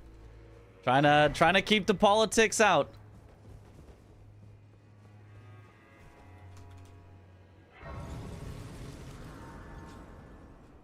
All right.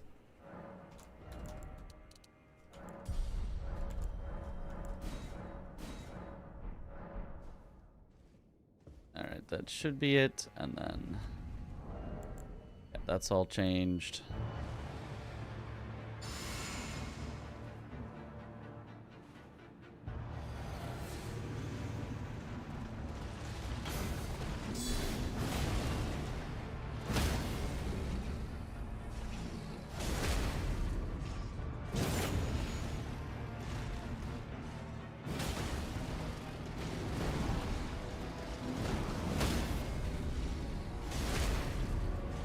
Okay, a little weird. He delayed his phase transition.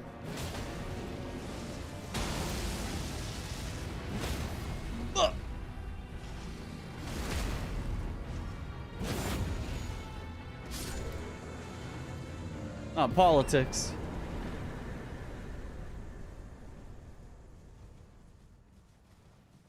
One of your cats is super invested in the run, sent pics. Nice. I must see. I mean, we are on quite a pace. Holy. Was political? Nothing, because it got auto-modded, and it wasn't like overly political, but it was like, let's, you know.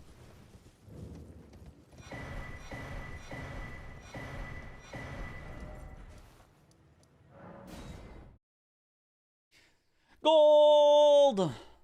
Oh, why we golded so much, but we'll take it. It's been sick, yeah. Oops. That's correct leveling.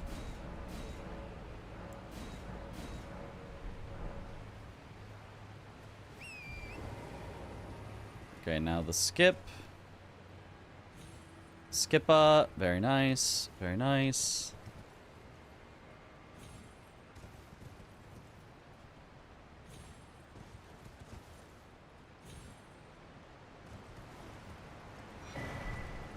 Tiny bit of fall damage, but that's acceptable.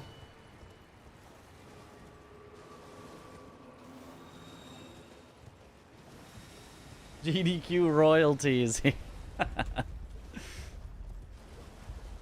that, Foo? You're royalty. Gonna be at SGDQ for the whole week or just a few days? Would love to hang. I'm gonna be there only from Wednesday to Sunday. I would have loved to stay the whole time, but I'm staying with the whole, you know, Souls crew, and we're getting an Airbnb, and they only wanted to stay from our run to the end, and I was like, okay. And I did not want to get a solo hotel for the rest of the time, or have to figure out, you know, how to get a room with somebody for only part of it.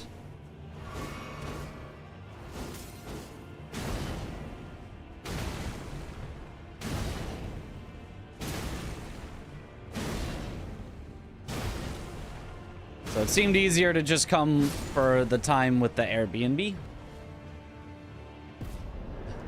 Weed cutter. Oh yeah, we should definitely hang. Absolutely.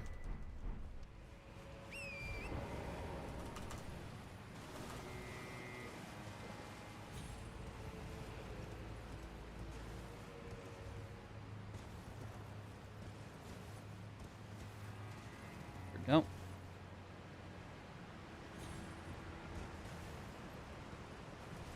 Good skipper.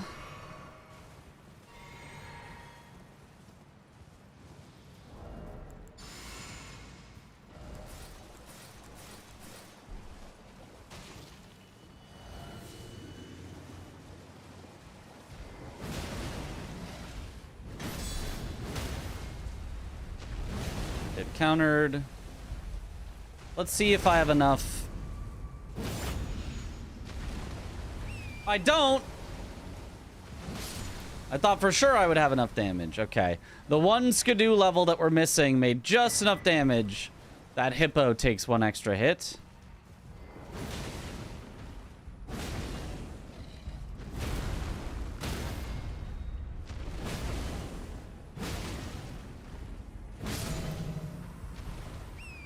Little unfortunate, but acceptable.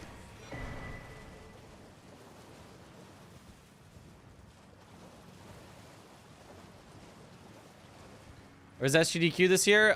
Same place it usually is. Minneapolis. It is the winter one that will be in a new place, Atlanta.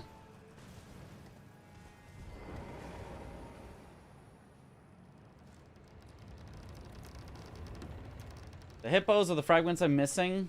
They're too cute to kill. Those hippos too cute? You know, if you say so.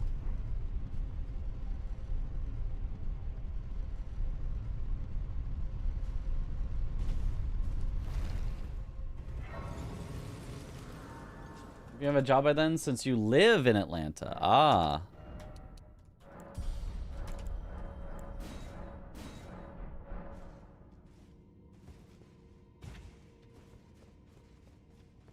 Atlanta will be fun? Yeah. No longer coming back to Pittsburgh for winter? No, I mean... nothing against the city of Pittsburgh. I mean, aside from it being way too cold. But I think the hotel situation was not ideal.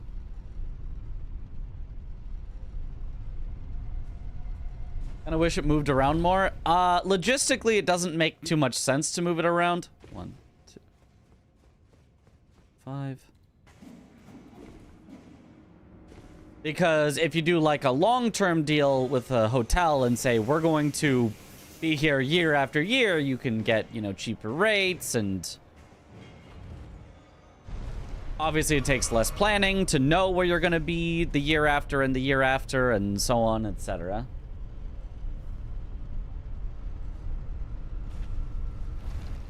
Less meetings need to be made.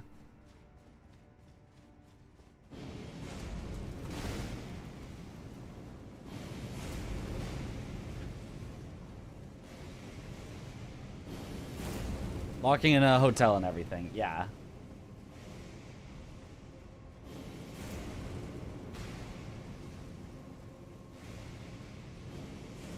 And with an event as big as GDQ, you know, it's a lot to be saved.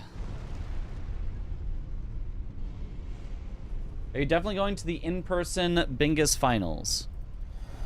If I'm commentating any of the matches, I mean, 1,000,000%. If I am invited to commentate. If I am not invited to commentate, but just to be there as a watcher, probably. I'd probably make the time out anyway to support the Bingus.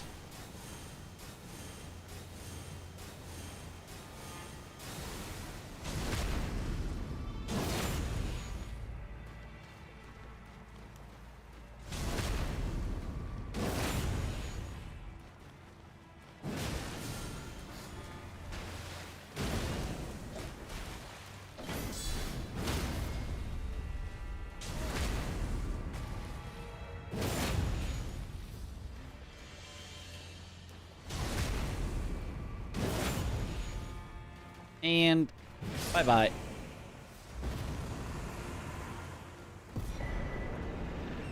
There's a Jory.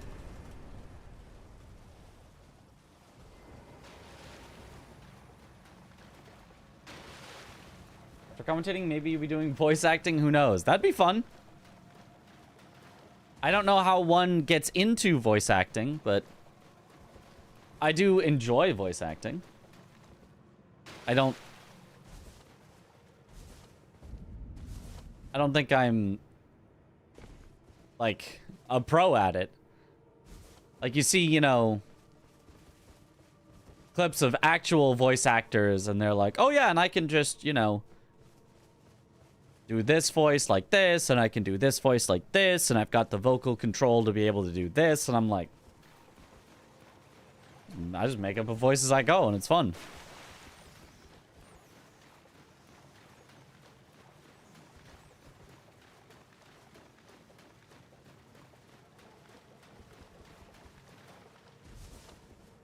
It's quite a large skill set you need. In a game someday. Hey, if anybody's making a, you know, indie game needs a voice actor on the cheap,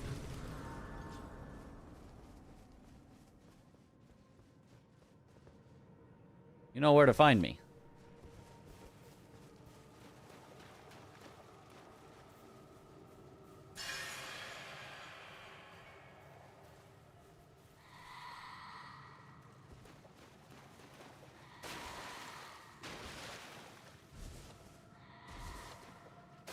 Only voice acting can do is making gnome sounds. Like a game about Bingus commentating. Then you'd have to include me.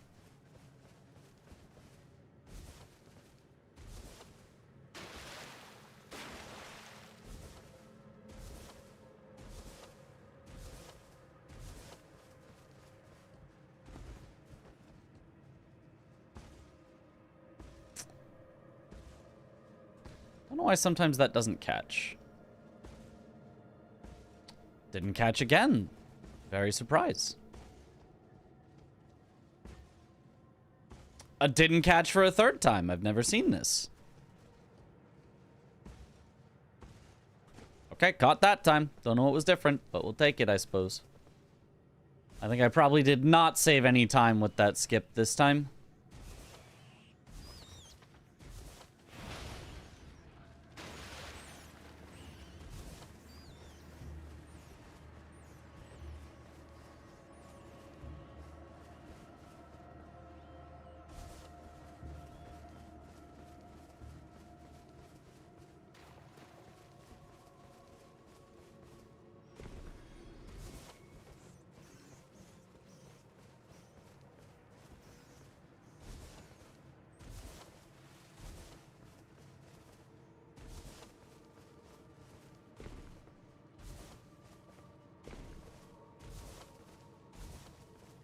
It's starring as devious content thief. Yes.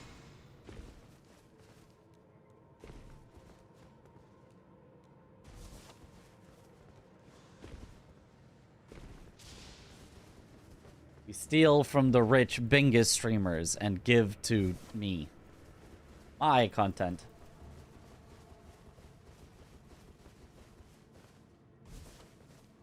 Fourth time is the charm. Yep, that's what they say. That's been the phrase all along. Fourth time is the charm. That's what they say. Yoink. All right. Soon we shall have peak.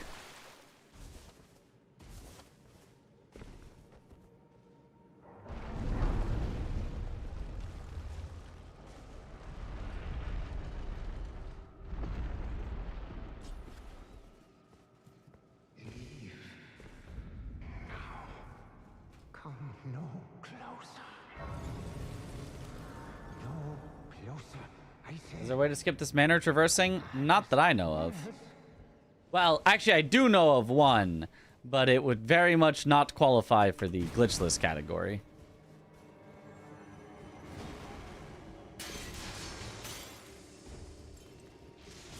I know of a way that you can, from above, turn off gravity, go above the manse,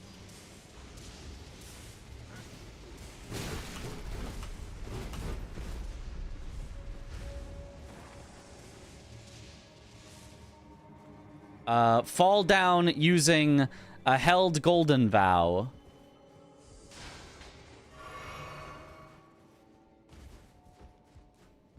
to land on a rock just outside the manse to get things to load,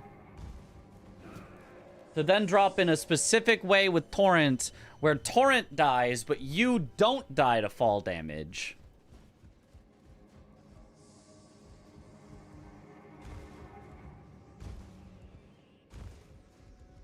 Even though you have clearly fallen far enough that both of you should die.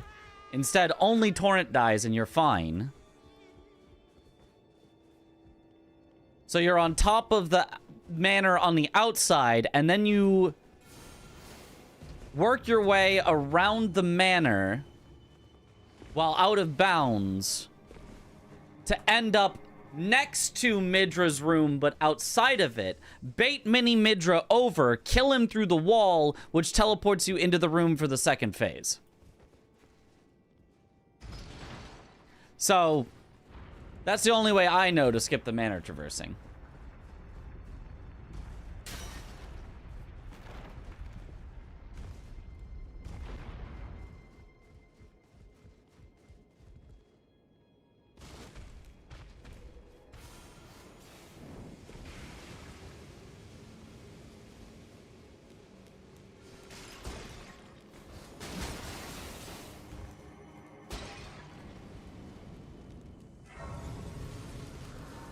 Speedrunners or something else. Yep. How's the practice going? Pretty good. We're on quite a pace here.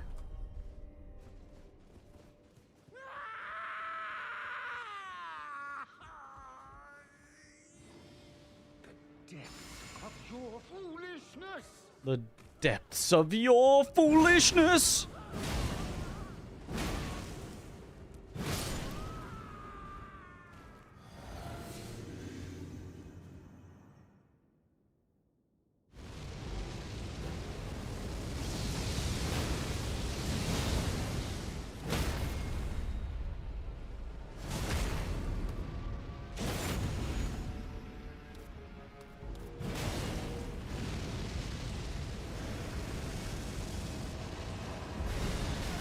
Oh, that's bad.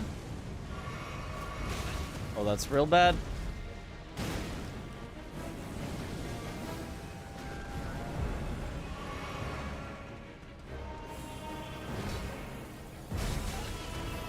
Excuse me?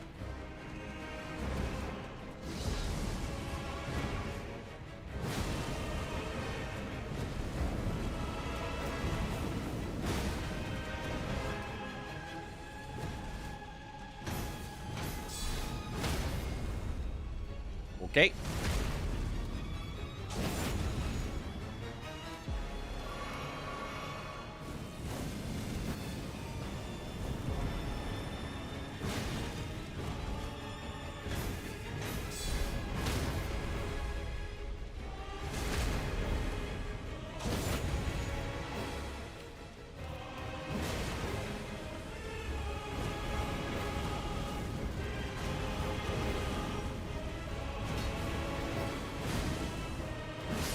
Just took it real safe at the end because that was weird. Got way off of what we were trying to do there.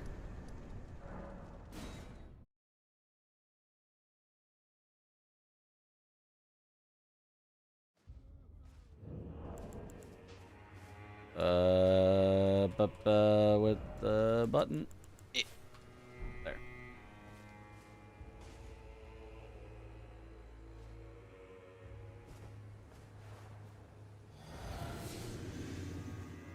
No. Hey, get over here.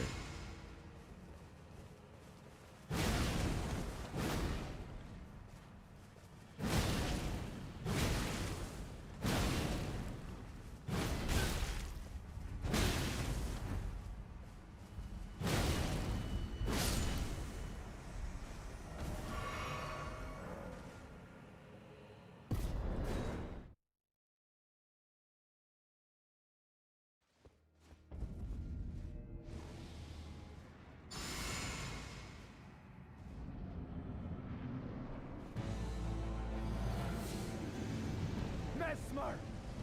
Fall my beloved people! In vengeance for the flames, my blade I wield!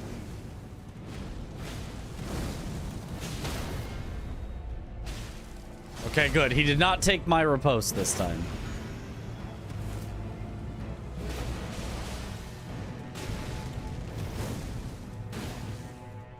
Gah.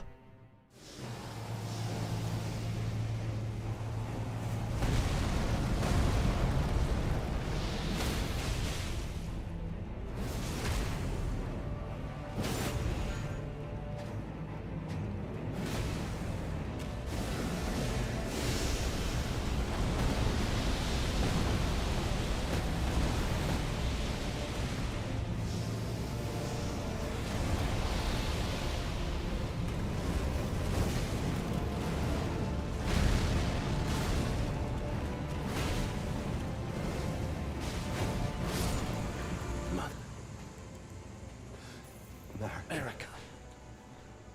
A curse upon thee. Accursed Mesmer, my clan's suffering, their pain, all that they felt. Do you understand now? Your ugliness. Ah! Yet the death of now in vengeance if make it then I.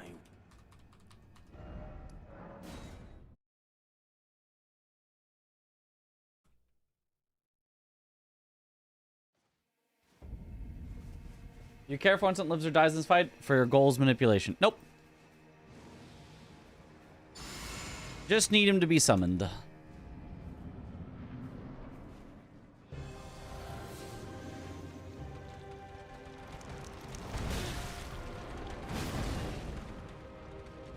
It's a little too close. Oh, it was a little too far. Uh-oh.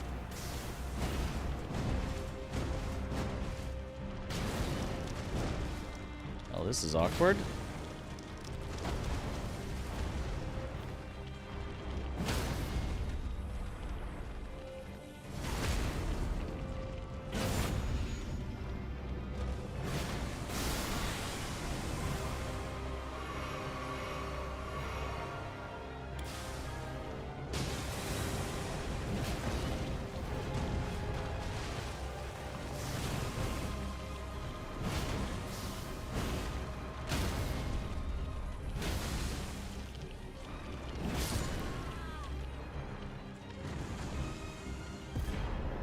Okay, not a great Romina, but we'll take it.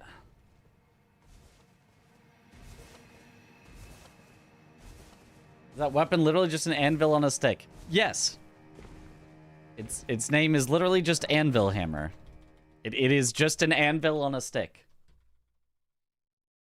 And despite this, has theoretically the highest attack rating of any weapon in the game at max stats.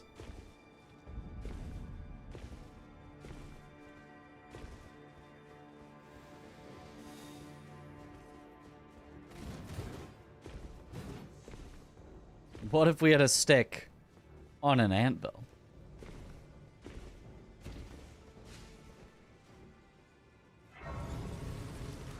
Looney Tunes weapon, yeah. Oh. I probably don't... Actually, no, I definitely don't get the quick kill on Dane with these stats, which will be a little unfortunate, but it is what it is.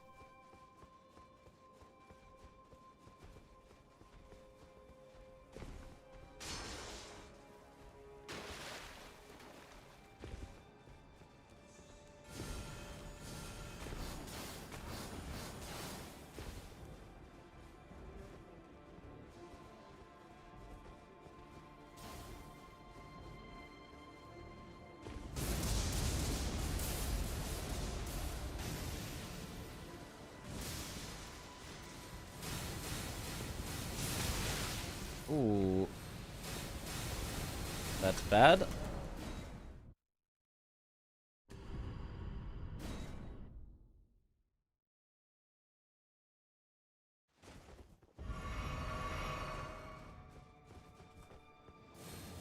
No, I guess I can't say I have ever been hit by an anvil on a stick.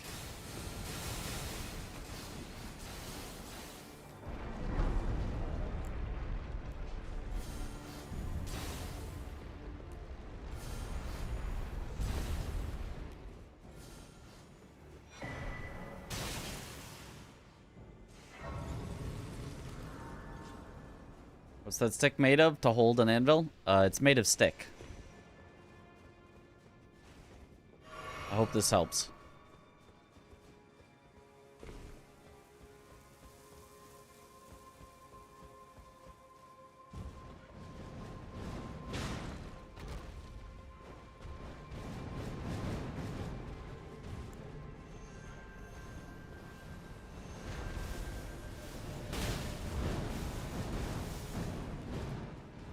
Alrighty.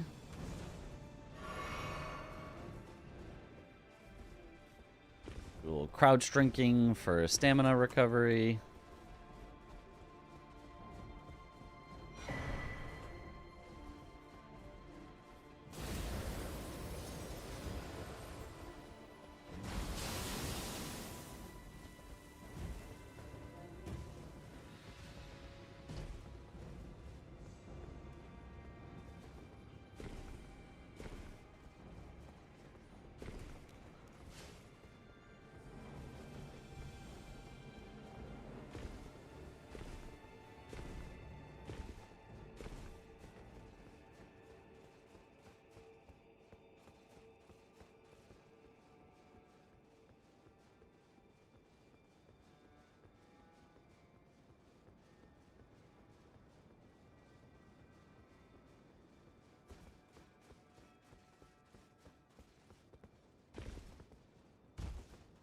Yippee.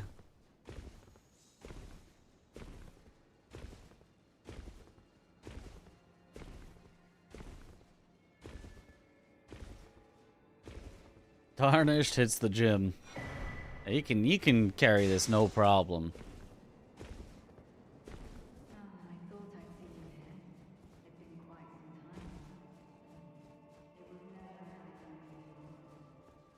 The seamless co-op run and get invaded every 20 minutes? I mean, yeah, that does happen. You have to manually turn it off in the settings file because it's on by default.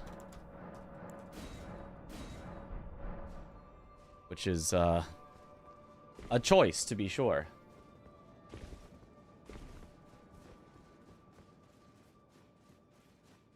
Exaggeration, like we can't get anywhere. Yep, go into the settings file, and there's an invasions setting, and turn it off.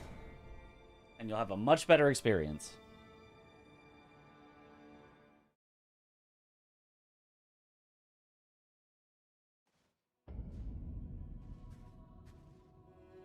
Don't you dare approach Mitchell of the Kind. Needle Knight Ladder. Don't you dare approach Mitchell of the Kind. Never allow this.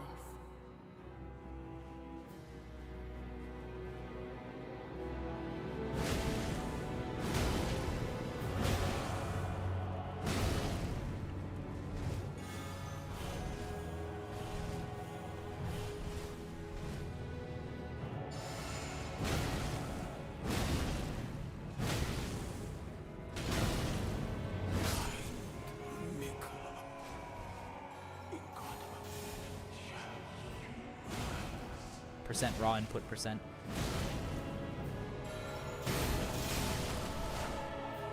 Percent raw input percent indeed.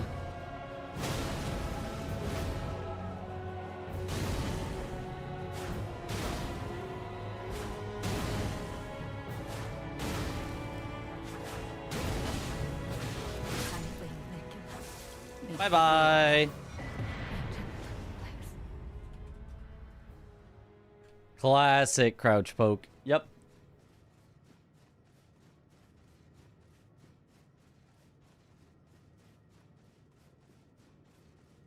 Which gleefully bonks you got an update. Apparently, it's so much better now. What got changed?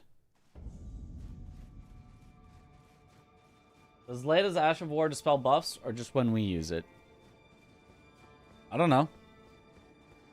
I didn't know that was a part of the thing.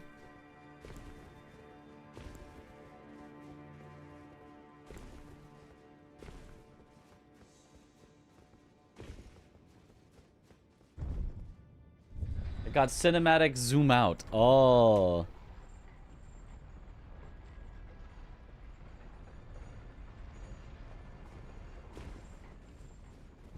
I have not seen it.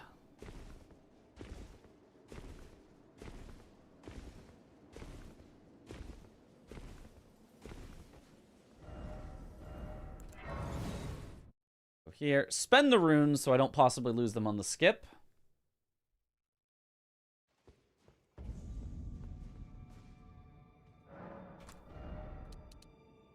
No. Strength. Yes.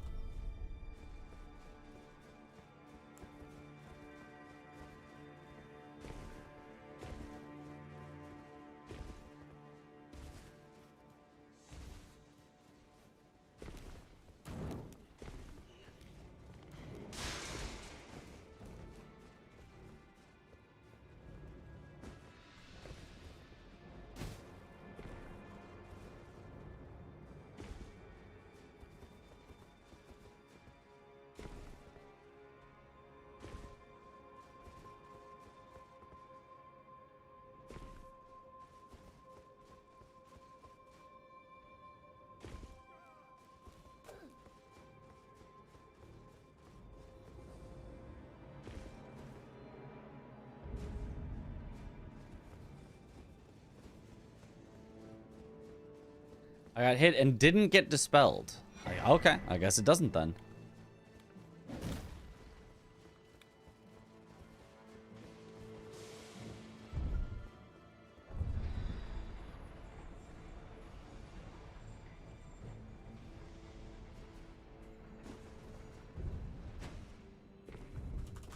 Very nice skip.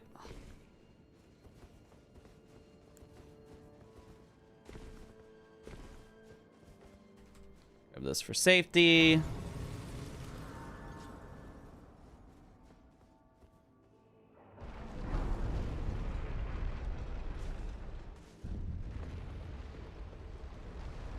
Gets rid of statuses on Rolana too.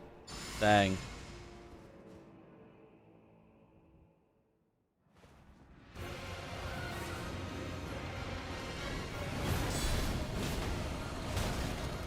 Always worth the hit there.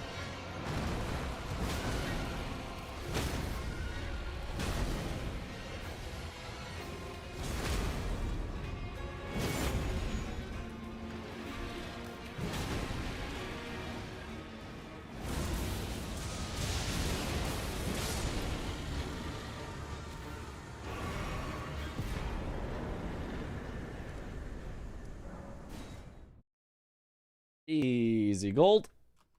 We're seeing some bushy video where he complained about getting hit and get rid of buffs. Maybe it's only the sword part, because I interrupted her sword part. I only got hit by the needles afterwards. So maybe it's the sword part that does the thing?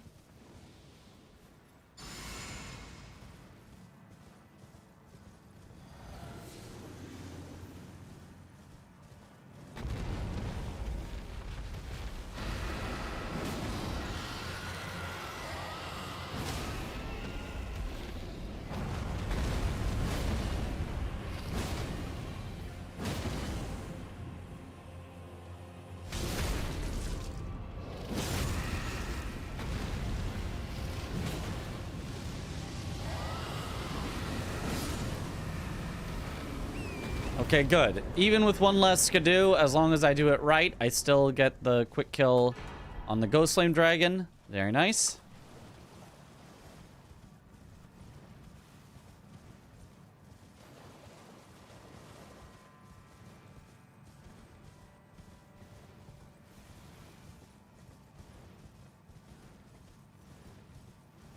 Where did the lion go?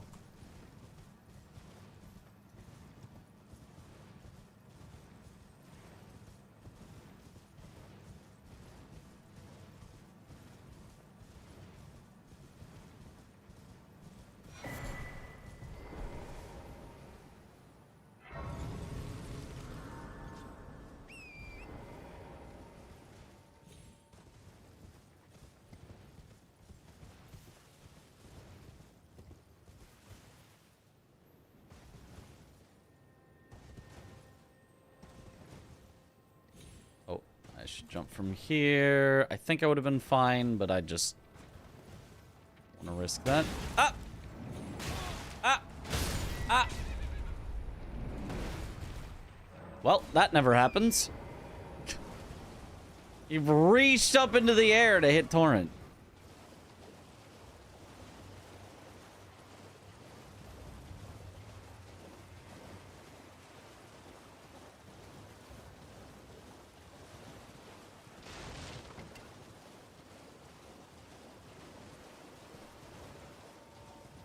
That hand got hands. Well, got fingers. On his one hand.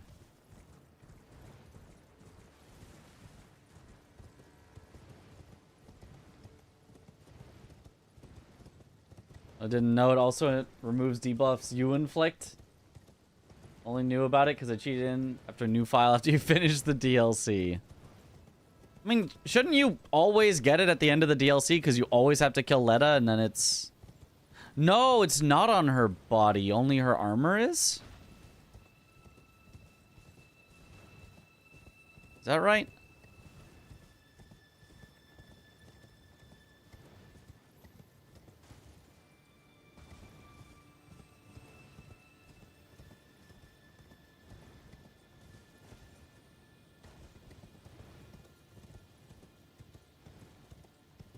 So what is the reward for the gank fight? Oh, you just get it. Yeah, you're right. You're right. You do just get it. It's forced into your inventory, and then you can pick up the armor afterwards. Yeah. So I don't know why you'd have to cheat it in then to try it out.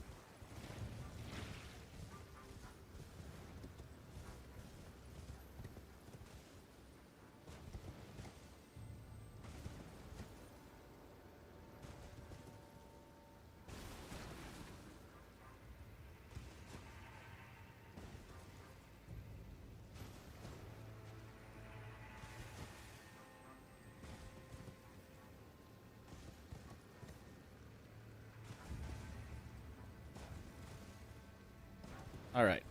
That was much better getting down there than usual. I did a few more jumps, which are really good because they kind of interrupt some of the, like, you know, landing and then, like, starting up the new sprint animation, you can just kind of jump off faster. And then also you're kind of already on the way down as you go over a cliff.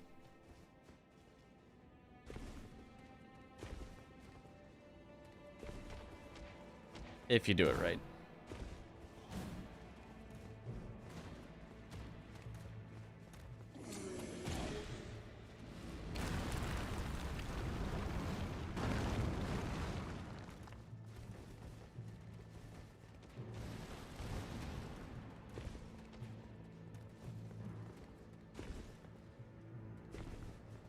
Like Greatsword, new game start. Want to play Tarnished Edition 2 years early. Ah, I see.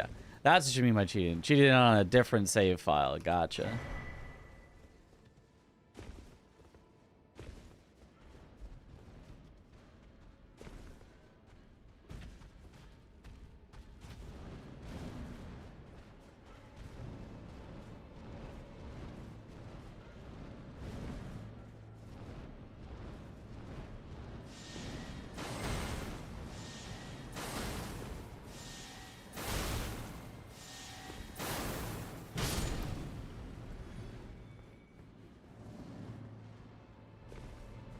Exactly the way I was meaning for that to happen, but it works.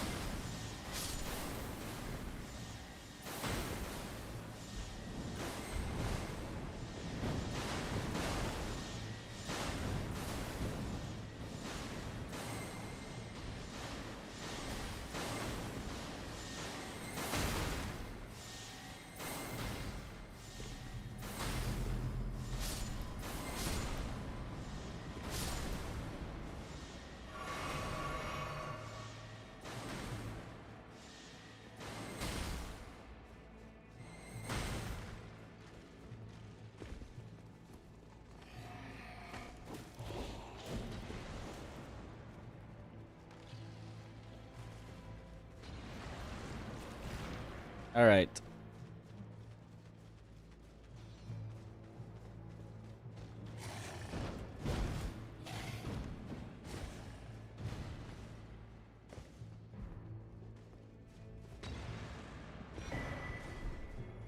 Here we go.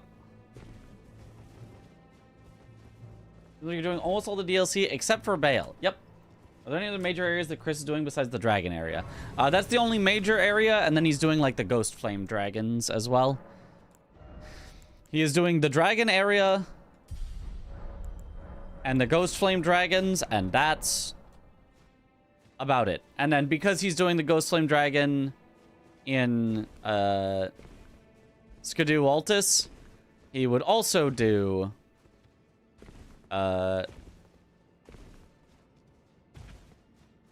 what's his name? Ons.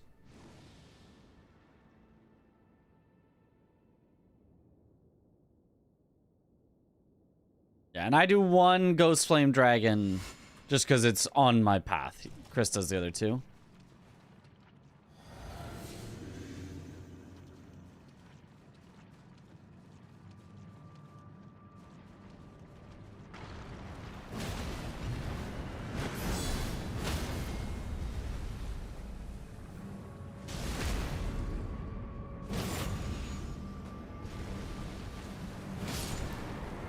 Nice, even with the one less Skidoo, that script still works just fine.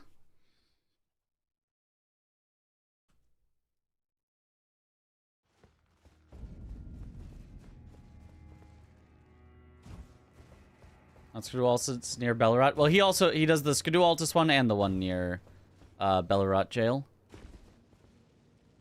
I don't know if I said that wrong, but he does the one near Morth Ruins and the one near Bellerat Jail. The PK is so nasty. Yup.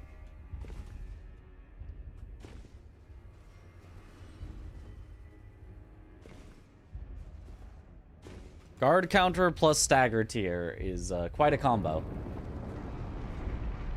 Why even have him come to DLC? Wouldn't it be faster for me to do it? I can't get all that done in under 3 hours. It is not possible to do all of that in under 3 hours. So if Chris did not come to the DLC, our fastest possible time would be, I think it's about like a 3 3:20 or 3:30, somewhere in there. And that is the fastest possible time that all 4 of us could finish if Chris does not come to the DLC. There's just no way to get all of the DLC done fast enough.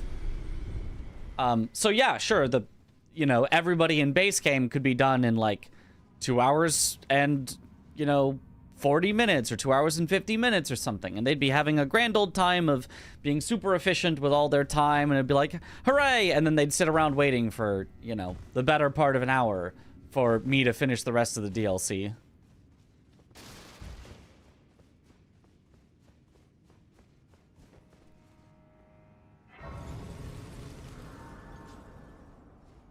Elevator where you pop runes. Alert.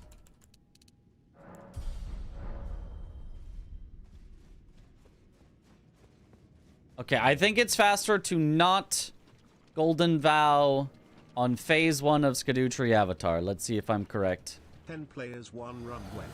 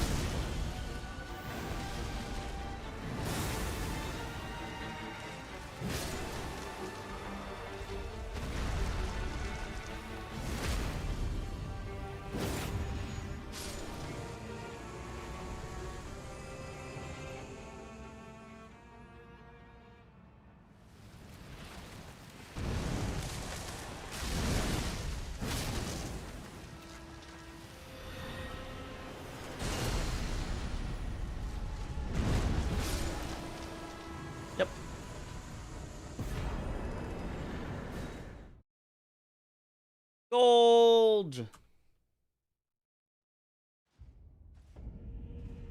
It is, in fact, faster. Oh, I thought I omothered earlier.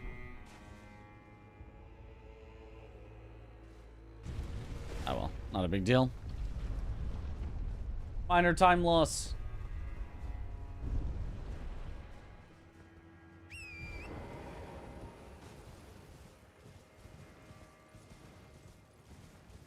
Hardest boss next. No one could ever defeat a tree sentinel. But what about 2 tree sentinels?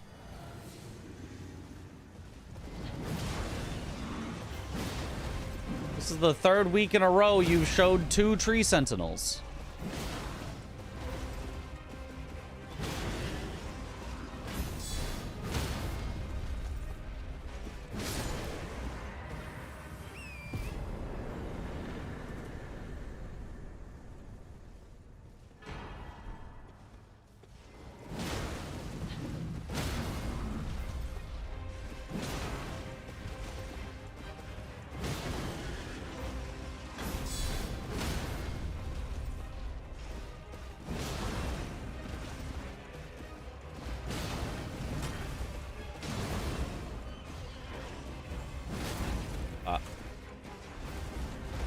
I thought I could hit him, but he went over me. Is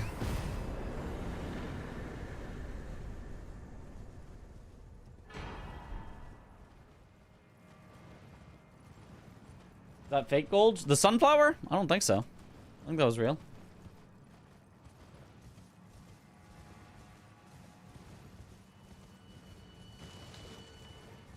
The stick needs to be longer.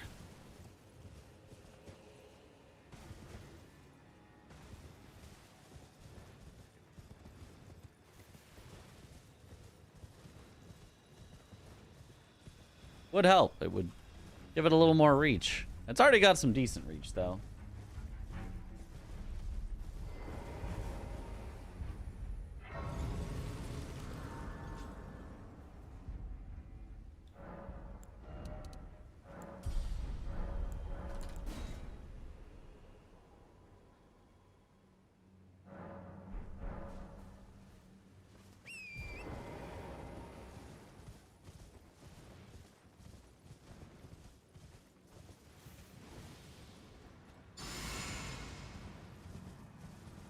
Okay, I'm gonna try something here as well.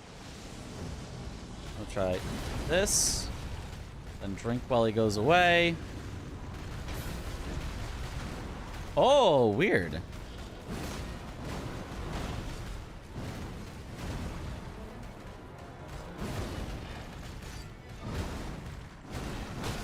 Ah, tried to get next to him.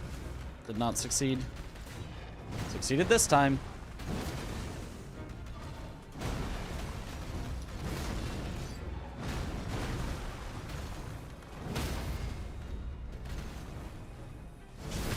Okay, I guess I'll take the riposte from there. Sure. Why not?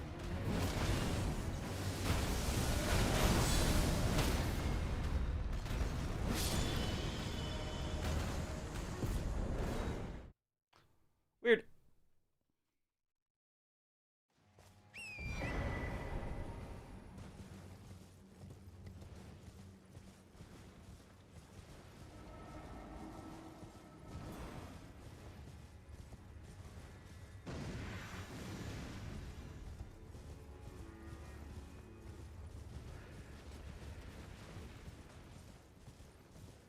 Yeah, if you were a god that commanded armies, you'd probably put a security detail on your home.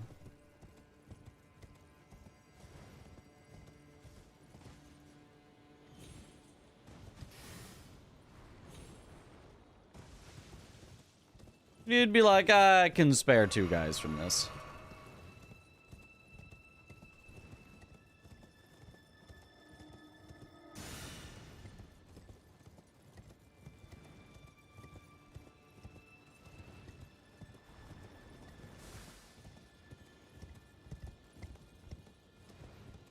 Okay, I think I've discovered a way to not stop, but still guarantee that, that the projectile hits the rock. I think it is make sure that you stay in the part of the road that's lower down. Because I think if you go too high up, then the projectile trying to track you goes too high up and misses the rock.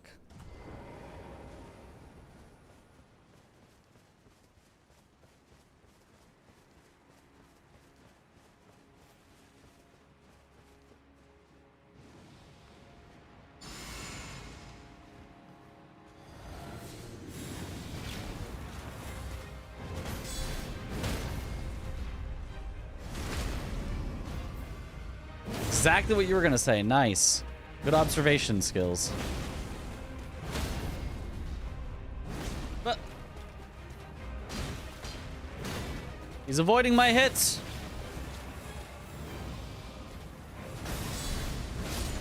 Not for long.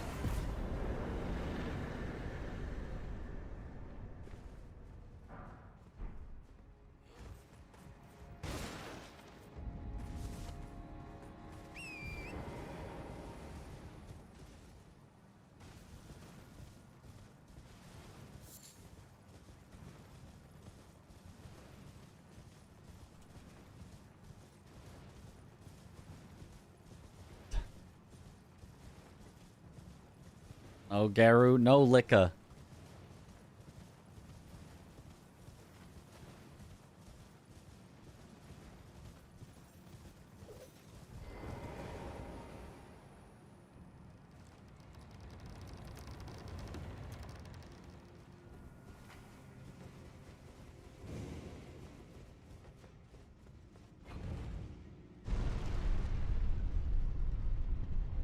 Yo, thanks for the good luck.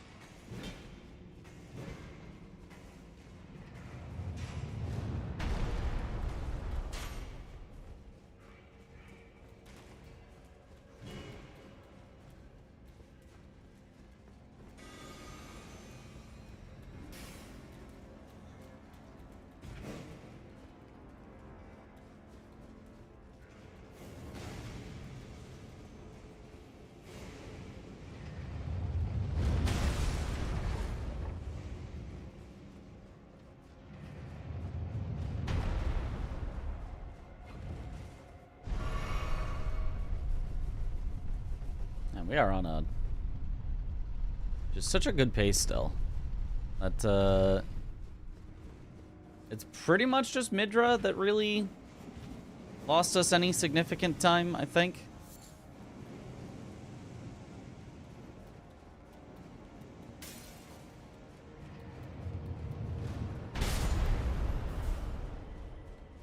Bog Rift Catacomb, but only rifts.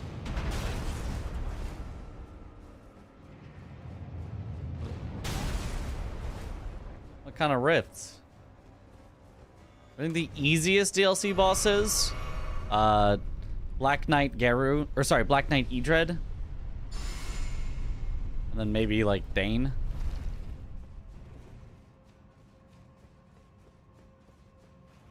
And then, you know, all of the base game boss repeats.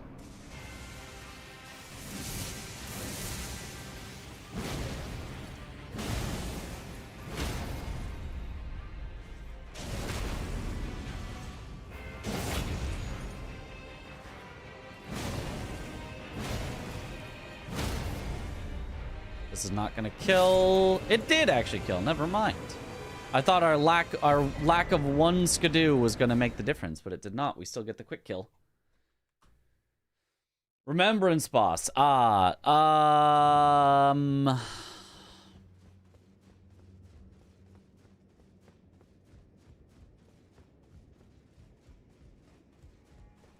Dancing Lion, probably. On the contrary, now may you. Oops. The conceit is then the answer never was Marika, and this gnome, and we have. He knew that isn't a track that he would feel in the play. Do you Marika? Well, it is then the I mean, it's the lowest scaled, like.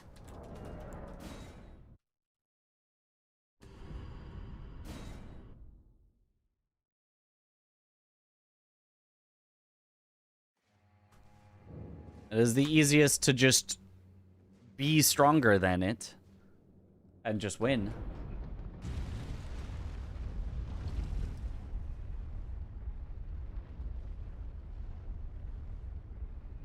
Like he's really hard. I mean, all the Remembrance bosses in the DLC are pretty hard. I want to say Midra movement-wise, kinda. I mean, he's the only one without any real BS, like, at all. But he also has the most health of any non-gimmick boss in-game, so... And he can just, you know, hit you once, cause a frenzy, and then you're just dead. So... Scaling-wise, certainly not. If Midra had the health and damage of Dancing Lion, then yeah.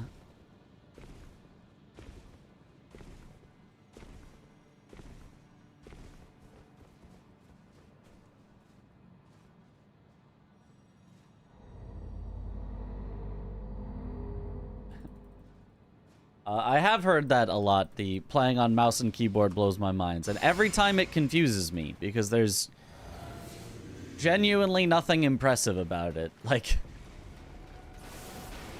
it confounds me as much as someone saying, wow, I can't believe you can write so well with a pen. I only know how to write with a pencil. I've never even tried writing with a pen before.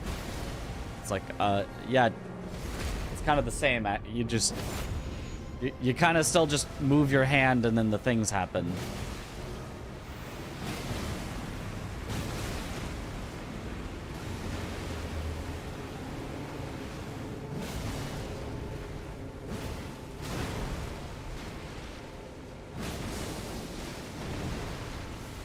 You die, please. Oh, apparently not. I don't know why she didn't stagger there. I think I must have over staggered her because I got too quick of a... Yeah, I must have over staggered her before the transition, so she got all of her stagger back during the transition, is what must have happened. Unfortunate.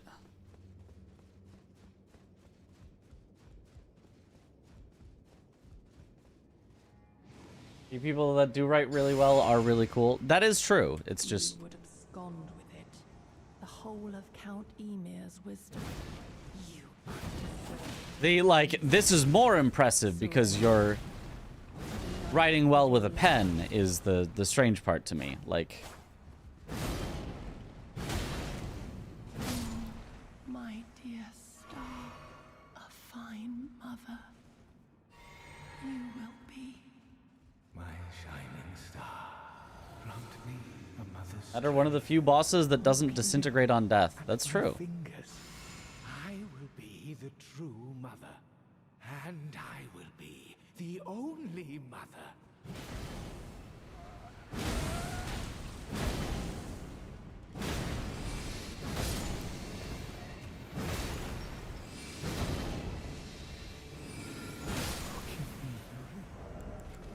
You when Miriam is vanishing?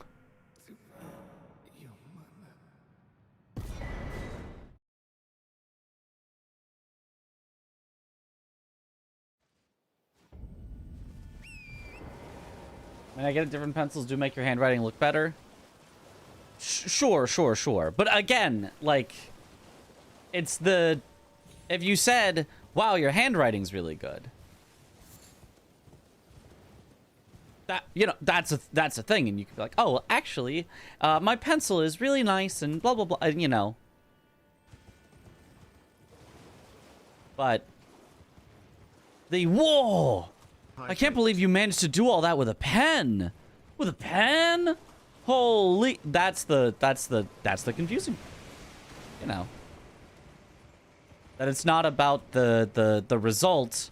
It's that the impressive part isn't the result. It's like, oh, your handwriting? Oh, it's fine, whatever. But you did that with a pen?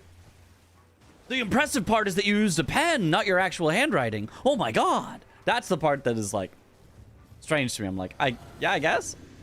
All right. I'll take it. Thank you for the compliment regardless, but I don't think I'm deserving of it.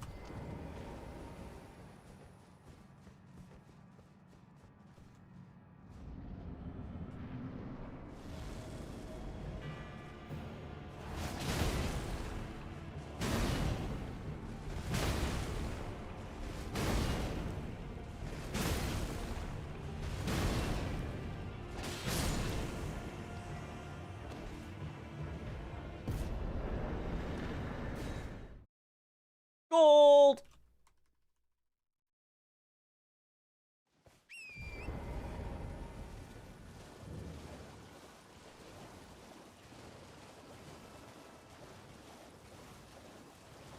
Don't get me wrong, your play is the most impressive part regardless of the tool used. Ah, well, thank you.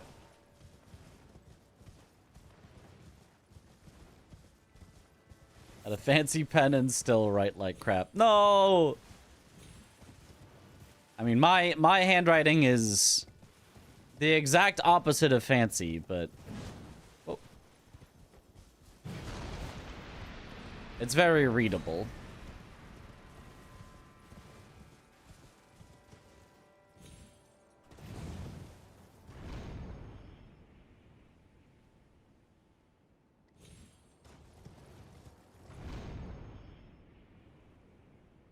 It looks like someone who, you know...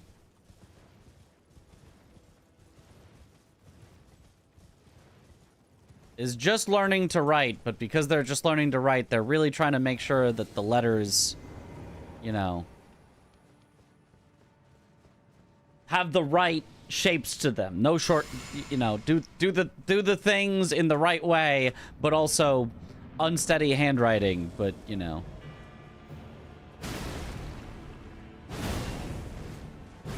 I will follow the instructions on how to make a tea exactly.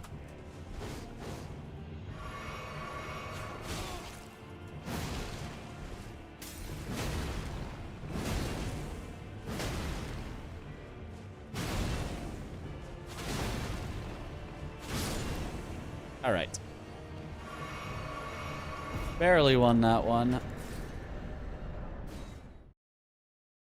But still golded.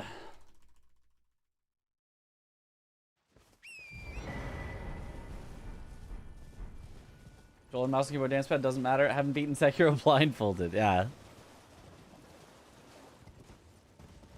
The blindfolded part, that one I understand the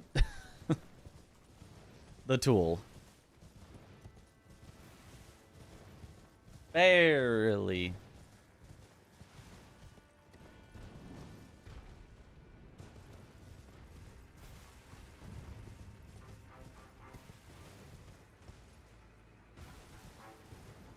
What conversation reminds you of the meme where it was written all super elegant and stuff? Well, that's a SpongeBob. That's a SpongeBob reference. It's not even really a meme. It's just a screenshot from a show.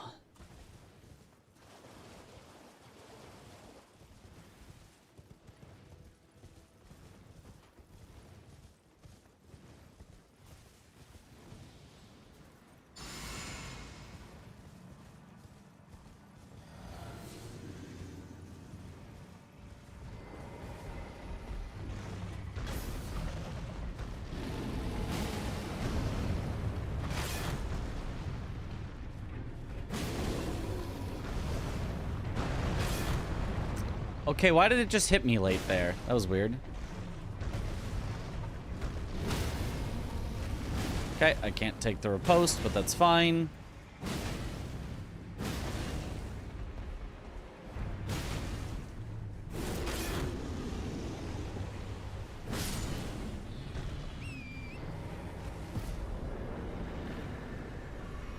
So I got the deflect, even if it didn't make the sound. If you get your stamina broken by a deflect, you don't take the physical damage, which is important. But it also doesn't make the cool deflect sound, so what's the point?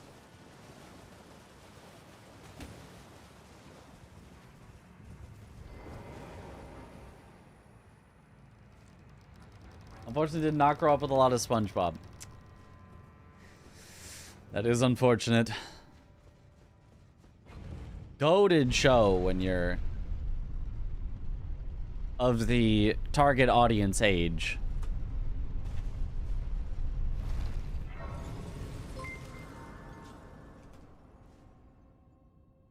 Mitch, I think it might be like doing calligraphy rather than just a pen.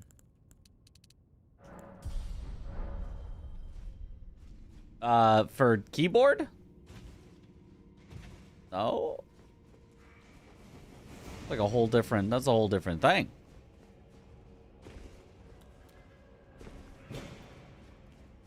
Oh, that's like a whole different.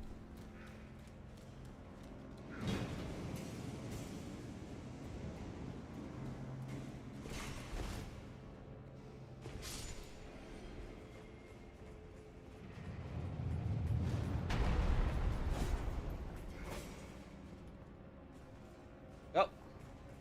Does your bot sound so sarcastic? Because it's faster.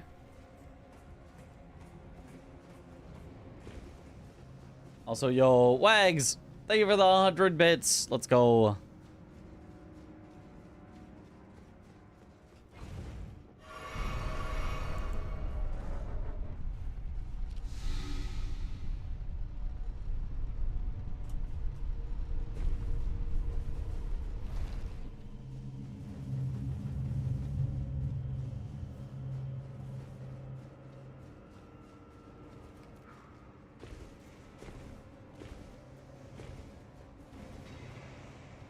Also, what I do? Oh, like what I do is like calligraphy.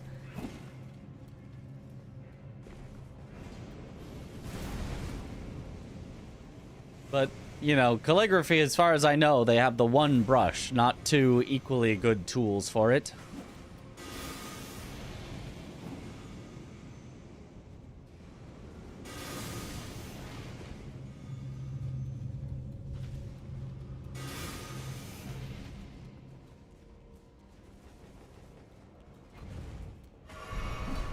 Oh, you are not supposed to get on the elevator with me. You ruined my buff slightly. So some SpongeBob was a kid, but I think you were too old for most of it.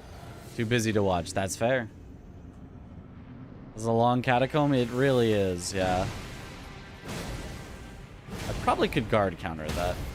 And it would probably work out well.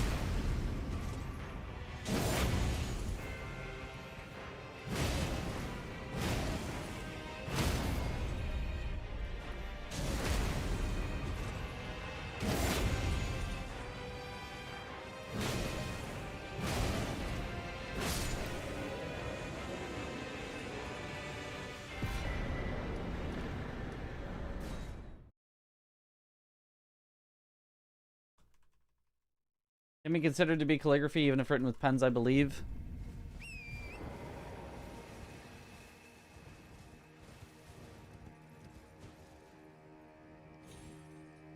Yeah, but I mean that there's actual differences in,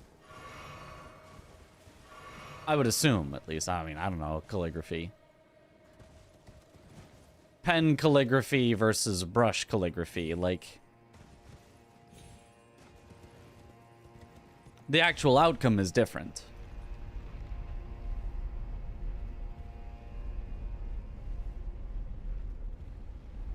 The physical way that it is applied onto the page.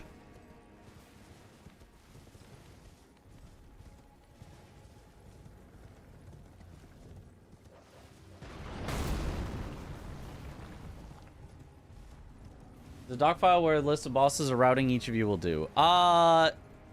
Yes, I think. I haven't looked at it in a while, so it's probably not up to date, but we did initially have one.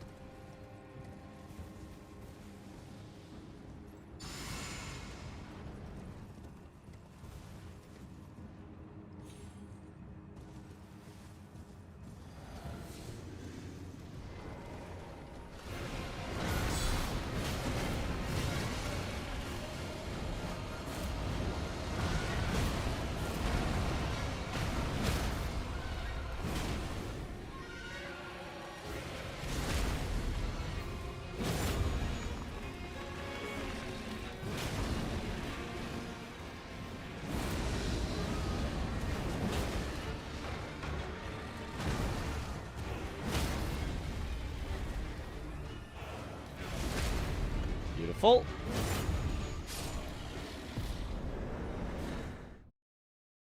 Surprised it lets you warp that soon after the death lion is dead.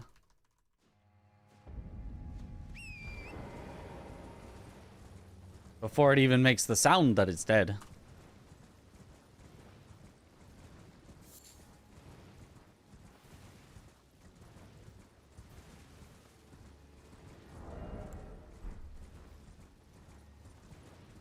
Not the literal death sound, but the enemy felled. There's a second one? Unfortunately so.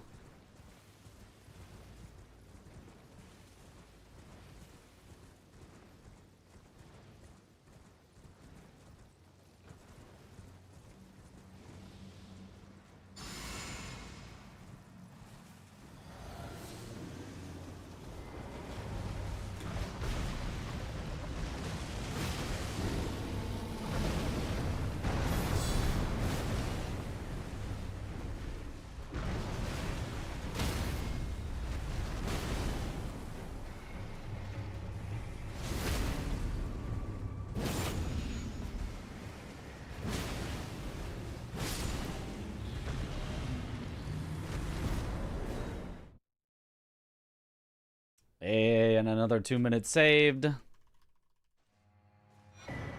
And another one down, and another one down.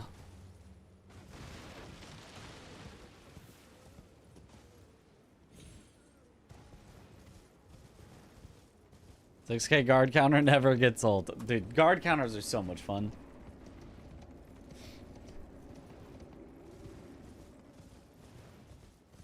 Sub 3 hour looks promising now. I mean, on this run, if I didn't get sub 3 hours, that would be concerning.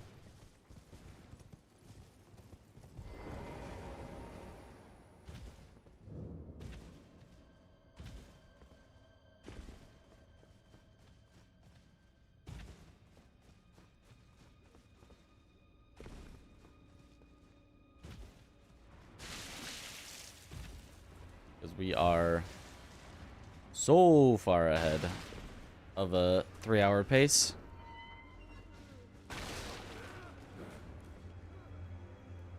Why isn't the split name Ralva? Well, because that's the red bear that's a bear.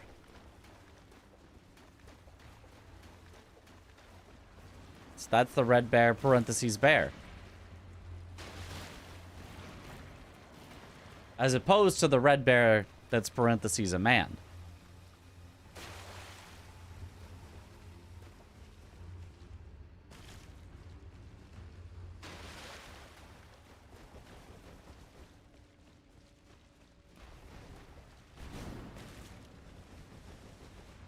You don't do regalia then? I do. But that one's an arugula. So that's a different thing entirely.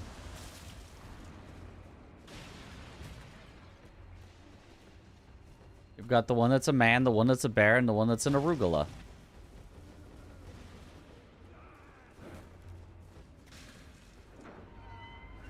Who's Edred? The knight. His name is just literally Edred, so I don't know how to answer that without just saying he's Edred. Bear? Not a whole circus of them, though.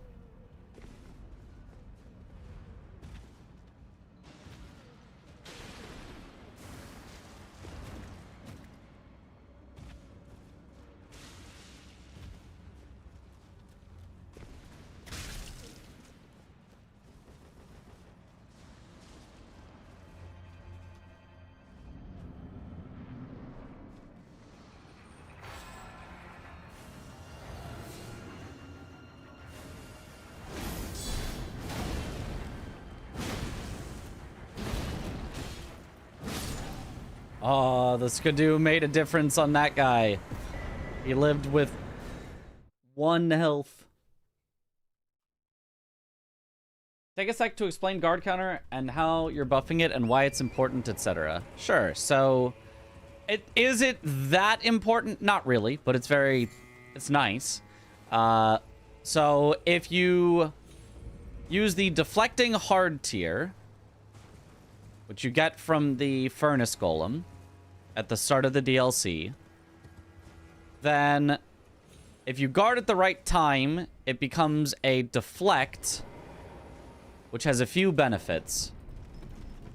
It makes you take no physical damage, even if your weapon normally doesn't have 100% block. It costs less stamina to block than normal.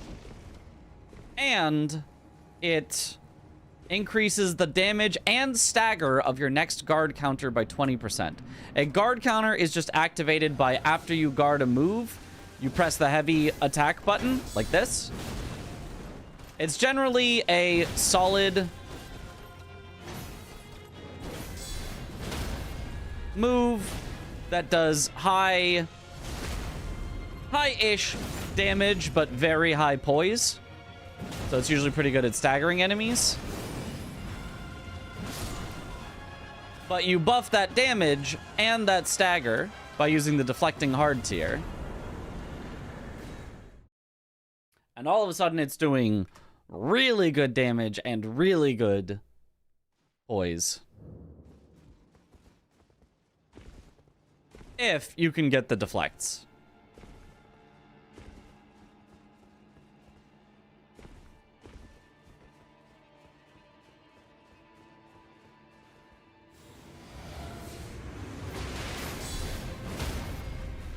Like that.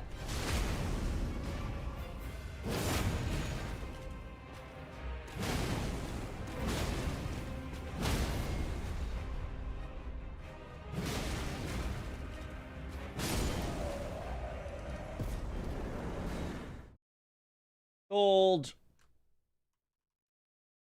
That's cool.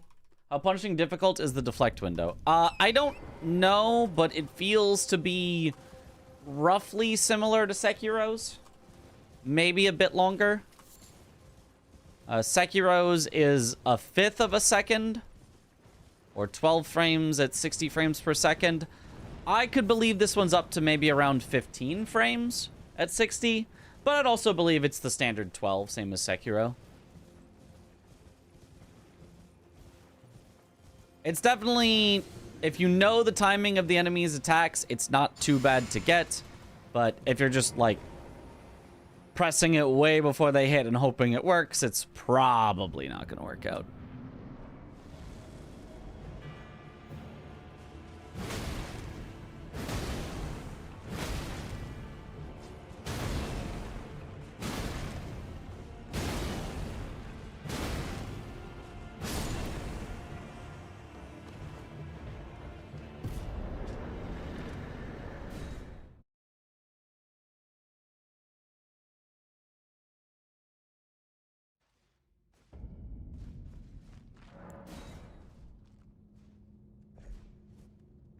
It's my level. I can check. It is 142.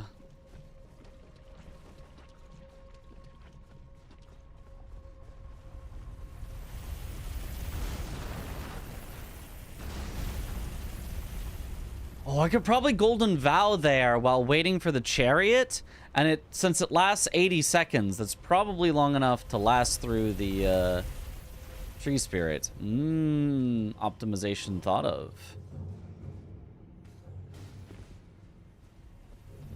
Turn my waiting time into doing time.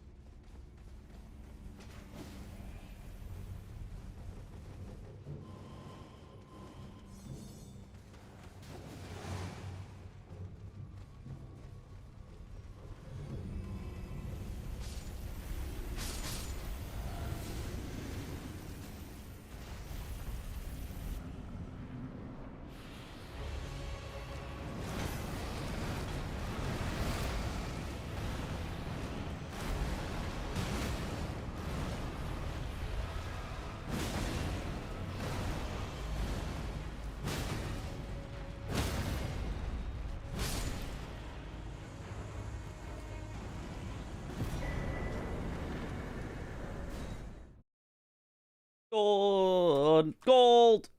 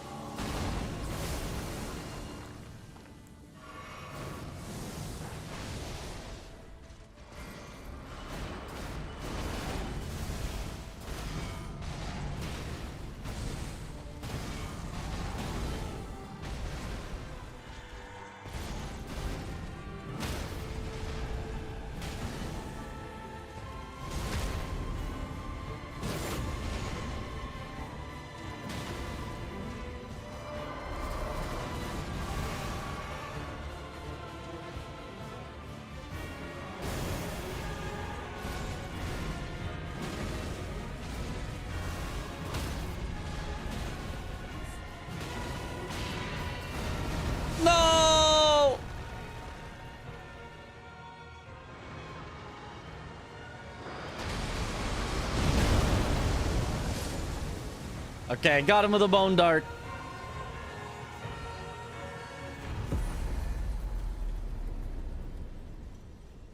Oh, whoops. Ran past it.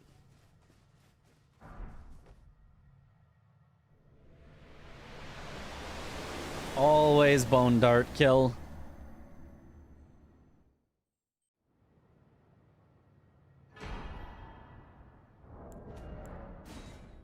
Time! 2:52:48. Yeah, so a little bit under 3 hours is possible. Little bit under 3 hours is possible with this route. Yeah, that's a you can get a tiny bit under 3 hours if you do everything just right. I don't think I even want to. I don't know that I even want to save this as a PB. This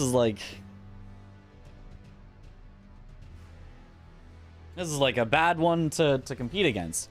I mean, obviously, if it was a full group and all three of us were going, we'd be like, there it is, there's the PB, huge PB. But or did I say three? All four of us.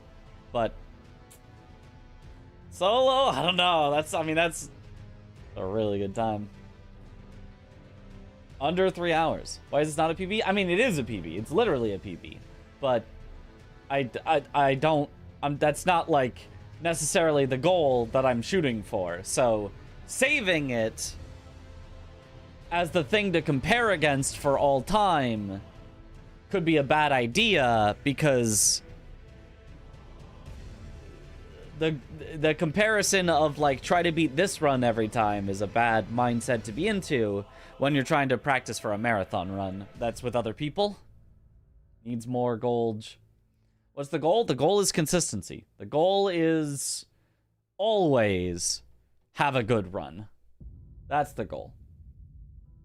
But yeah, 252. That is a crazy time. Definitely showed that skipping the skidoo is worth it. There was a couple bosses that, yeah, we were just barely short on damage and I had to do an extra attack. And that's annoying, but didn't make any sort of significant time difference.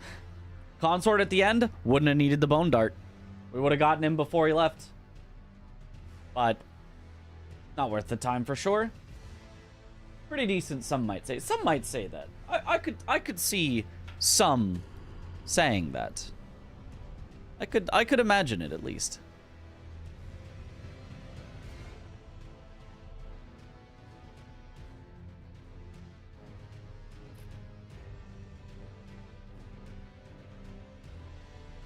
All right.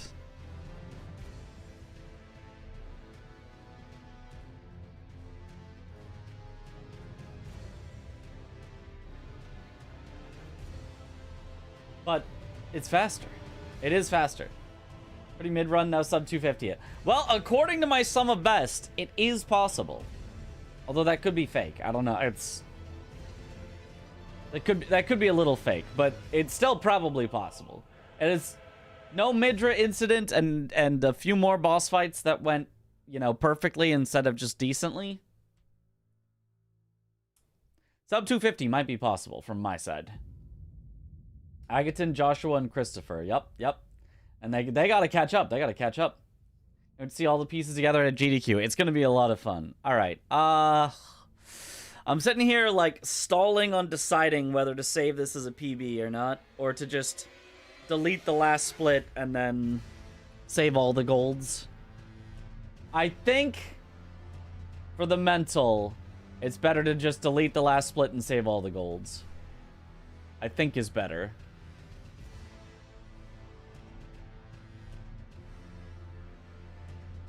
I do think is better. Save it. I think that's bad. I wouldn't have a good comparison for the next time we do a full 4-person one either. But the golds will be saved. All the golds will be saved, except for the Radon one. It just won't save as a PB. It just won't save our overall comparison. I'm doing it. It's deleted. We can never get it back. This is so sad. Yo, what up, Gray? Does this run have any major incidents? A little bit on Midra. I lost like a minute on Midra because I got hit and then had to heal, and then that got me hit again, so then I had to heal again, and then I was just kind of running around, and... But outside of that, not really. All right, well, I don't think I want to do another run. That would probably take a little too long. So I think some Bingus commentary could be a fun way to finish out the night after such a ridiculous run.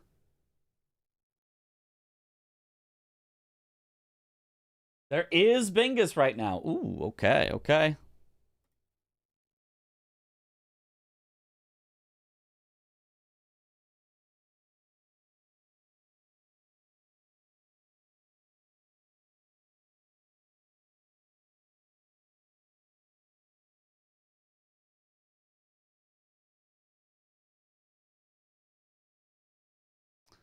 All right. Bingus. Aha. Swed is streaming it. You're watching it. Aha. Okay, we joined the lobby sneakily, so none of them know.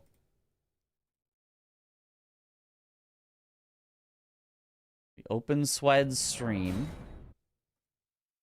We pop it out. He's going to be on the right side because CBD is going to be red. CBD's always red.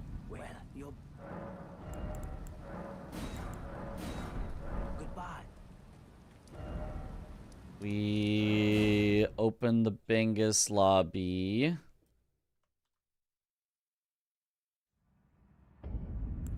Hey, you guys get to hear something while I'm setting up at least. Well, you're goodbye. CBD. Pop out to the left side. And then lastly, the Bingus board. I can swap the scene. Okay.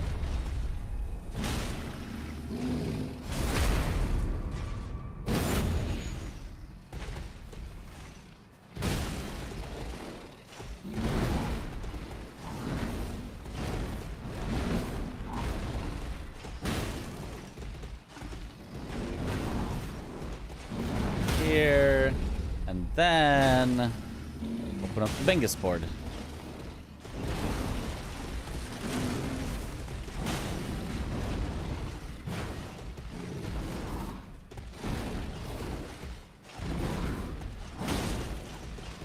All right, here we go.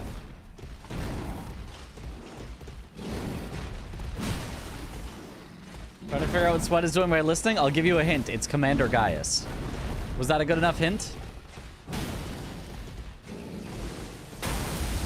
All right, so score currently. Swed 5, CBD 4. Swed going for Gaius for Pants. And Remembrance Boss hitless. He's trying to double up here.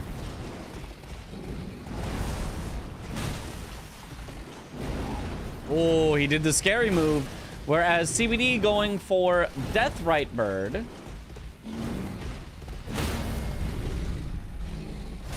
Which also does put him close to the Rolling Giant Lightning Ram. Okay. Swed just has to dodge through this one attack. Okay, he plays it really nice and safe. Very nice. Very, very nice. So safe.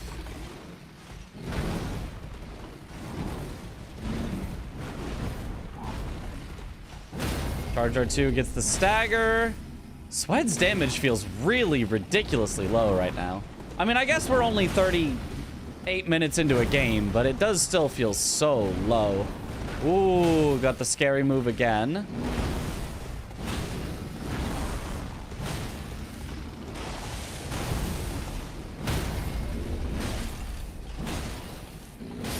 Gets the hitless kill. There it is. Bang. Also creates a threat on that column 5. CBD is still working on the Deathrite bird. Ooh, did not quite run the right direction to completely avoid the star fire, but luckily did not get trapped in it. Only got ticked once, so he's still fine so far. There's the kill for him. Very nice. We'll see if either of them also wants to go for the Memory of Grace with 500,000 plus runes soon. Doesn't seem like it.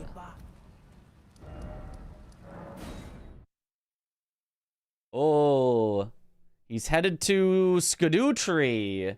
CBD, is ahead on Rolling Giant Lightning Ram and is heading for the Skadutri avatar, which is in a line. Sweat is behind on Skadutri by a solid, I don't know, minute, 30 seconds at least. So if CBD wins this, he's just right next to the Rolling Giant Lightning Ram and just gets a line and wins. It looked like CBD was behind, but no, he was just setting up for a line all at once that Swed has probably no hope of actually countering. I think this is just a win for CBD. Unless Swed happens to already have a Grace really close to the Rolling Giant Lightning Ram, which I doubt at this point. That's just gonna be, it doesn't matter, the Gaia's Pants. They don't matter for Swed. All that matters is stopping this line threat right now when he's gonna be too late as long as CBD gets a first try. Uh-oh. CBD just burned all his runes and said, screw it on the Mog Square. I mean, yeah, if you've got a line you can just win on, like, that's absolutely the right play. Just win on your line.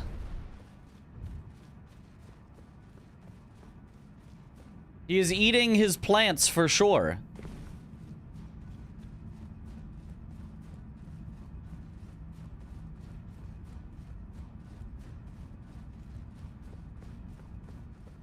So win by doing lines is what I hear. I mean that is a way to win in a bingo. If you get a bingo line, that would sure do it. Okay, Sweat even using a little bit more runes here to try to get as powerful as possible before the Skadutri. He's going to be an entire phase behind, but I mean, technically you could still come back from this deficit on Skadutri. It'd be tough. Australian Mog Square at the moment. All relevant lines locked already for both players. Yeah, I mean, it just helps on majority, right? If the game goes to majority, then you would want to have it. Oh, Swed, he's not sure. He's like, wait, I want to change one more thing here at the Grace. What's he changing? Oh, Golden Val Flame Great Strength. You also, I guess it's a Revere Dash that he has. It was lit up like he could do another Skadutri Blessing level. I think he could have, right, from Gaius. So that also he should have done. Yeah, but CBD is already about to finish the second phase as Sweat is just starting the first. CBD did get hit a little, but he should be fine here. Skadutri Avatar does not hit that hard. Yeah, Sweat's damage is maybe better with this grease, but it's not going to matter with how far ahead CBD is.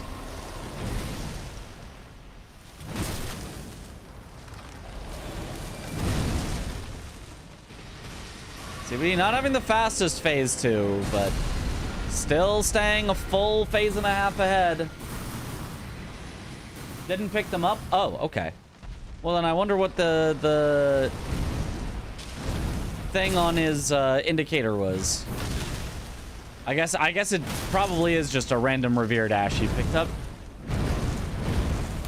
Even though Revere Dash isn't on the board. Ooh, Sweat gets hit a little, and CBD is most of the way through this third phase. It's looking like a definite CBD win on this square.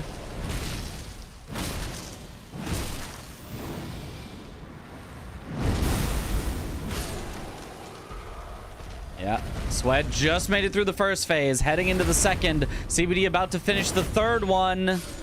Just A few more hits to the head to go. Probably 2 more hits. Okay, here is the big explosion.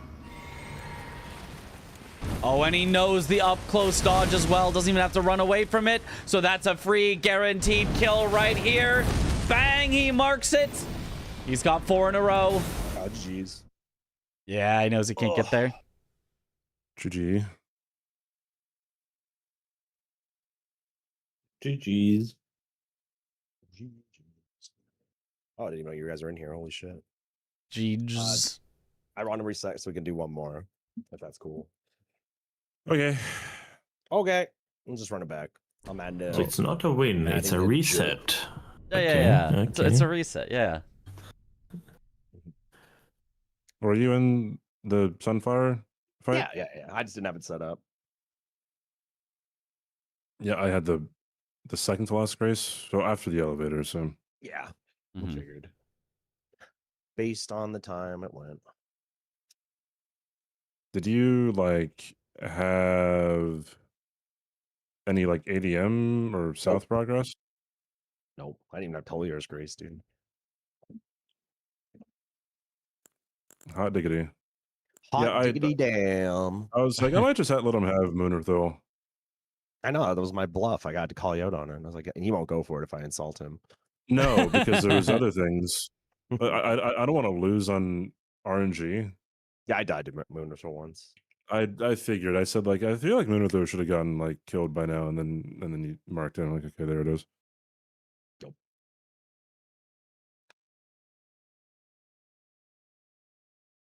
I can't, like, actually count these many G's, so I'm gonna make a new seed. You just have to jug again. What do you mean? Oh my god! Right, hold on, let me run it and see if I got the same. No, it's fine. Oh, you already pulled it up. I already did it, dude.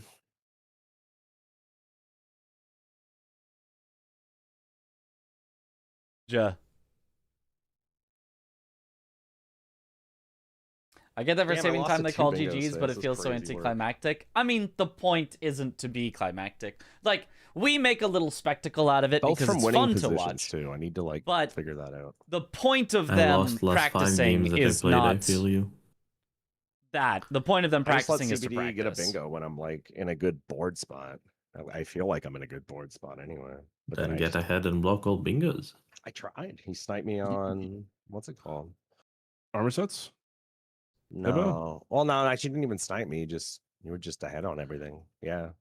Like I was on my way to ADM, but then I just couldn't stop it. Didn't realize Mitch was stealing.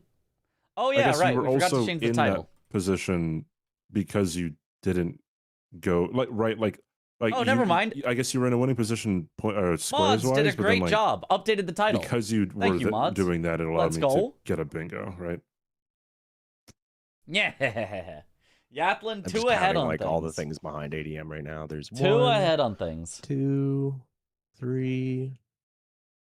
Yo, what up, Noelia? 3. Yo. 3. And it's like, to me, that's just like, why would I go there at the start of the game? But 3.5, maybe 4 if you count drop weapons. Sure. No, maybe 5. I could count drop weapons. Okay, let's calm down over there. But yeah, like, I don't know. Like, I didn't go south because there wasn't shit fucking down. I mean, trying to click the close stream button on your stream. No, I have to leave it up so that when he now, bro. When he starts streaming again, it goes up. Yeah, you should have. Do you have Morningstar, by the way? Oh shit, my bad. I'll check. Finally stealing again and creative instead of creating his own content. Poggers. Yep.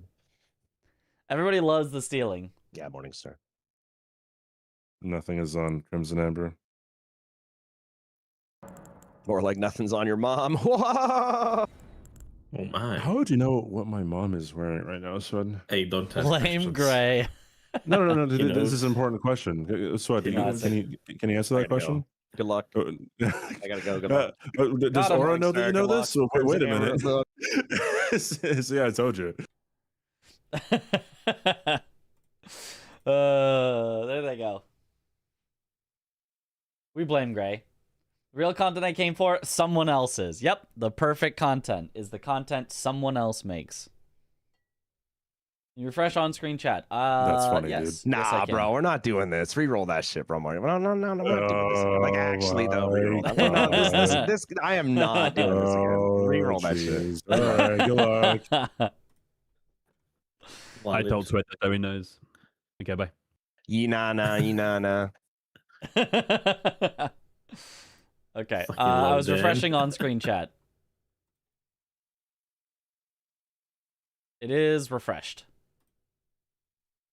We blame Chris with multiple Bro, fingers literally just pointing. moved it one square over We and called should. it a day. That's crazy.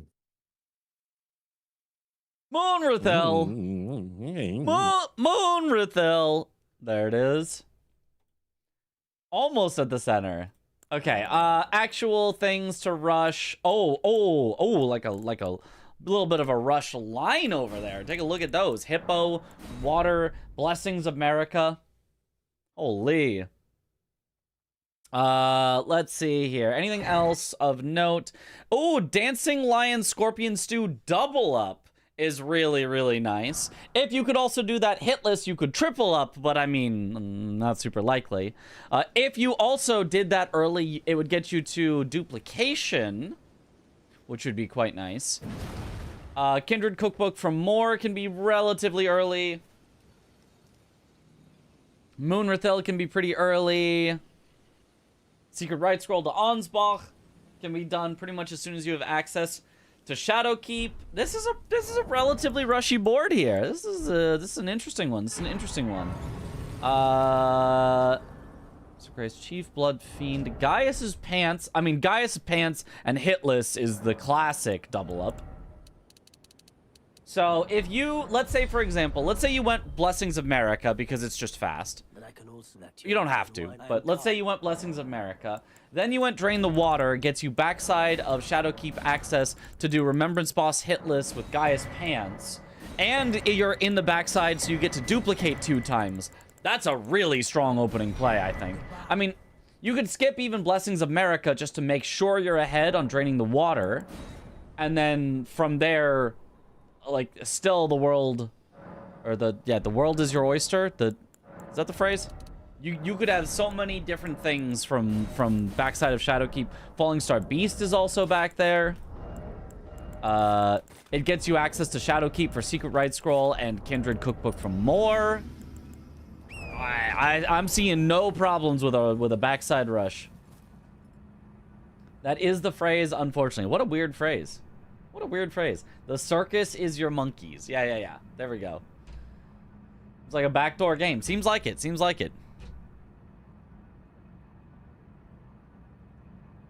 Sometimes if you go from the backside, you can get more done.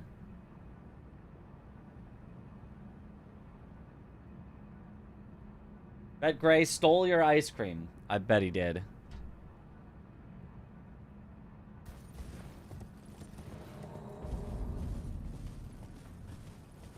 Not my circus, not my monkeys is a phrase I use weekly with work. Yeah.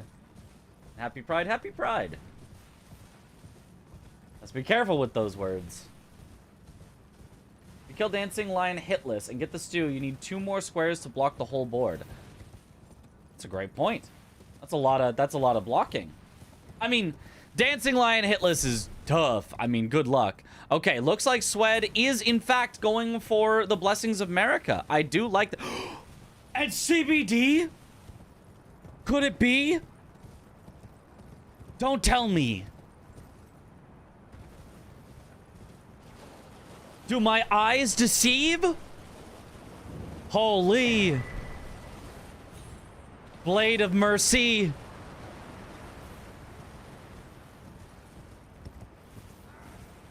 And a hefty cracked pot. Technically, he did those in the wrong order. It's actually faster to go the hefty pot first, and then you jump up and do the Blade of Mercy after, I have discovered. But,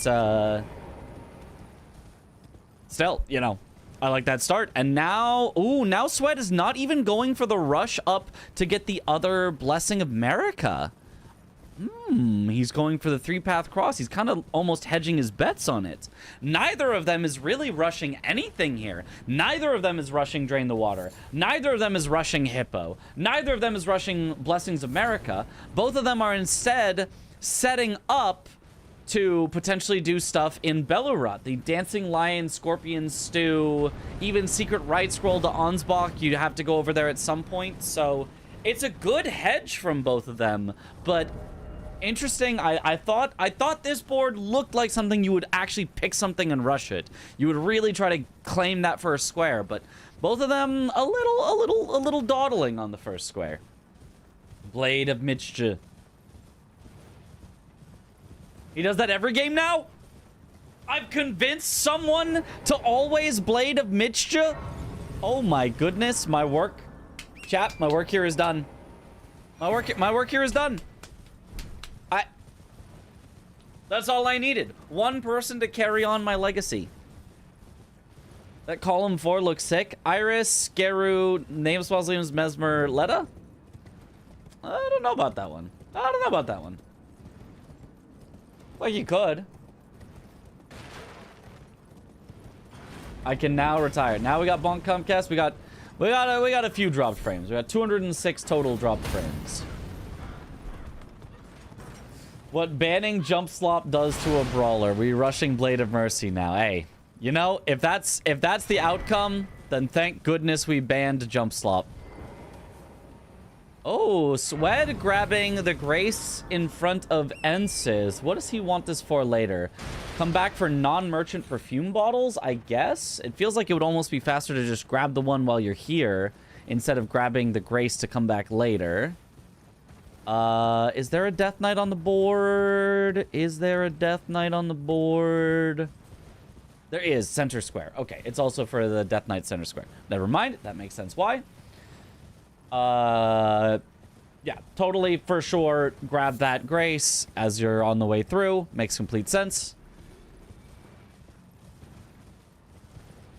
We convinced the player that isn't in Season 6. But this is how it spreads. It you know, because also I was one of the people. I was the person who was like, oh yeah, you should get Golden Vow and Flame Grant Me Strength, and everyone was like, nah, that's probably not worth it. Nah, that's probably pretty bad. And then Blank started doing it, and then oh, that sucks for Sweat. I don't even know what happened there. That was weird. He's disorienting all of us with his camera movement, trying to distract us from what just happened. But yeah, then Blank started doing it, and now all of a sudden Aggie is like complaining, oh, you know, the meta's just gonna be all buff slop now. Everyone's just gonna be spamming buffs. Here comes the Golden Vow, Flame Grant Me Strength, because it's too powerful. When I used it, it was, no, that's actually probably a bad strategy.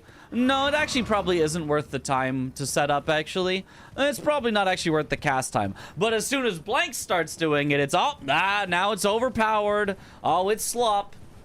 We gotta think about banning it. This is how it starts.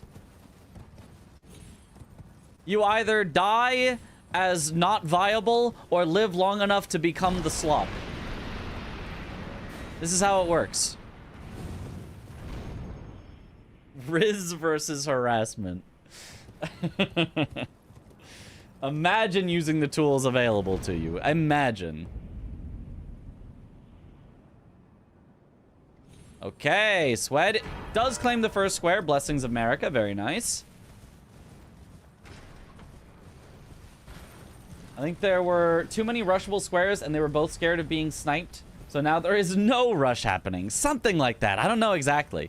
CBD now is ahead on going to drain the water if he wants, which I think he should do and would be nice to do. Looks like he's doing the version of the skip where he ends up next to the Grace for Bonnie Village, which is good because he can come back for Labirith later. Either die a hero, Golden Vow, Flame Grant Me Strength, or live long enough to become the villain. Power, stance, jump, slop. Yep.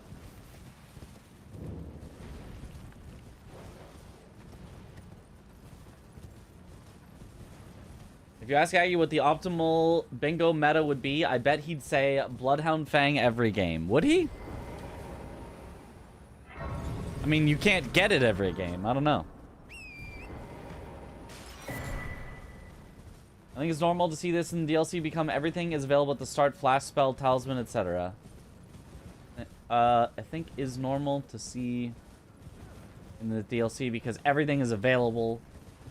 Yeah, I mean, yeah. Well, not everything is available, but a lot of things are available. So yes, it lends itself to a lot of things being used and being very powerful. Okay, Swed going for the skip here at Oh Mother. He does not care about getting the Bonnie Grace to possibly come back later. He just wants to make up any time he can to possibly get to drain the water first, but CBD is ahead on that. CBD will have the water drained first. Now, is there any actual benefit to draining the water? Will Swed need to catch up on draining the water, or can he instead just go up to the top and snipe for example, Hitless and Gaia's Pants? Let's see. That's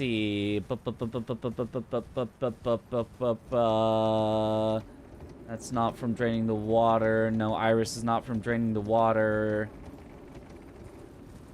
I don't think there's any reason he has to drain the water. So even though he will be behind of CBD getting to drain the water, if he just doesn't drain the water, he actually could end up roughly tied with CBD for progress towards Gaius. And then if he has just a better fight, could win it.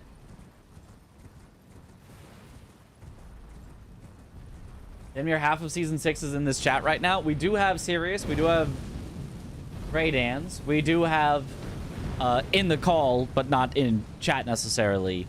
Well, Grey was in chat. CBD and V-Swed. So that's yeah, that's a good number. That's a good number. That's a good number of bingoers. They wouldn't be against having less available at the start. I don't know that at the start matters. You mean like have it unlocked later? It seems a little weird. I mean, most of the stuff you get later anyway, once you actually have enough runes you can afford it. We take over Glarf. Like, I don't know that delaying when you can get access to everything will make much of a difference if you still eventually have access to everything. Know what I mean? I like the idea of a randomized starting shop like the Kale. Yeah, I mean, I'm down for... I'd be down for a randomized starting shop as well. It could be fun.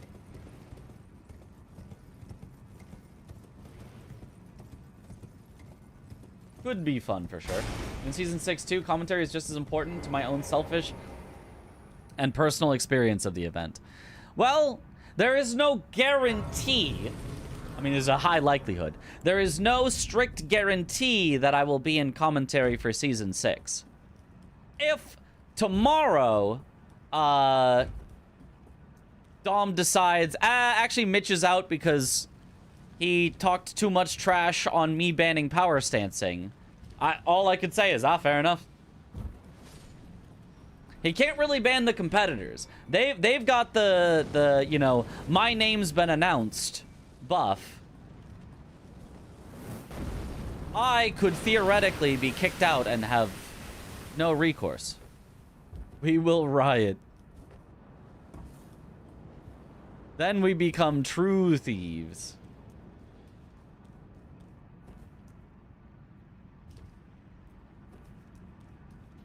This is actually working out pretty well for Swed, where right as he sees drain the water, he's going to be about to sneak by this guy, so he knows not to go there. Yeah, there it is. He's going to miss out on the skidoo, though. I really don't like the way that Swed just skips that skidoo. That skidoo is so worth it, but he just skips it very, very, very often when it takes very little time to grab and obviously is a big power increase. But this has worked out actually perfectly for Swed, where he is now, not only is he ahead of CBD, he's ahead of CBD and silent. CBD does not know where he is. CBD probably guesses. CBD probably is like, okay, Swed probably came backside as well. Otherwise, he would have already marked Hippo, or he would have already marked Moonrathil, or he would have already marked Dancing Lion and Scorpion Stew. So CBD probably has a good idea, but technically doesn't know. Might second guess himself. Might say, well, maybe Swed's somewhere else. So they're tied 1-1, and Sweat is actually ahead on getting to the next thing. There'll be some good tactical drama to bring in the views. So true. Tactical drama. Your caster curse slop is too powerful, and so you have been banned from commentating. Yep. What's the reason why Power Stance became super popular this season? Because there's nothing new about how strong Power Stance is from day one. I'm just confused why the season is so powerful. Well, here's the thing. It has never, as far as I know, been used in a single official match ever, as far as I know. I'm still waiting for somebody to prove me wrong if it has. So to say, why has it become so popular this season? It technically hasn't, because not a single match has actually been played with it. But why was it so suddenly popular in the time between the preseason and the main season when people have been practicing? Basically because people finally discovered it. Somebody said, hey, this is really powerful. I don't remember who maybe did it first. Then I said, hey, that is actually really powerful. I agree with you. I'm going to start using it and showing off a little how powerful I think this is in various formats. I guess first it was DRL, the Deathless Randomizer League. People absolutely showed off how powerful it was. Then somebody started doing it in Bingo. Then I started being like, man, this is really powerful on like commentary and stuff. And I'm being like, oh man, I bet people are going to start using this in Bingo. And nobody did. And then eventually more people did. And then once everybody started trying it, everybody was like, oh wow, this is powerful. It basically just took a while. Yeah, we definitely do blame DRL. DRL was the thing that got people to realize how good it is. I don't know why I inserted myself in there, like I had anything to do with it. Like, really, it was just DRL. And then I think probably several people noticed in DRL. And, Sweat actually heading for the secret right scroll, not heading all the way up to the top. So this will let CBD know that he went the backside of Shadowkeep, because that's the only way to get this without having Golden Hippo dead. Nice drop from Swed. I thought we blamed Gray. Well, of course, we always blame Gray as well. Blanks and his power slop again, breaking all the formats. I do think Blanks was the main person to start using power stancing. Okay, looks like CBD is headed for Moonrathil, his favorite square. His favorite square again. He can deny it all he wants, but we all know the truth. Sweat about to rush column 3. Well, that would be very hard with CBD about to get Moonrathil, so...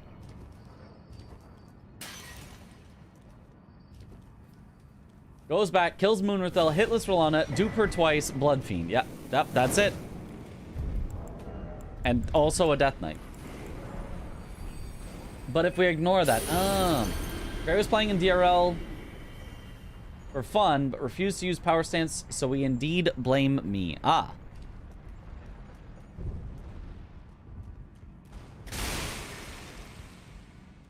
Gotta blame Gray then. Oh, Sweat also heading for the Heal the Wounded Kindred, which leads to the Kindred Cookbook from More. After that, I wonder if he'll actually go to Dancing Lion for the Dancing Lion Scorpion Stew double up. Could be good, could be powerful.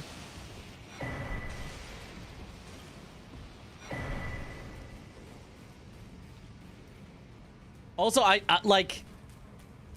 This is a bit of a tangent to the bingo, but having done all these all bosses 4 players runs and seeing how ridiculously powerful you can get just from having some early Skidoo, it still surprises me how many people just, I feel like, kind of just ignore Skidoo. Like, I pointed out that one that Swed, you know, basically just walked by. But I feel like in general, people underestimate the positive benefits that Skidoo can have on just making all of your fights so fast.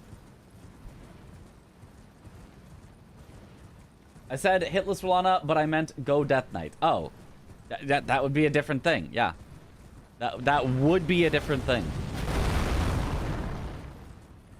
Oh, Sweat heading back to the Scorched Ruins to get one of the materials for crafting the Healing the Wounded Kindred. Does he know where the crafting material is most easy to find? First, he's going to grab a hefty cracked pot, which is also another square, to get 5 of them. I think he wanted to jump up there, but didn't quite get it. Yeah, he knows he just needs this one last material from over here. There it is. Grab the skidoo while you're here. Swed, kill the guy. It gives a free skidoo. Swed, kill the guy. There's a free skidoo if you kill the guy. Swed, I'm yelling at you. Oh my god. Anyway. If it's on the way, you pick up skidoo. Only instance that you skip is if it's giga important early square. Yeah, but, or if you're Swed, you just skip them all, even when you're directly next to them, even when it would take you literally like 5 seconds. Skidoo Goblin. You got a Skidoo Goblin. It's just objectively correct. Skidoo is a lie.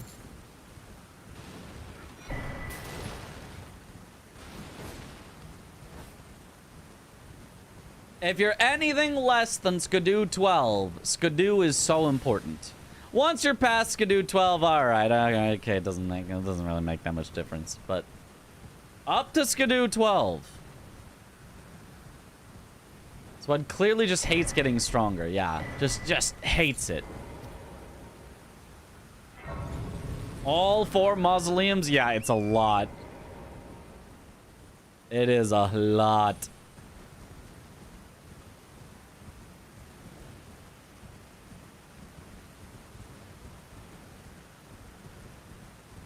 My dad, I'm gonna go collect skidoo. All right, you better.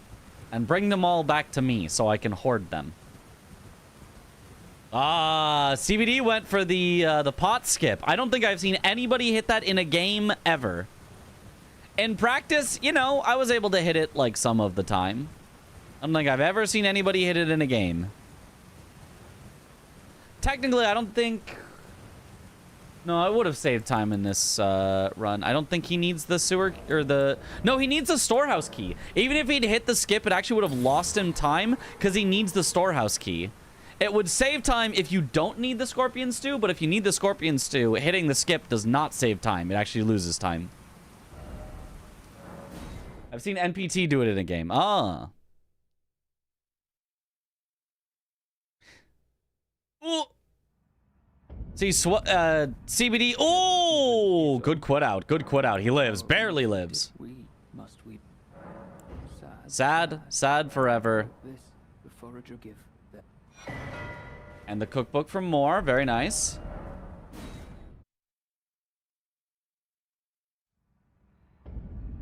Yeah, CBD killed that that pot guy.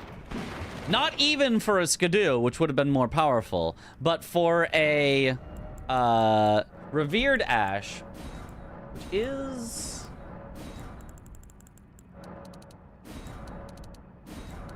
I'm triple checking because every time that I say a square isn't on the board, it's on the board somewhere. Not on the board. Revered Ash is not on the board. But he killed the guy for the gold horn tender so that he can get a bit more runes from a kill. Because runes can get you levels, levels get you power. And so, you know, anything that you can do to level up. Skidoo tends to be more important than runes for gaining power, but runes is also quite nice.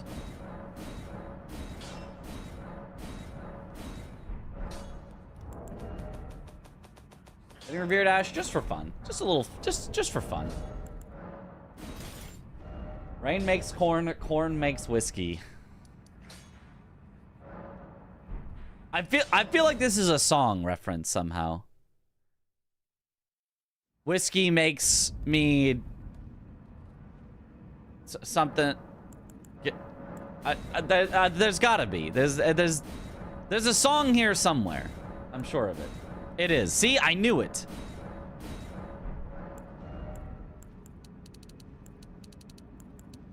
And whiskey makes my baby feel a little frisky. Okay, okay. I knew there was something there.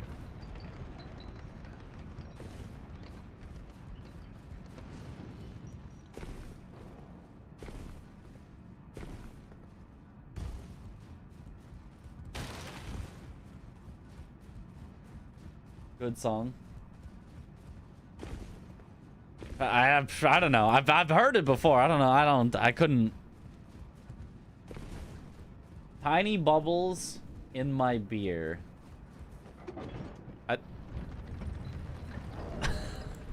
Just referencing songs I don't. This all sounds like country.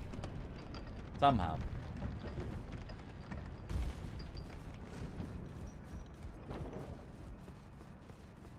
That one is an army cadence. I don't think I know. I know what an army cadence is.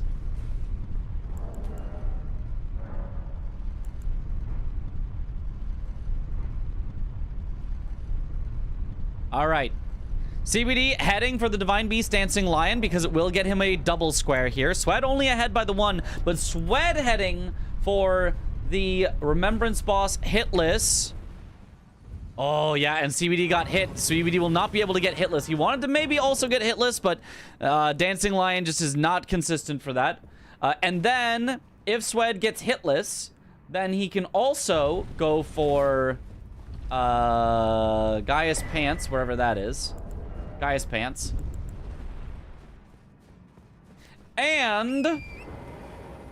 ooh, actually, maybe he's going for the Falling Star Beast first. That's a little surprising. I thought he would have gone for the double up for Gaius with Pants. The Falling Star Beast is along a diagonal.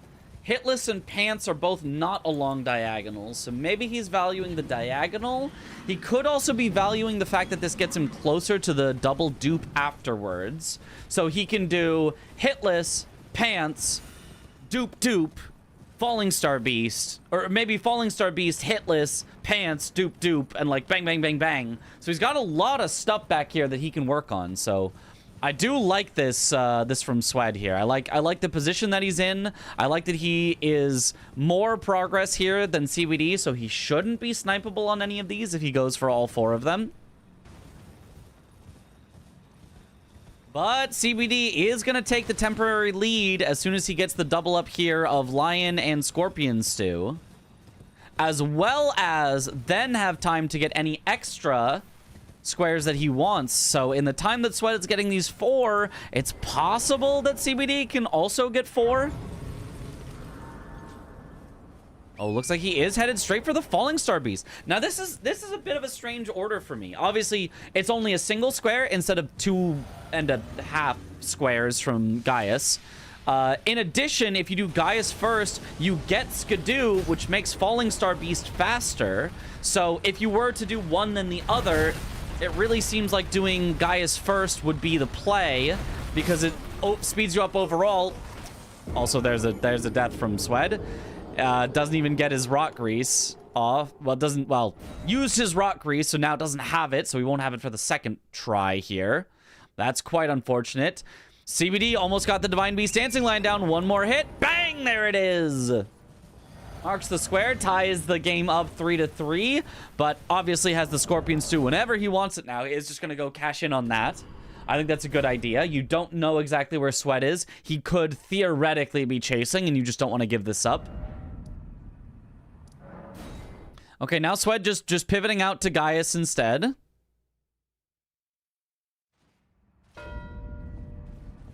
Bang, there it is. CBD ahead now, 4-3.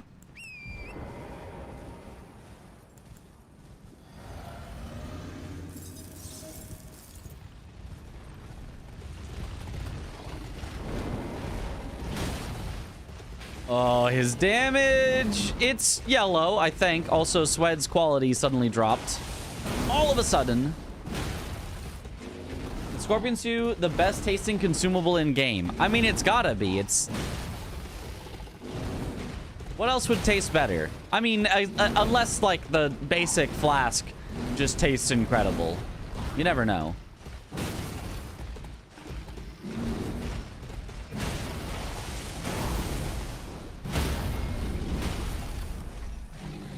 Okay, nice. Good stagger. Grandma had her revenge. Rip CBD. Oh, I didn't even notice. I was trying to watch for Gaius being hitless.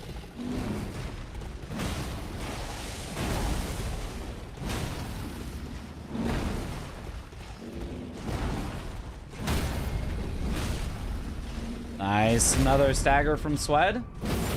Basic flask is just maple syrup. Depends if it's real or Mrs. Buttersworth.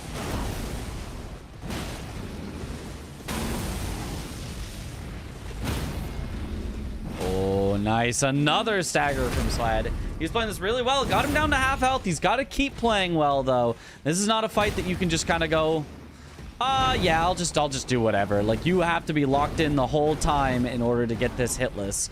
Because a single mistake will bring it down. Even if it's an easy boss, a single mistake ruins it. Nice hit there in between the head slams. Another stagger. Swed doing so well with this. I mean, if he had Blade of Mercy, he'd be doing even better damage. If he had a bit more Skidoo and Blade of Mercy, Gaius might be dead right now instead of having to go through a whole nother phase transition at this point. But his play, immaculate.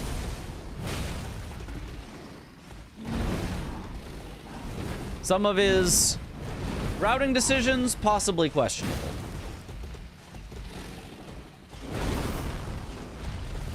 Good dodges from Swed. Nice, another stagger. Gourmet scorpion stew, because it's made with love. True. And it's gourmet. Okay, what does gourmet change? Nothing. They just added on the title so they could charge more for it. All right. Very nice hitless kill from Swed. Bang! There it is. Is he going to go straight for the pants afterwards is the question. Or at least grab the Skidoo. Surely at least he grabs the Skidoo, right?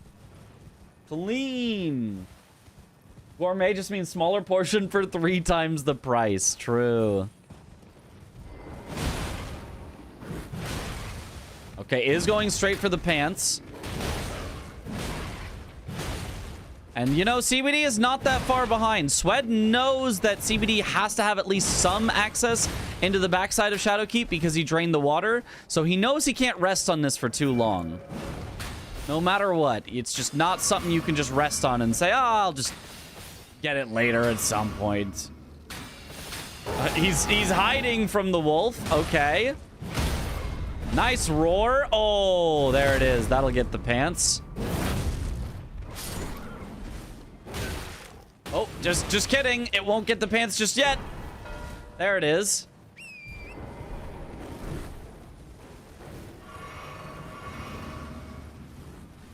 Wendy's 4 for 4. Now broken by Swed. 5 for 4.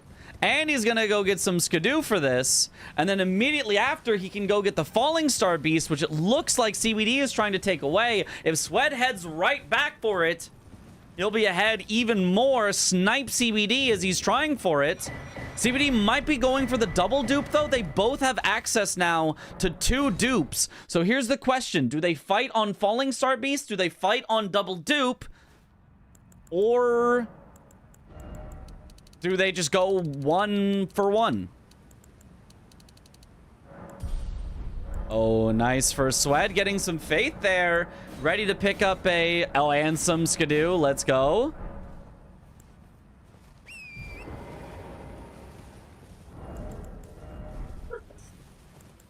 Swed with no talismans here. You unmuted, Gray. Oh, never mind. Yep. Yep. I love the... Yep.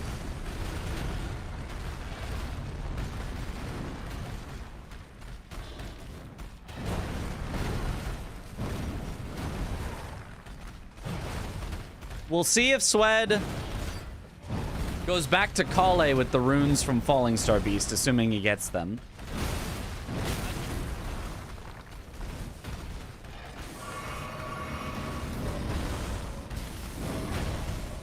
Dodge.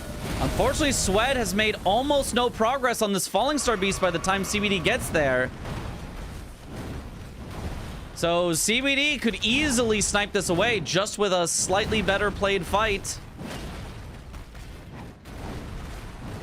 We'll see if CBD's damage is in fact better. Even though Swed should have a higher skidoo, he also has no talismans. So CBD doing about the same per hit. About the same. So if Swed can keep it together and keep getting good hits in, he should win. But I mean, it's not been the cleanest fight so far, so he's going to need to maybe clean it up a little bit from what he's done so far in order to beat out CBD. Oh, misses the head as well. Yeah, CBD got a stagger. CBD now ahead. Yeah, Swed is absolutely going to need to clean this up. This has not been his best played Falling Star Beast, whereas CBD has played this almost perfectly to this point. This arena is so bad. Oh, there's a stagger for Swed, though. Headshots. Take the riposte. Unfortunately, no Blade of Mercy to get activated, but now they're back to about tied. But now CBD gets a stagger, gets a riposte. He does have Blade of Mercy. Oh, but another stagger for Swed. They're going back to back on staggers. It's Stagger City out here. Oh my goodness. Oh, big headshot for Swed. If he gets another stagger here, which he will, that puts him clearly in the lead. Bang. Bang! Don't even take the riposte. Don't need it. Uh-oh, but CBD does take the riposte. It's so close. There's the kill for Swed. He gets it first. A perfect snipe for him. Will he also get the double dupe is the question. He can go from here directly to it. CBD still killing the Falling Star Beast. He notices he got snipes, but he wants to just kill it. Finish it off for the runes. Oh, and Swed is heading for the double dupe, and CBD just has to give it up. Swed is ahead by 2, but he's going to be ahead by 3 very soon here. Huge, huge, huge turn of events for Swed. What a snipe. Unbelievable. Can we talk more about this Stagger City? Take me down to the Stagger City, where the fights are clean. And my jokes are witty.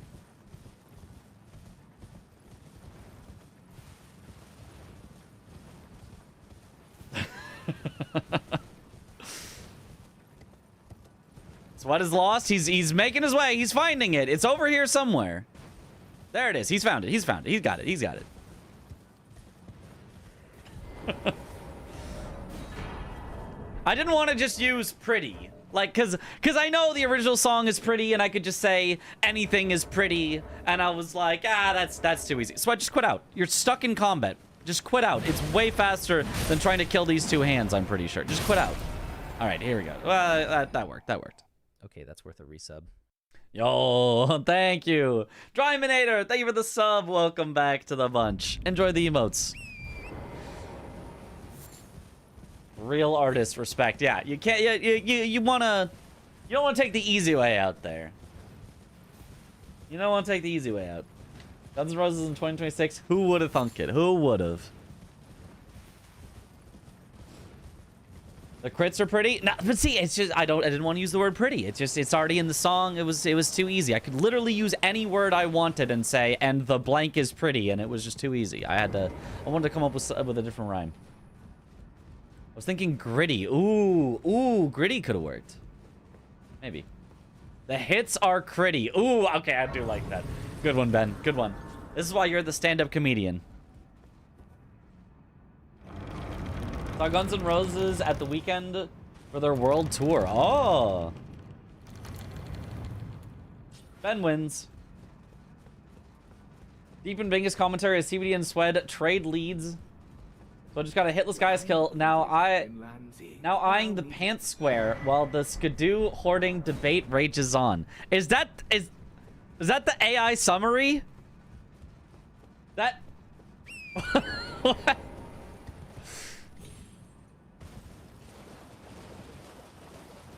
Yeah, okay. Well, you know, it was more accurate than I thought it would be.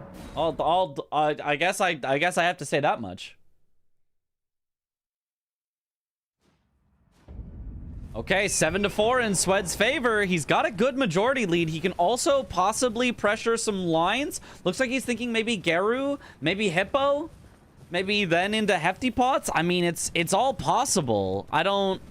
The thing is, like, Hefty Pots also leads into Labirith. There's a lot of really fast squares here left. Swed just maybe trying to take away some of the remaining lines. If he gets Geru, he's blocked the final column. He's already blocked every row, and he would just need anything along the top left to bottom right diagonal, and he would be in a full forcing majority game. But CBD already here at Geru, trying to both stop Swed's line as well as maybe threaten his own line a little bit here.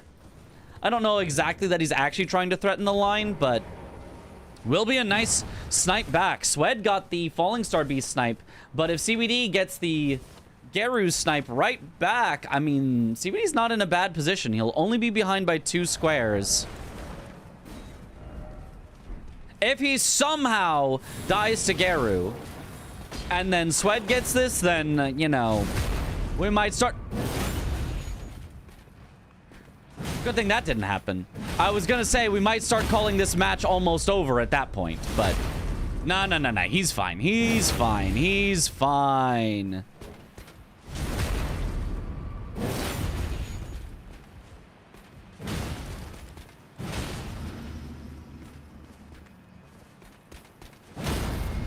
All right, nice job, CBD. There it is. Boom. There's the Geru kill. Swed sees it. That's not a great spot to quit out. Geru's just going to see you again, and you're going to have to go again, I think, unless he warps immediately. Does he even know where he wants to warp to is the question?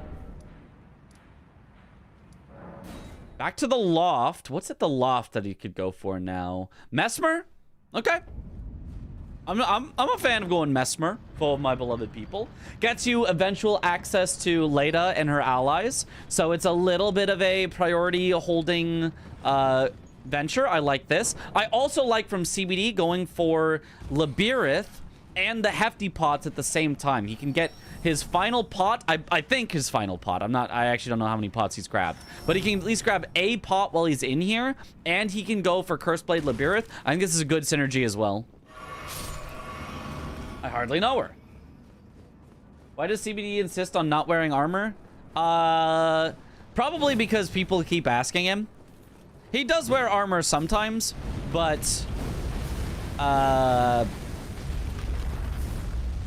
he, yeah, in general does not. Sometimes he will use the blue dancer charm, depending on if he... Like, depending on how heavy his weapon is. This weapon is heavy enough that you would not use Blue Dancer Charm. But I think he, in general...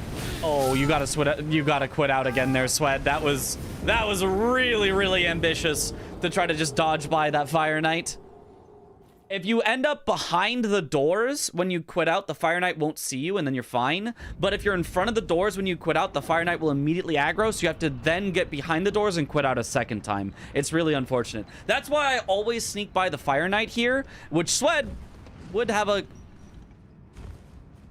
What are you doing, Swed? Why are you going this way? This way is like 10 seconds slower for getting to Mesmer. This way is like so much slower for getting to Mesmer. I mean, whatever. CBD's not here, so he's fine, but... This way is so much slower. Maybe not 10. Maybe it's like 5 to 7 seconds slower or something. It's definitely slower, though. Okay, the door is now open, so he's just running right by the Fire Knight. This still, honestly, even with the door open, I would still sneak by this Fire Knight. I think it's way too scary, and that's exactly why. Quit out, Swed! Quit out! Quit out! Or not. Okay, the Fire Knight just got himself stuck on the door. He's fine now. He's fine. He's fine. Nobody panic. Everybody stop panicking. I would say more than 10, to be honest. I don't think it's more than 10, but it is a lot. It is a very noticeable amount of time that you lose by going around to the right. It was going to cause me a heart attack. Me too. CBD said the only time he doesn't use Blue Dancer in DLC is when Rakshasa is on the board because he wears her armor. Well, that's not true. He's not using Blue Dancer on this board. Just because the weapon is so heavy. Brick Hammer is so heavy that Blue Dancer just doesn't do that much for him here. There's Labirith for CBD. Brings it back now. Only 7-6 in Swed's favor. Why is Hippo still there? Because there has been no reason to go front side of Shadowkeep in this particular game. Both of them absolutely had to go backside first, so it has kind of just made sense for both of them to just skip out on Hippo for the moment. But I agree. I think they will do it fairly soon. Okay, Swed buffing before walking into the Mesmer fight. Now, there is Mesmer, but there's also Leda and her allies on the board. So Swed should summon Hornsent for this Mesmer fight. It would be a very good idea for him to summon Hornsent so that he doesn't have to fight Hornsent in the Leda and her allies encounter. But he's not going to. It would be a really powerful idea for him to do that. It would save him overall time, as well as make both the Mesmer fight faster, as well as the Leda fight faster and easier. But he's not going to do it, so. Especially with this low damage that he has with the hammer, the extra damage and bleed from Hornsent can actually make a big difference on this fight.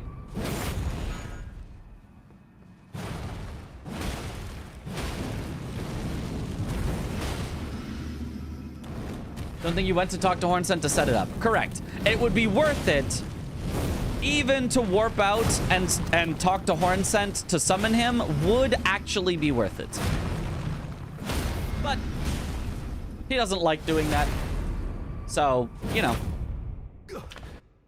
You Mesmer is slower with him, as well as AI can act up and aim at Hornsent and hit you. I mean, those are... It is possible for the AI to do weird things, it's true. But if you play it correctly, especially with low damage, having Hornsent is going to be faster on average. Not every single time, but on average. And now we've got ourselves a Mesmer race. CBD also here at Mesmer. Swed well ahead if he can just get the kill first here. Oh, CBD even summoning Hornsent.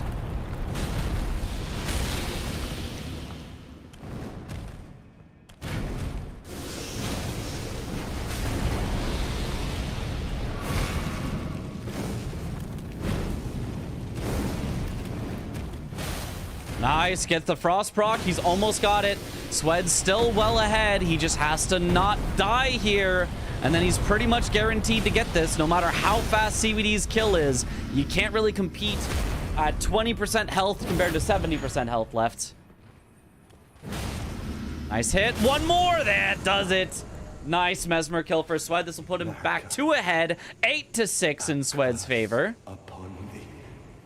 It also blocks out all remaining lines that CBD could have gone for. We are now almost in a majority game. Swed has blocked all the lines from CBD, but CBD has not blocked a diagonal from Swed.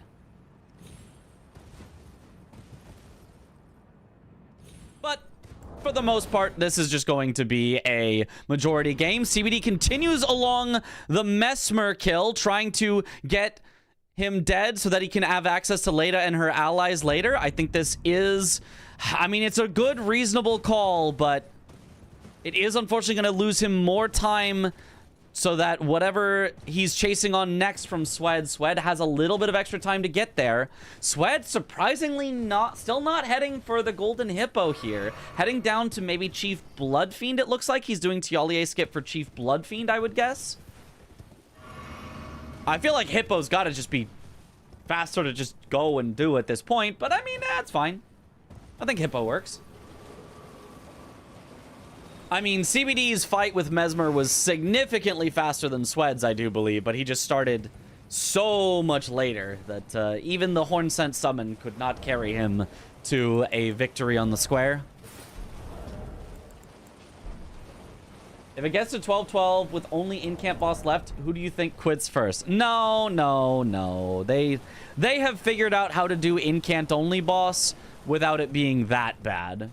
I mean, it's still a dumb square that I think should not be in the square list. I don't think it showcases good play from the players. I don't think it's impressive bingo. And so for that reason, if I was a tournament organizer, I would not include a square that makes my players look like they're amateurs, because I think it, doesn't showcase well. But they can get it done. They can absolutely get it done.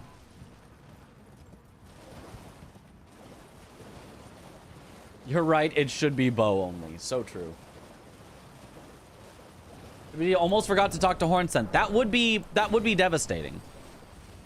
Because then you would still have to fight Hornsent in the Leda and her allies encounter later.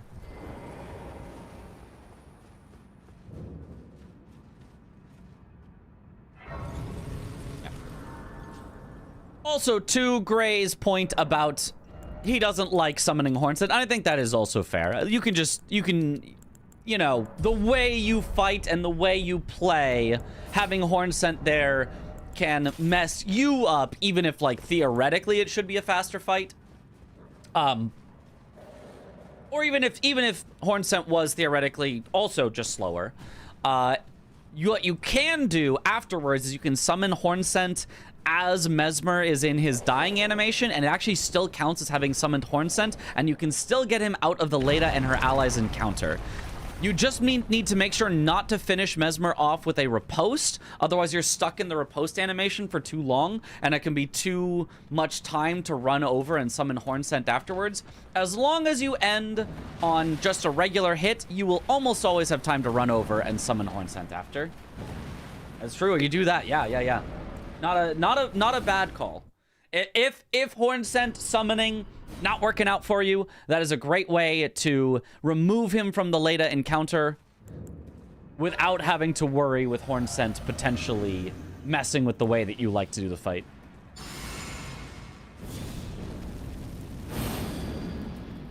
We should ask what Hornsent thinks, though.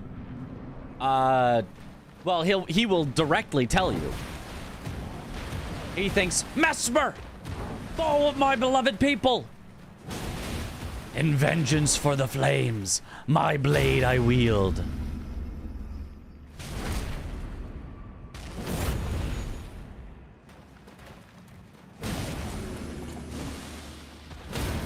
Oh, nice staggers from Swed. Just charge R2, charge R2ing on Chief Bloodfiend. I mean, we can't see anything because the camera's all sorts of messed up, but... Oh, even just sits in through the blood flame that the Chief Bloodfiend does. Knows it's going to go right over his head and not hit him. I didn't know about that. I'm stealing that from my All Bosses 4 players. If Chief Bloodfiend ever does the blood flame claws, I'm just going to stay close enough. Your ugliness. Ah! Swed with Golden Bile plus Fang grant me strength as instructed by Mitch. And his damage is doing nice for it. Shouldn't he technically say, my blades I wield? So true. Okay, Swed going for Beast Claw. Going for Incant only. Who's he gonna fight with it? Dane? Looks like Dane. Dane, Beast Claw only. We'll see. He might do a little bit of a cheese. There's apparently a spot you can stand where I don't think Dane can actually hit you. So you can just stand there and... Oh, getting some more endurance. Okay. And then just cast and cast and cast, I think. Vs. Free Swed are always some of your favorite bingo matches. They're always, like, really evenly matched. Like, it's really nice. Like...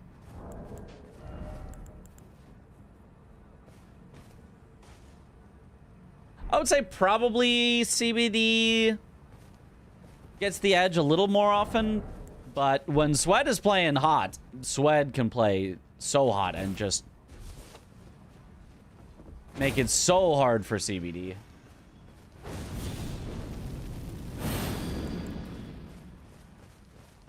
I don't know about buffing for incant only. Oh. Only because it costs you some of your mana that you need to save for the incants. Oh, he's just straight up fighting Dane. Okay, never mind. He wants to find the spot, the cheese spot. He's going for the cheese. You got to climb up this drape and then jump to the right, apparently. Oh, there he goes. He got it. He got it. Okay. He's looking. He says, where's... Oh, but unfortunately his incant is going over Dane's head. Oh, there we go. No, Dane got up somehow. I thought Swed said this place Dane couldn't get to. Uh-oh. Uh-oh. This is not working so well. See what I said with not making your players look good? Like not showcasing Bingo very well, though? With, incant only in the DLC? It really does just look like nonsense. It really does not look like, here's a pro player doing pro things. And like he is. Like genuinely, this is, you know, like as good as you can do almost, but like it doesn't look like it. To the untrained eye, this looks like somebody on their first playthrough.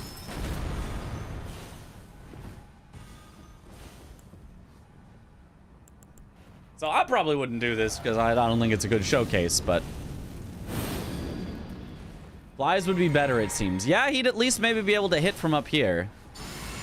Okay, CBD going for the Hippo. Finally taking out Hippo. It's so surprising that it has lasted this long on the board, but finally gets taken down. Yeah, and then Dane is just dodging them all. Like, this sucks.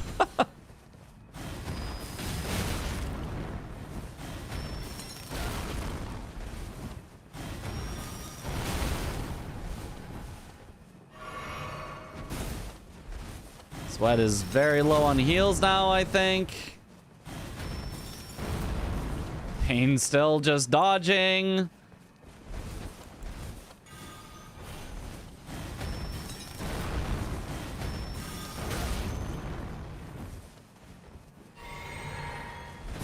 Oh, actually, Sweat, I think, still had 3 heals left. So Sweat's actually, I think, fine on heals. It's just... Oh boy, I sure do love NPCs and their ability to just dodge whatever you throw at them if they want to. Dang, stop. It's not funny anymore, man. It's not funny anymore.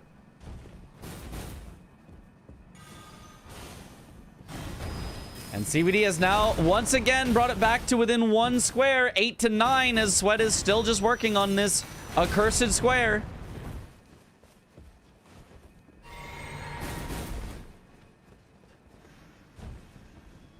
That is funny. Mitch commentates Sweat wins Mesmer to go up 8-6, skipping horn scent advice again.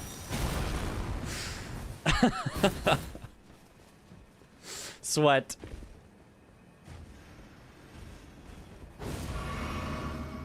Wouldn't Edred be a better fight? Probably. Dane does have less health, but the constant dodging does suck. Oh, CBD. Oh, Dane's stuck. Oh, unstuck. CBD heading into Darklight Catacombs. Darklight. Wait, that's Jory. That's for Matting Hand and non-merchant perfume bottles. He wants to have access to those two. It's also near Rakshasa, so he's access to the Nameless Mausoleums. That would put him at 11. He's cooking on some strats here while Sweat is getting cooked, unfortunately. Oh, really getting cooked. He's got to heal. He's got to heal. Oh, don't send it. Sweat, you're at 1 health. Do you have no heals left? Oh, God. Sweat might have no heals left. Oh, God. Oh, this might be Jover. This might be Jover. Oh, this might be Jover.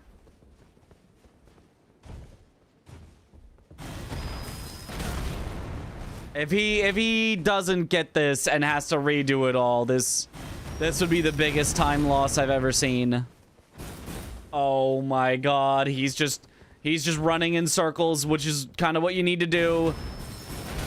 Oh, that kick was so close to him. I thought it was going to connect. Oh my God, he's just playing Ring Around the Rosie here.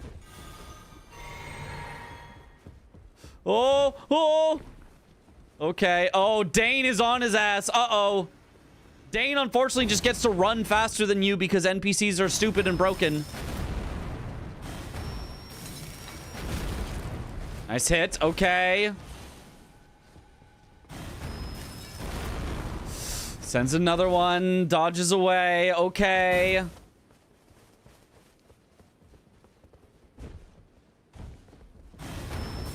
Oh, that charge almost killed him. Oh my God, he almost got kicked in the face for that. Uh-oh. He's just gotta keep running around in circles. Keep running around in circles. Just never do anything except for running around in circles.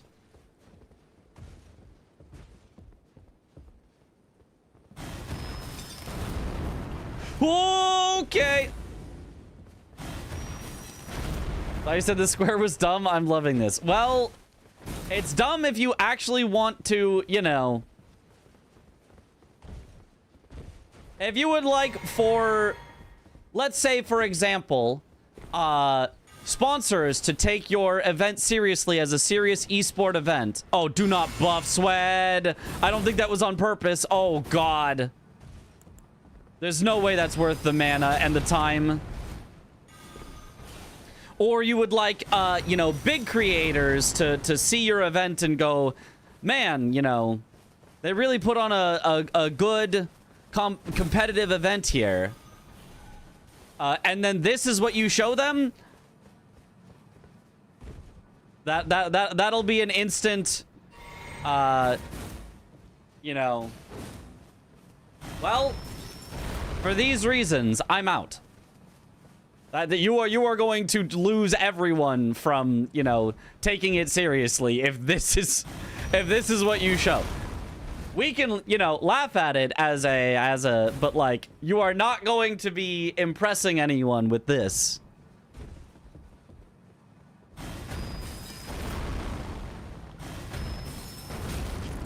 Okay, one more. Oh, just kidding. It was not one more. No.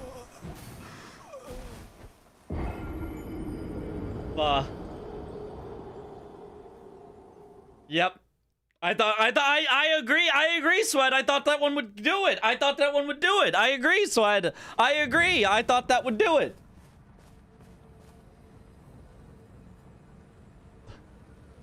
I agree with you.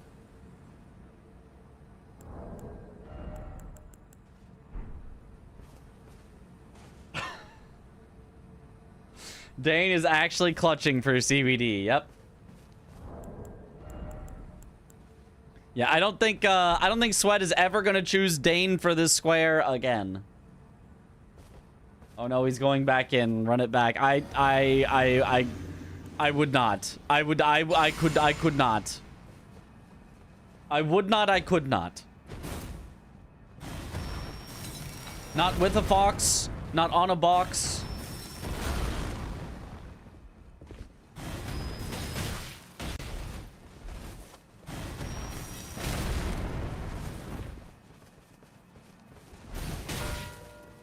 Okay, there's the Matting Hand tied up 9-9 with CBD now having priority on Nameless Mausoleums, non-merchant perfume bottles. And not even being behind on Letta and her allies because he also still killed Mesmer. Swed has nothing left going for him. This one stupid NPC has entirely swung the game from in his favor to out of his favor. You think that's a Matting Hand? You should see what's happening over here. Yep. Part of me wonders if this is Swed testing because he thinks the match is over. I mean, at this point, the match, like, kind of almost is over. Like, this square is stupid.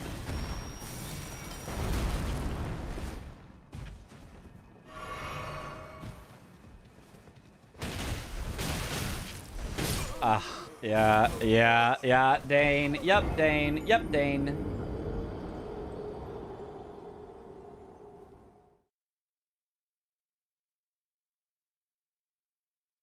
To be honest, I mean, if it was me, like,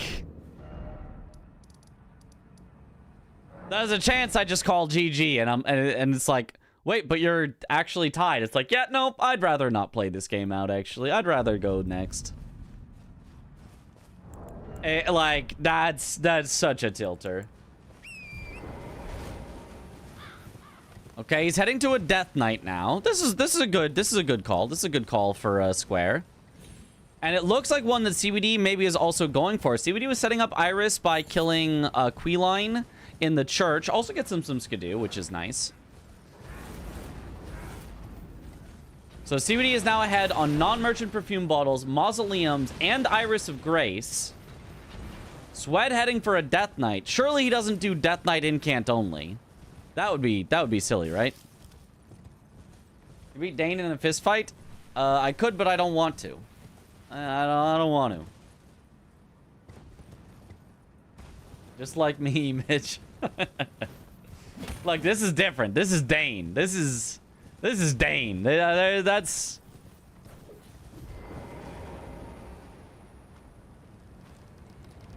Lamenter incant only would be cinema. I don't know that you could do that. Like, I don't know that you would have enough damage to make that happen.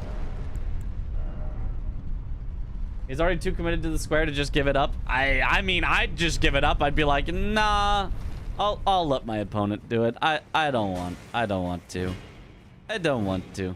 I do not wish to do this.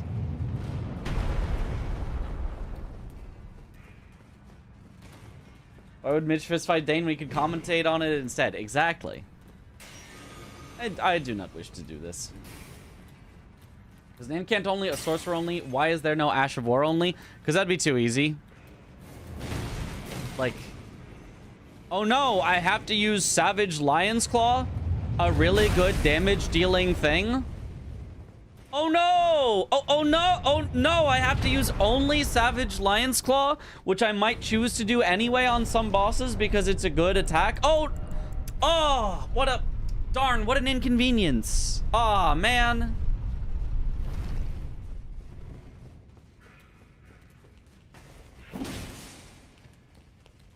Weed cutter emote is just goated. Yep.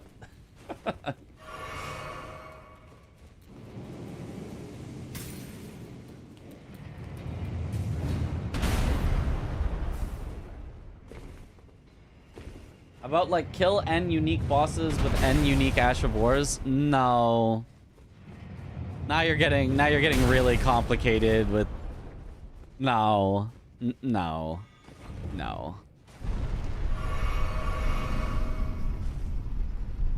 Kill Dancer with the slowest Ash of War known to man. The 30-minute square. Oh, no.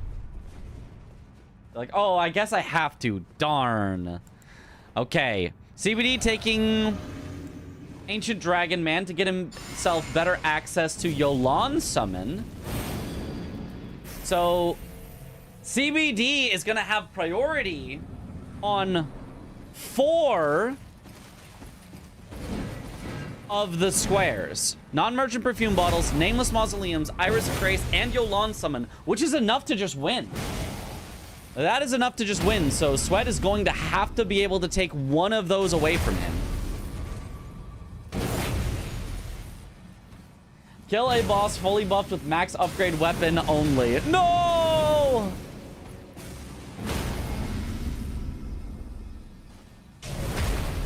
Four.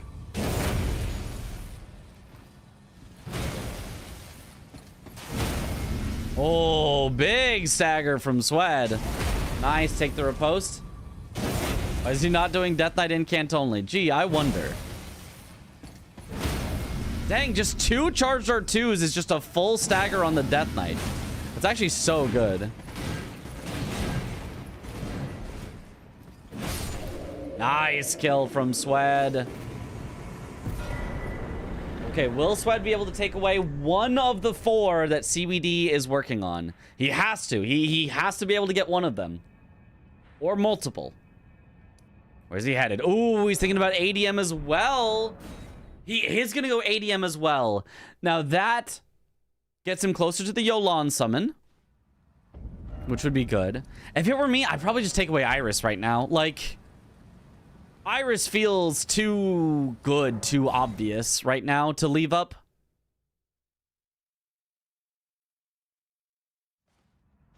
Like, I know there's the synergy of you can get Yolan by giving an Iris of Grace, but, like, that feels like something my opponent's definitely ahead on, so I'd rather take away the synergy and take away the Iris of Grace first.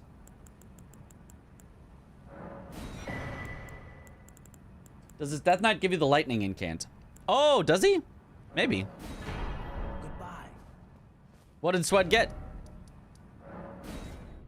He's headed to Pillar Path Cross. What's he doing there? Non-merchant... No, not non-merchant perfume bottles. He's headed back down. Oh! He's headed to non-merchant perfume bottles. He's going to grab the one by the Rolling Giant Lightning Ram.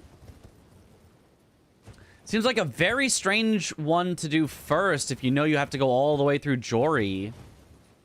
For one. No, he's going back to Fort of Reprimand because he skipped it earlier. He's going to do E-Dread with it. So that's one reason why he didn't do E-Dread earlier. Instead, he tried to do Dane, is because he didn't have the Fort of Reprimand access. Because he skipped it on his initial way through. He just wanted to grab the Blessings of America, and he did not jump back up to grab the Fort of Reprimand. Ah, I see, I see. I'm obviously not used to people going this way to it. I think this is slower than just going from Morth Ruins back to the Fort of Reprimand, but I actually don't know, so...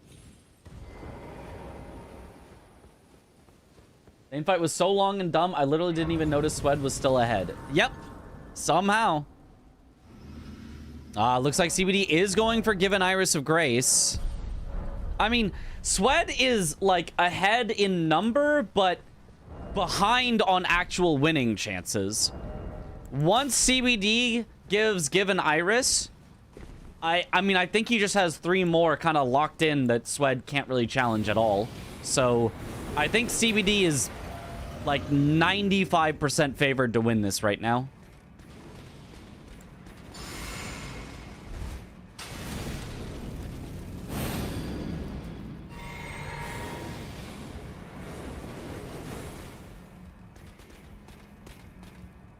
Okay. He's trying to do it from the stairs. Oh, that damage is not great. Yeah, that's the thing. E-Dread, I mean, it seems like, oh, he's such a pushover, but, like, then you got this going on, and it's still some stupid shenanigans.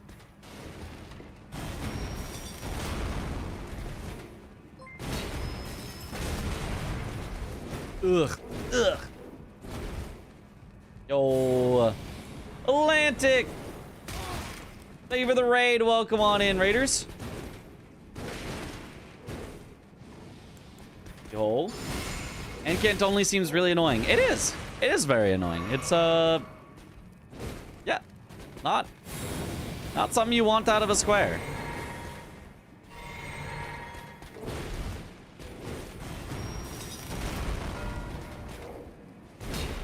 Okay, there's the Given Iris of Grace for CBD. I mean, I don't know how Sweat is possibly going to stop all 4 Nameless Mausoleums, Yolan Summon, or all 4 non-merchant perfume bottles. Especially when he's stuck here trying to do Incant only for an entire year. So...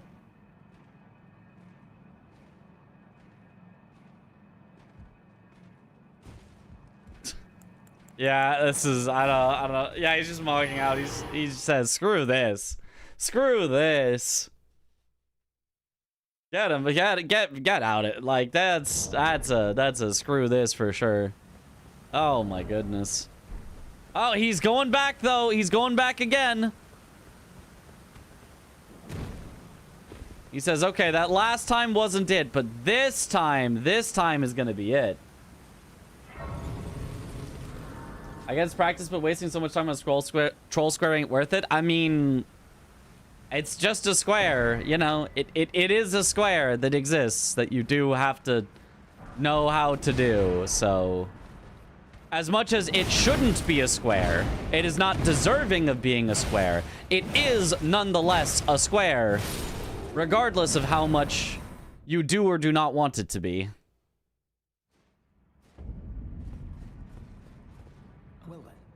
Okay, he's checking for another...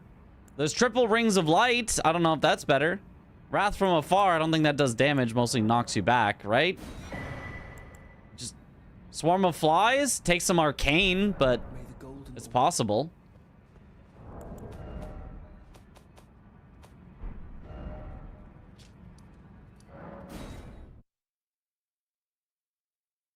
Like, the thing about the whole, like, oh my god, this is so cinema, like, greatest square ever, is chat also says that about when we did randomized bingo. They were like, oh my god, this is the greatest format of bingo ever. I love when it's random. And obviously, nobody that actually cares about competition would want to see that actually be the format. This is effectively the square that is the equivalent of doing randomized bingo. In fact, it's actually very comparable, because your success, whether this is an easy square or an impossible square, is literally random based on the random incantations you can get. So, if you like randomized bingo, it too is fun for me to do. I did like doing that randomized bingo.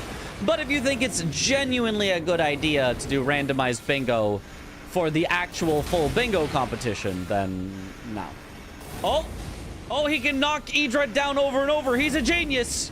He's figured it out. Solved the puzzle. Skillful play.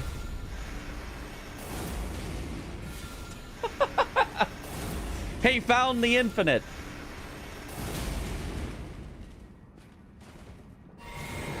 Oh, not infinite anymore. Edred got up. Start the infinite. Oh, not this time. He didn't get knocked down for some reason. He got knocked down this time. Start the infinite.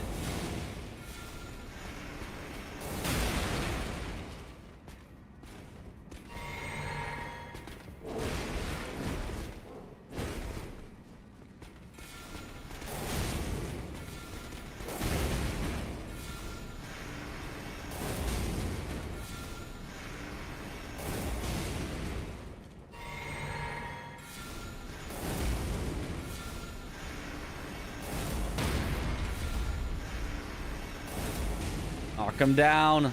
Knock him down again.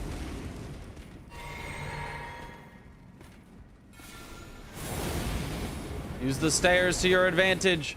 Knock him down again.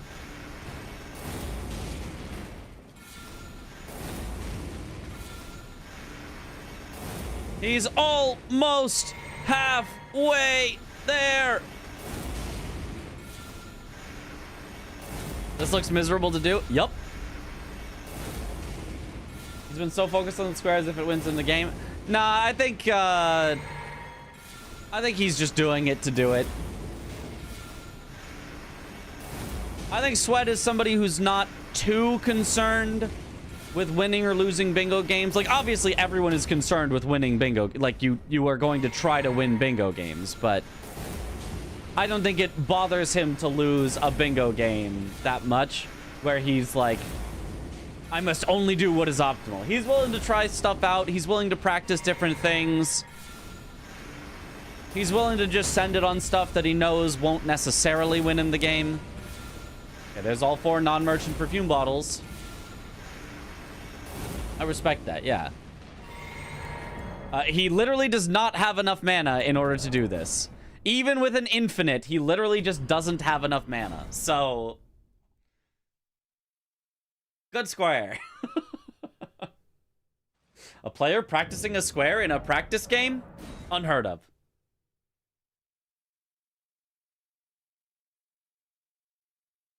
What is chill like that? Yeah.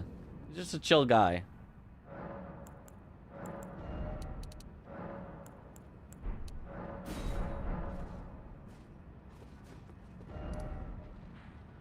He's going back in.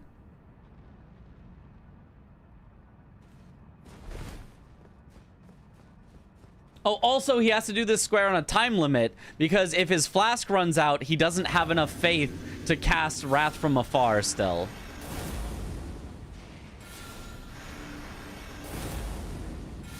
So he is on a mana limit and a time limit. Okay, but it's working well so far.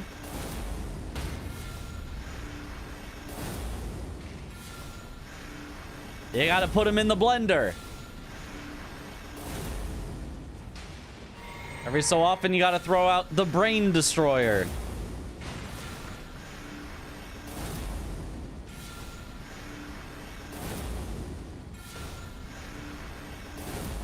What a fun way to play the game, Amazing Square. Yup. Honestly, I think we declare Swed the victor just for this.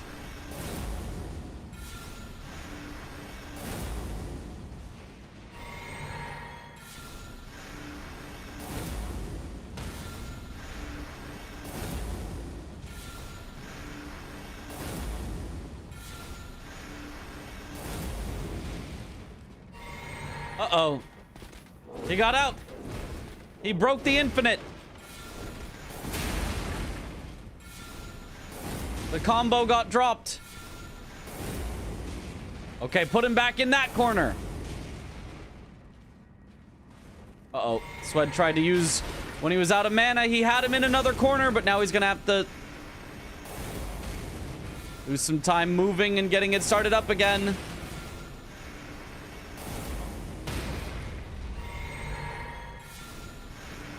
Okay, Swed has used exactly half of his mana flasks and has Edred exactly half health. I don't know if he has enough.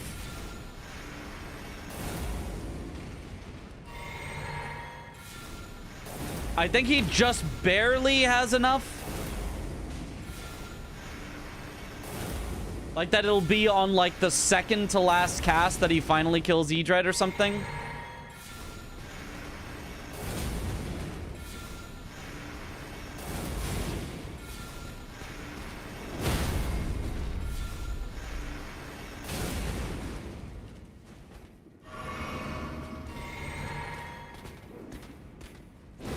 Oh, but if he misses with any of his casts, it could get dicier.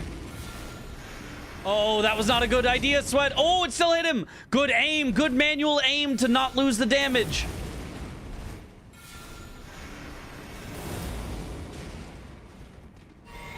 Okay.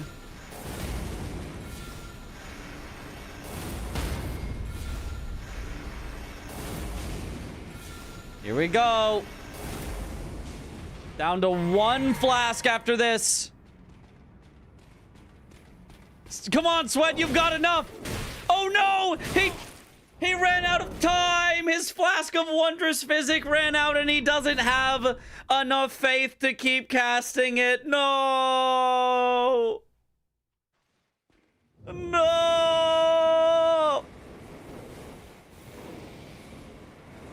This is so sad.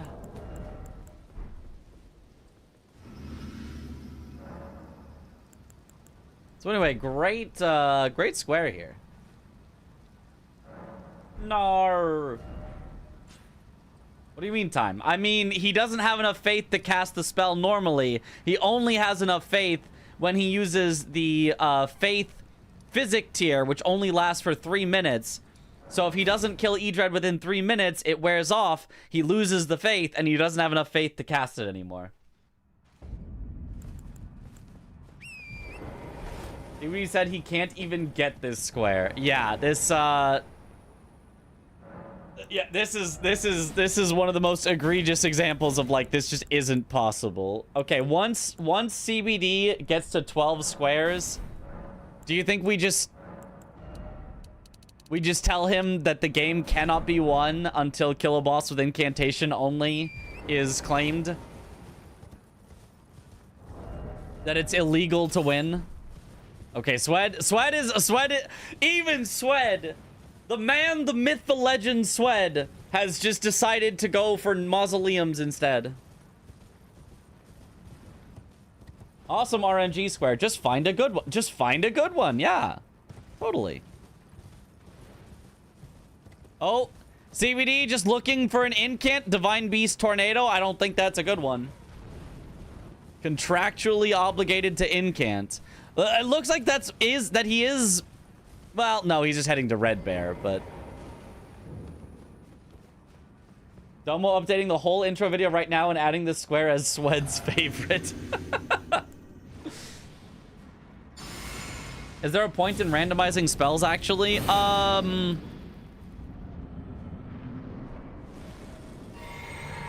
To match with the randomized weapons, I guess? Other than that, not really.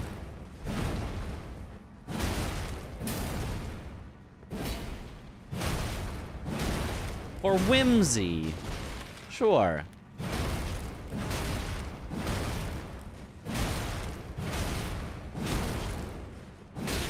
Wait until all the official matches where the easy obtainable incants will be heals and buffs. Yep.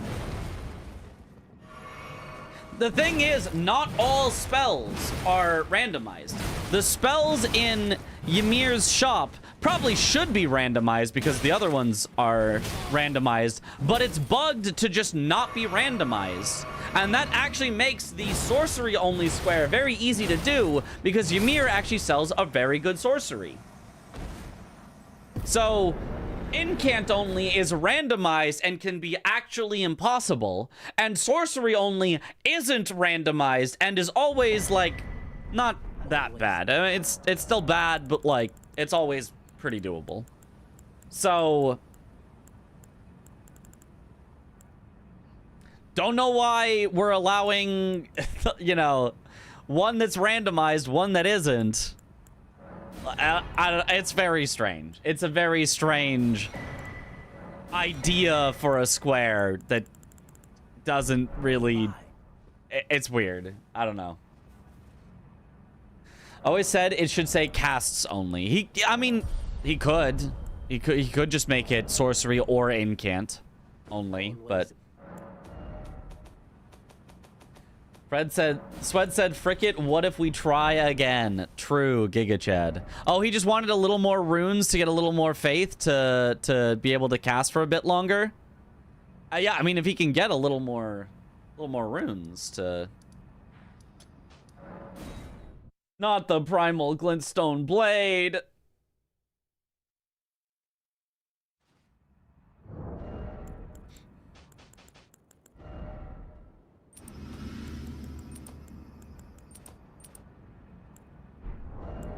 Okay. No, he says not the primal glintstone blade. Okay. Hold. He still will be on a 3-minute timer. Nature commentary is very good, especially for people who don't know the game that well. Myself. Oh, thank you. That's why we're practicing it. I'm trying to be a good commentator because I really enjoy it, and so the more times I... Rip CVD. He got the move that combos and kills you.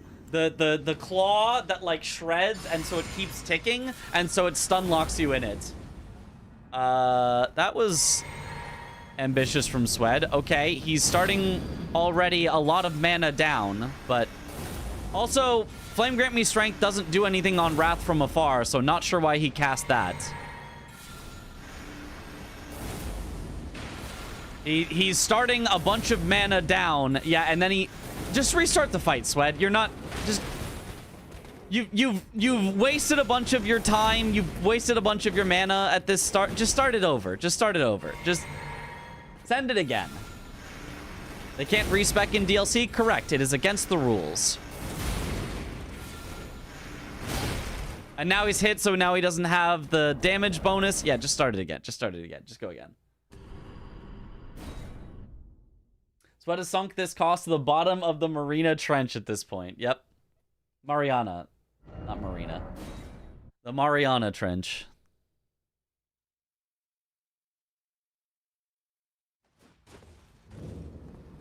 It's not Jover till it's Jover. I mean, it's pretty Jover. Except it won't be Jover when I tell CBD he's not allowed to end the match until kill a boss with incantations only is marked.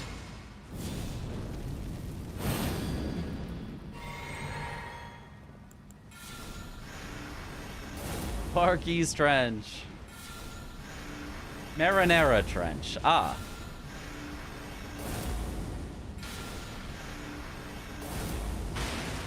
Oh, unfortunate. The benches got in the way. Oh, and then that missed.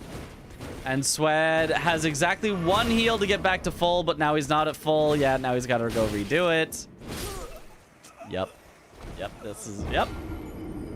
If only he took the skidoos. Actually, I don't think the skidoos quite would have mattered, but he'd be closer. Table said, Mr. President, get down.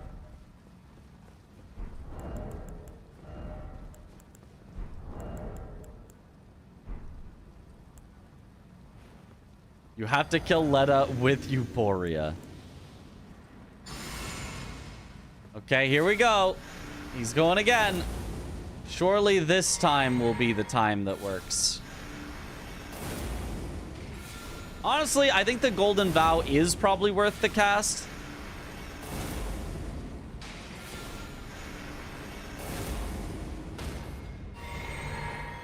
Because it lasts for a full 80 seconds. At 50%, 15% increased damage. That is a lot of total effectiveness that you get.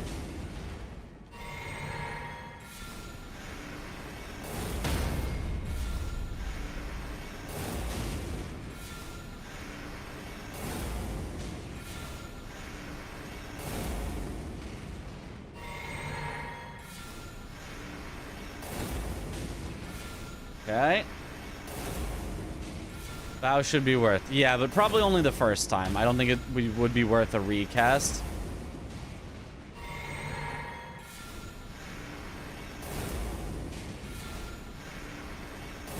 Costs a lot of mana, though. Yeah. But I think the single first cast, because it lasts for so long, like it's still on him, is... I think makes up for the mana cost. Okay.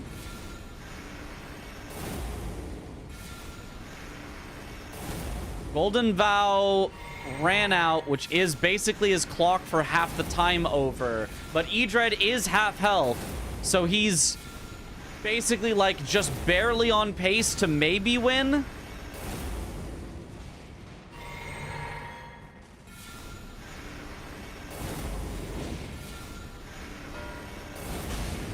There's all 4 nameless mausoleums.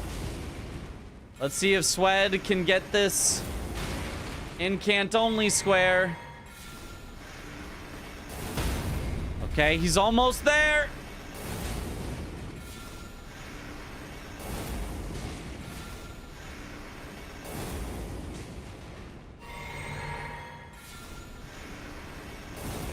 Come on.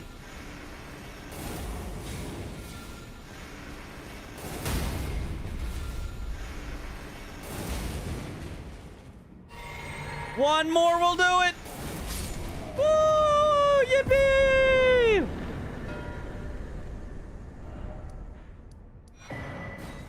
Wait, he didn't just say GG. I definitely would have marked that square and instantly said GG. It was a good game, CBD, but looks like you just couldn't win this one. I would definitely have instantly unmuted and act like I just won the game for getting that square. The people's champ. I was about to post, yo, GG's, guys.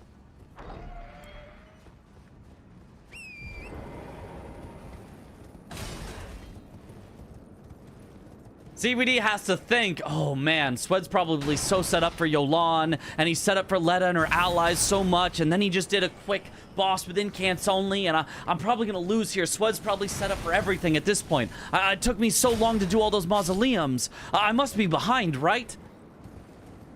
Swed, wrath from afar, wrath from afar, wrath from afar.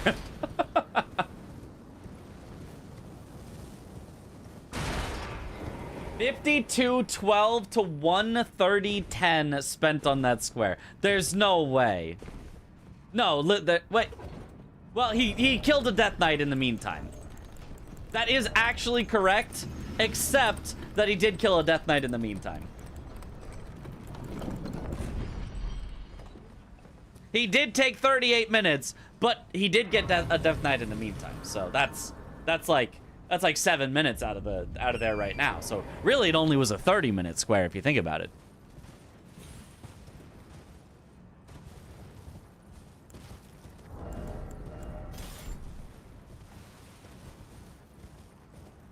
All right, CBD is ahead here going towards Romina, where both of them can head to get towards Leda and her allies. I wonder if CBD is going to kill Romina and then pivot out to Yolan summon, or if he's actually going to commit to this.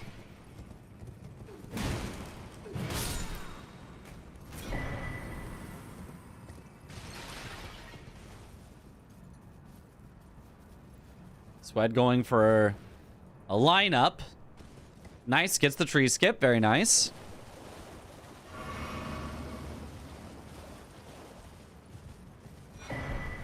If I'm Swed, only full send. I mean, I agree. I would just full send something if I was Swed, but don't care about other square. We gamba. Always gamba. Unfortunately, though, for him as well, CBD is not only ahead, but also is one NPC kill closer, because CBD will not have to deal with Horn Scent, whereas V-Swed will have to deal with Horn Scent, so... It is not only that CBD is ahead towards Romina, but also is effectively already one entire kill ahead in the fight. As Swed gets Leda, he basically wins. CBD used his Iris. You can get a second one very easily. If Swed won this, that would be the craziest turn of events. I mean, there's like no way, right? There are 2 of each, right. The second Iris, there are 2 of each, right? Yep. It's by Sunflower. Percent raw input percent. Percent raw input percent. You pretend for 3 or 4 seconds that he can't get another one? No?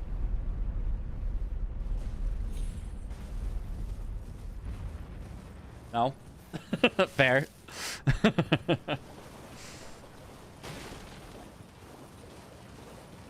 I didn't know what CBD did in those 30 minutes. He did all 4 nameless mausoleums, which took forever. He did all 4 non-merchant perfume bottles, which took forever. He did give an Iris of Grace, which didn't take that long. And he set up a little bit for Yolan summon, and not really at all for Leda and her allies. Wait! Swed could enter the Romina fight first. CBD has gone back to Kale. Wait! Swed could win this.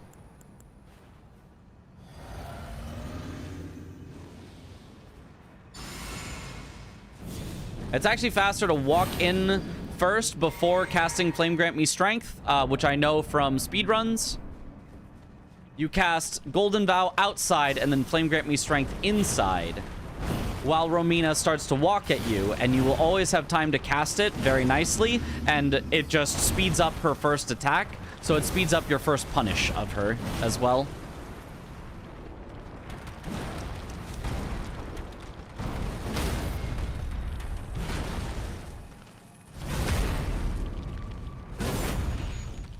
CBD did Horn Scent and has balls. True. CBD looks like it's headed... He did, in fact, pivot out and is going for Yolan. Well, no way Swed wins Yolan. That's just not happening, so...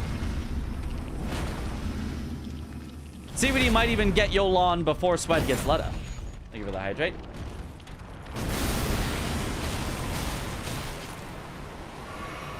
You guys think Swed pulls out Wrath from afar in the Leda fight? Yeah, totally. Yeah, for sure.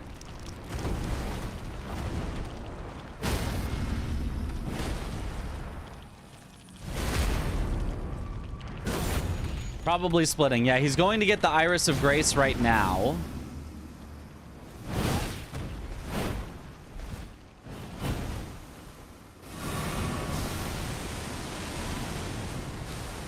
But with a solid Romina fight here. Not perfect, but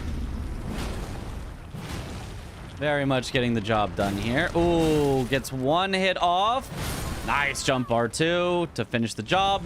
Even uses a golden horn tender. Very nice for even more runes. He'll mix it with Beast Claw. Yeah, surely. Okay, CBD equipping the balls. Looks more like he's ready for a Romina fight than that he's ready for a Metter fight. Because to get to Metter, you first have to go through Ana. And you probably wouldn't use the balls for Ana, I don't think.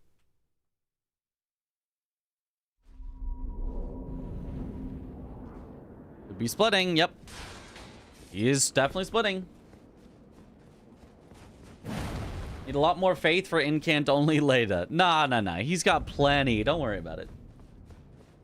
Oh, Iris. Yeah, he needs the Iris of Grace in order to give it to Yolan.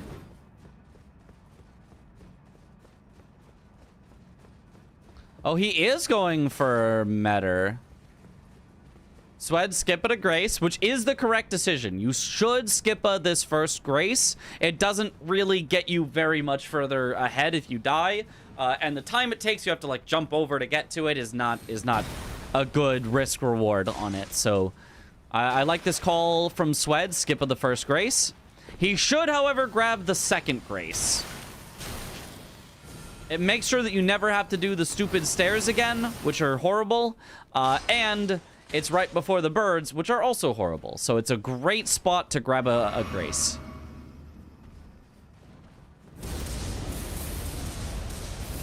Side note, centipedes have venomous legs. Oh.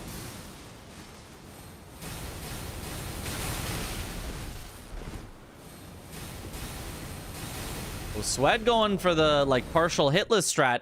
Jump off to the side and quit out. Okay. Hate the spot with the birds so much. I mean, I hate these stairs with the Spira even more, but yes.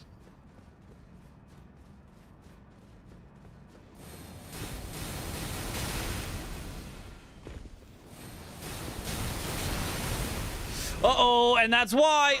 Don't heal, just grab the door. Okay, he's good. He should be fine. He should be fine here.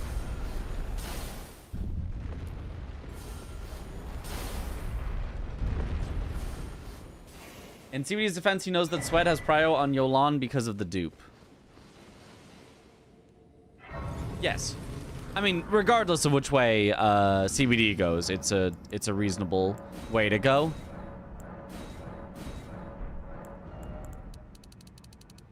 I don't hate what CBD is doing whatsoever here. I mean, he can split, he can rush. It's all, you know. You're in the guessing game phase where no matter what you do, it's a good idea. The only thing that would be a bad idea is going slow.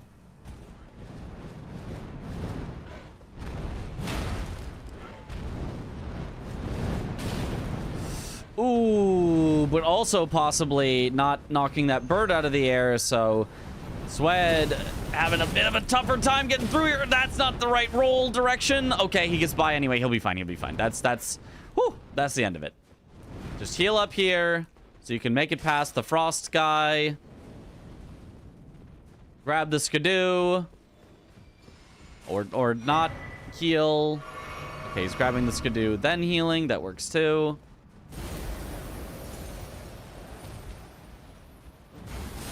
Jump over the frost guy. Ooh, that was not the greatest jump, but lives. That's all you need. Living. Okay. I don't know why they did that staircase. I don't think anybody knows why they did this staircase. Blizzard known to use a small throwing knife on that bird instead of the giant brick. That's true. It would have knocked it fully out of the sky from a single throw. But... oh, Swed does not know the sneaking by strat. He's just going to quit out several times, or he's just going to try to run on by. Both scary propositions.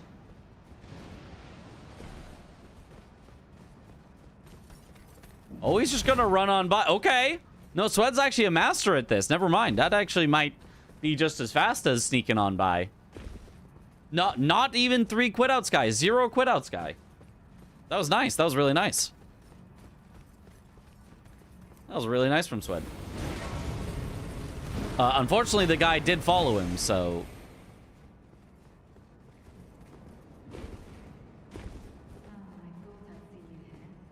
I thought I'd plink you here. Might turn into a 1 quit out guy. No, Sweat is just saying, no quit outs. Never quit out. Okay. Oh my god, he just... Whoa! He got knocked into the air. That was pretty funny. Okay, okay.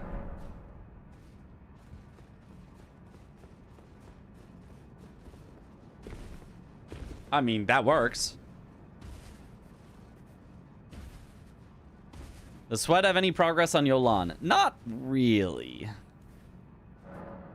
Like, he has access to one of the finger ruins, but that's about it. Okay, heading into the Letta fight as CBD is continuing to split progress towards Letta. Don't you dare approach Nicola the Kind. Needle Knight Letta. Okay, full buffs. And our ally, though, is the very scary thing for Swed.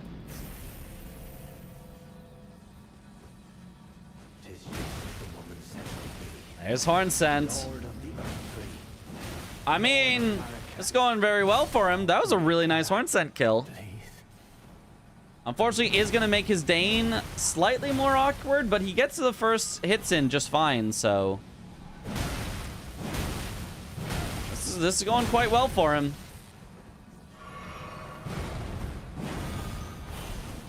Ooh, okay. Ooh, but now, yep, then Leda joins.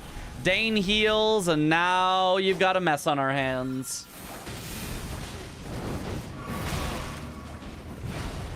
Okay, Swed. Yes, Swed knows the correct play is you should fight Leda, and you should let Natan fight Dane. You should never let it go the other way.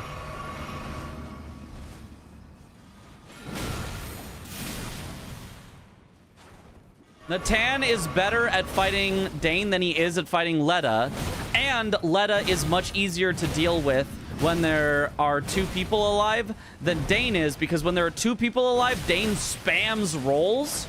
He just won't stop rolling, like, ever. And so you can't even really kill Dane very well. So you can do more damage per second to Leda than you can do to Dane, and Natan can do more damage per second to Dane than he can do to Leda. So it's a better matchup for both of you, assuming you're relatively decent at the fight.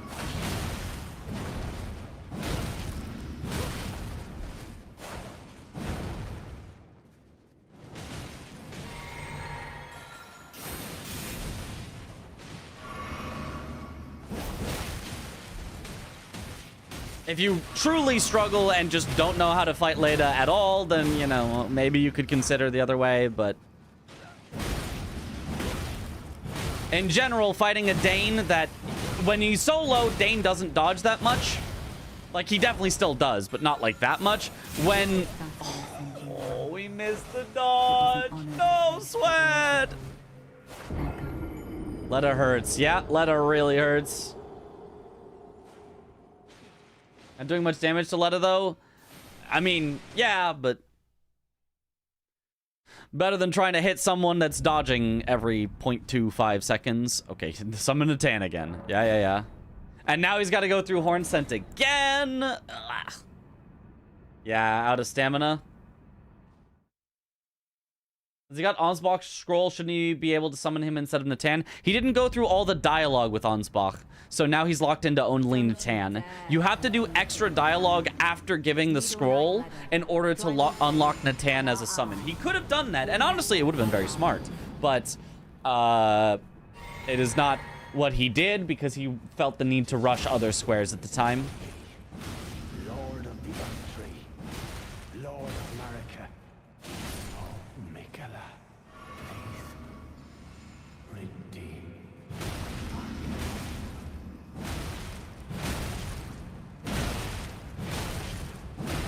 Okay, nice damage on Dane. If he can stop him from healing, this could... Nah, he's just going to run away and heal himself. He's just going to let the heal trade happen.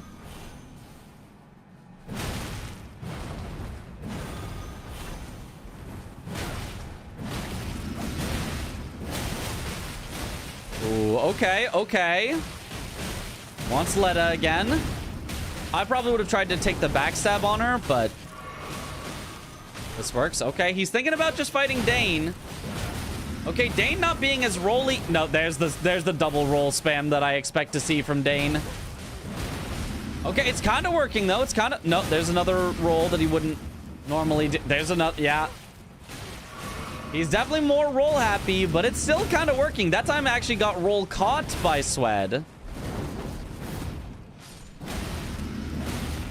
Okay, wait. Sweat is making the Dane fight work. Okay, there's an extra roll that he wouldn't... There's an extra roll he wouldn't normally do. Oh, it's because Natan has now died. Yeah, that's the other thing. Did you see how long he got to fight Letta with Natan alive? Natan always loses to Letta, like, really early. But luckily, he just barely got Dane, so he should be fine now. So this did work out for him, even though Natan just kind of fed.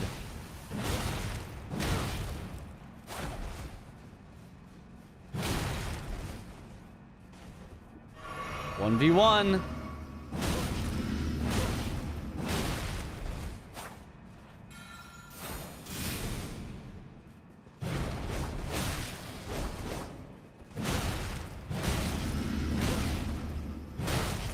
Okay, nice. Yeah, see, this is how Letta's supposed to go. He's playing it much better than last time, but don't let yourself get out of stamina. That was a big mistake that really could have cost him. You do not want to get out of stamina against Letta. I mean, it did cost him a lot of life, but could have cost him an entire death there. There it is. Okay. The world. There's Letta and her allies. CBD sees it. He knows, okay, I'll pivot out to Yolan, which he's way, way ahead on. Let's go.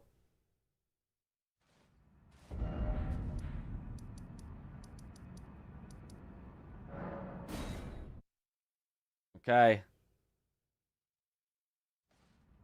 Imagine your first time playing the DLC and you've done the quest and Miyazaki said Lamau. That was me. That was me.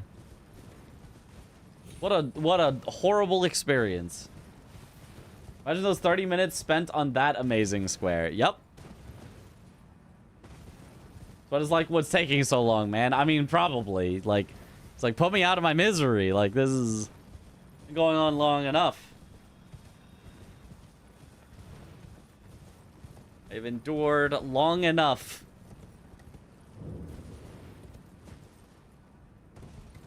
Had everyone except Freya in your first fight. Ah, I mean, yeah, I had all 5 opponents in my first fight, and I used 0 summons because I don't summon.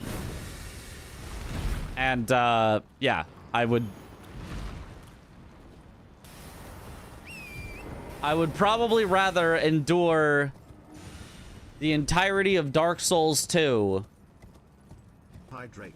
start to finish again than do that one fight again. Thank you for the hydrate.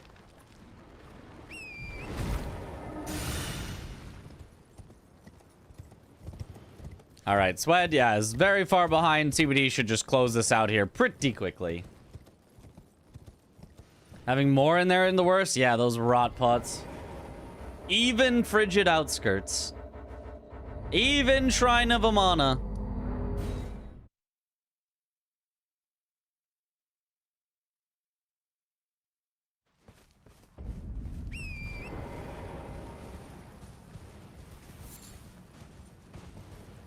Oh man, DS2 still a good game. Got him! The rage bait worked. Ha. Get rage baited. I care about the emotional damage of having more. I care about the emotional damage of having more in that fight. I mean, I feel like it's less emotional damage than you telling him to be sad and just finding him dead. So that's like the lesser emotional damage.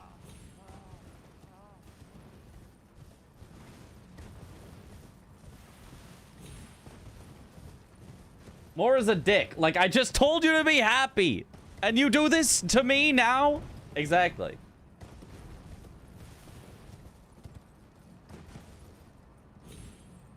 No, it isn't. Are you sure?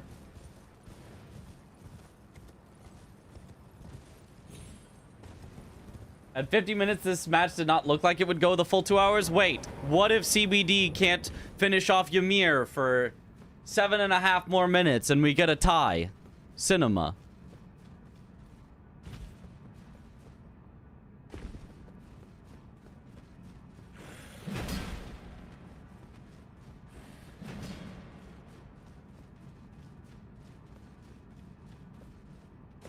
He pops up in the fight, and when you kill him while he's dying, he says, sad forever. Yeah, but that's something you still just could have told him off the get-go. And then he is actually sad forever. Is a 2-hour timeout allowed to be cinema? Yes. It is. That's absolutely cinema. I think that's probably the most cinema. All right, CBD. We don't normally root against you, but I'm going to need you to skill issue for 6.5 more minutes till the timeout happens. I'm going to need this match to end in a tie. The chaos of it all.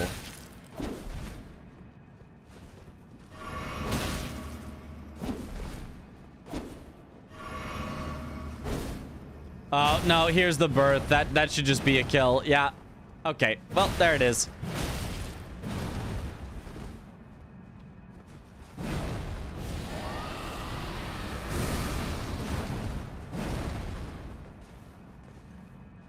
Yo, GG's, guys. So I had already won. He did incants only. This is all meaningless. True.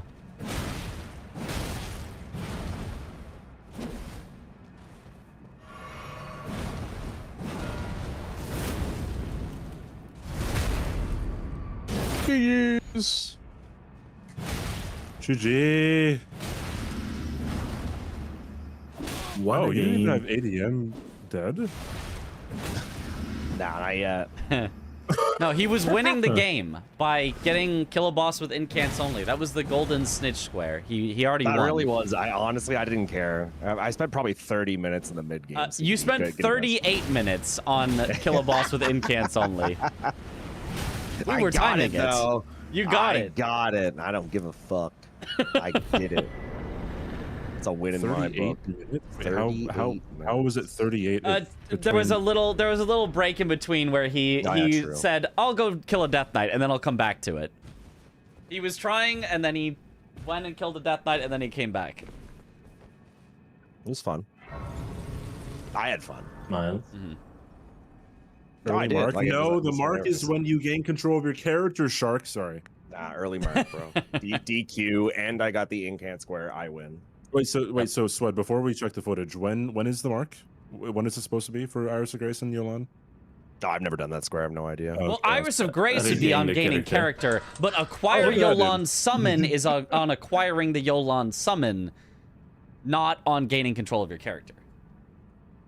Because you have to have acquired the Yolan summon.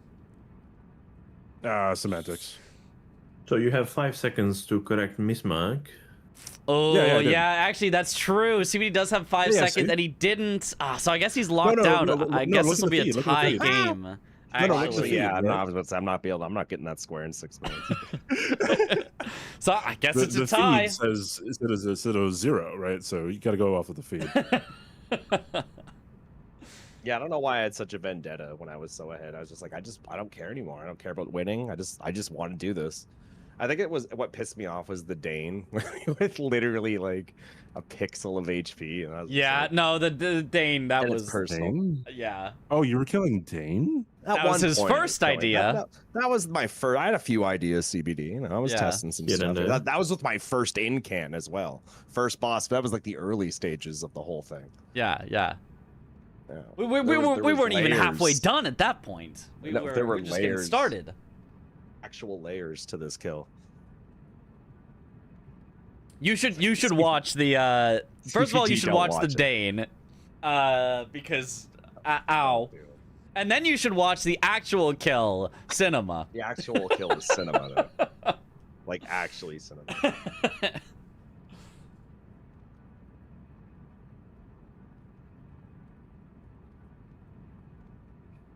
Did anything like fun happen this game for you, or like anything at all, like in the middle? Well, This whole game's a blur for me. I forgot that incantations was on the board, so I had a million endurance and a million. lot of strength. Yeah. And I don't mind the incant square because I'm usually level in faith anyway. You can skip to the end of the Dane. Oh, someone said 52. Oh, that's when it starts. Don't actually watch. No, just skip to the end. Skip. It's way too long. It's a fiasco for sure. I forget how I died. You're at 1 I HP. remember. Dude, I was at 1 HP. He's at 1 HP, no forever. heals, right around the rosy. It was it was so good, dude. How did he even catch up to me?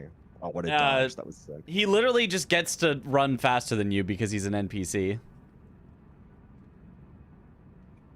Yeah, but like he somehow like I don't even know what I did. That much, dude. Oh, dude, it was crazy. Oh, we just ran through it. He just did not care. Yep. He did that's not what it care. was. Yeah, that's what it was, bro. Oh my god. Like I was like, yes, fuck my day, dude. See if I care. I hate you, you stupid, cool hat wearing motherfucker. Had fun. And then you go back in. Yeah, the second one is less. Because it's a vendetta at this point, so you don't get it, and you don't understand. Like it wasn't about getting the square. It was about proving a point. The reason why I asked the question is that I don't understand Sweat. Yes. Yeah, I don't understand that. It was just a personal vendetta. It was a personal. Oh, Sometimes okay. it gets personal. And then Edric just gets bullied by Rat from afar. This was the whole thing, dude. This was like my first attempt. I ran out of faith tier when he had like a no. It had layers, dude. Like it takes a full 3 minutes of casting it to just barely get it in all time. 12 blue flasks too. Yep. And I marked that shit. I fucking pressed that button so hard. Amazing when I square. Yeah. Why didn't glad chat had fun with it. Nice. Feels nice to have RNG squares. You just get the good incant. That's it. Yeah. Oh yeah, I was trying to go up to the original season 4 spot where we would throw the shield at him from, but I thought Beast Claw would go along the ground, but it kind of didn't. I was kind of sad. Yeah. I was like, what's Grand Am? What is that? The grandma that gives you the soup. Oh, there's a soup incident? Yep. What happened? The classic, you kill her and then the stuff pops then out. she killed me, dude. Yep. Oh wait, but that was yeah, that was last game though, I think. No, that was this one. No, this was Scorpion this was such a Stew, long top game. right. Never mind. Yeah, it was a full 2 hours. I can't believe how bad Wrath from Afar is, considering it takes 34 faith to use. Yeah. Why did you go for Chief Bloodfiend, bro? Like I was just bored, dude. I was just getting why are squares. you at that so point. fucking weird? Dude? It's funny because like when I was thinking about it in my head, I was like, I wonder if CBD's gonna be mad at me for going for this. So I'm glad because I genuinely thought that when I was pulling up and I'm like, okay, there's a perfume bottle, but you have to kill ADM anyway. I guess you could incant Mariga, but you have to, kill ADM anyway. There's a mausoleum, but you have to kill ADM anyway. Like, I just didn't like ADM today. Rage baited. I'm just. It's funny because like I'm not just saying it. Like when I was going, I was like, I wonder if CBD is gonna be mad if I just like get this square for no reason. It's funny. I'm glad that it was, or that you were. I'm over here like, why the fuck is he going for Mesmer? Why is he going for, what else did he go for? You went for Falling Star Beast before the dupe Remembrance? Falling Star Beast, I was like, okay, that was a good play by me because I went to Falling Star Beast because I didn't know if you were gonna mark.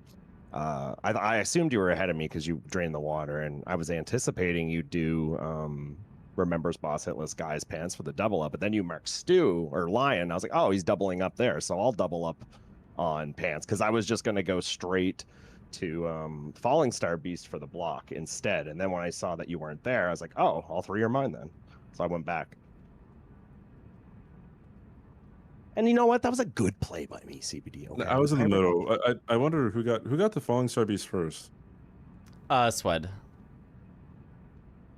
Oh, you didn't pick up Skidoo? He did not pick up Skidoo.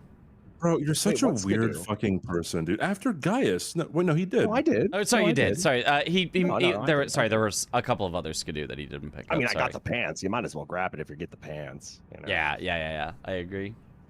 Wait, you had the Grace next to him, bro. What am I playing against this season, dude? It's Next the to Falling who? Star Beast. Why? Of course I have the Grace. Why would Oh, I? he actually did a bro. first attempt at Falling Star Beast before Gaius, then went to Gaius. Oh yeah, true. I died like in the first like 2 seconds. Yeah.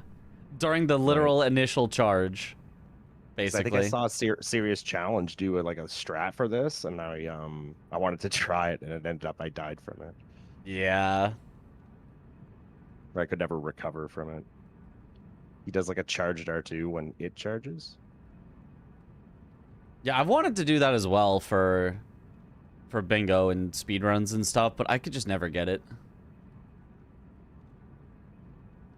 I ended up getting him in like this stagger loop at the end. I probably caught up with it. Yeah. You were behind Like before. 3 back to back. Yeah.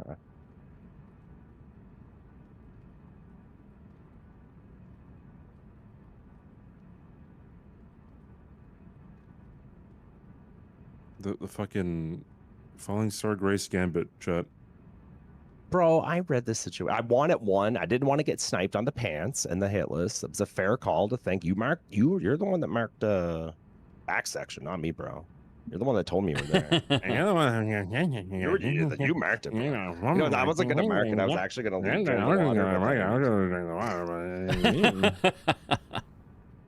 gonna mark it. I was gonna mark it at all, bro. Let me. Bro, let me talk, dude. Whatever, dog. Okay, dude. Literally the second you marked to drain the water, I was at the doorway to like get to where the 2 bats are, like, you know, like when you're going to drain the water, that doorway. And then I just At kept the going. Fire But I Knight, was gonna yeah. go. Yeah, I was gonna go anyway. I wasn't gonna drain it. I was gonna leave it. Thank It's God like I drained it because I needed another Iris of Grace. Yeah. Oh, yeah, true. Yeah. I was looking at that on the board too. I was like, he's gonna have to go all the way down to Sunflower. And then like part of me, like deep down, was like, what if he like just accidentally used one of his graces and he's locked out or something? How can you accidentally use? I don't know, I just accidentally use it, dude. Can you like Accidentally eat sell it or something? For... You can eat it, I think. Oh. There's no shot you can eat it. Can What? you?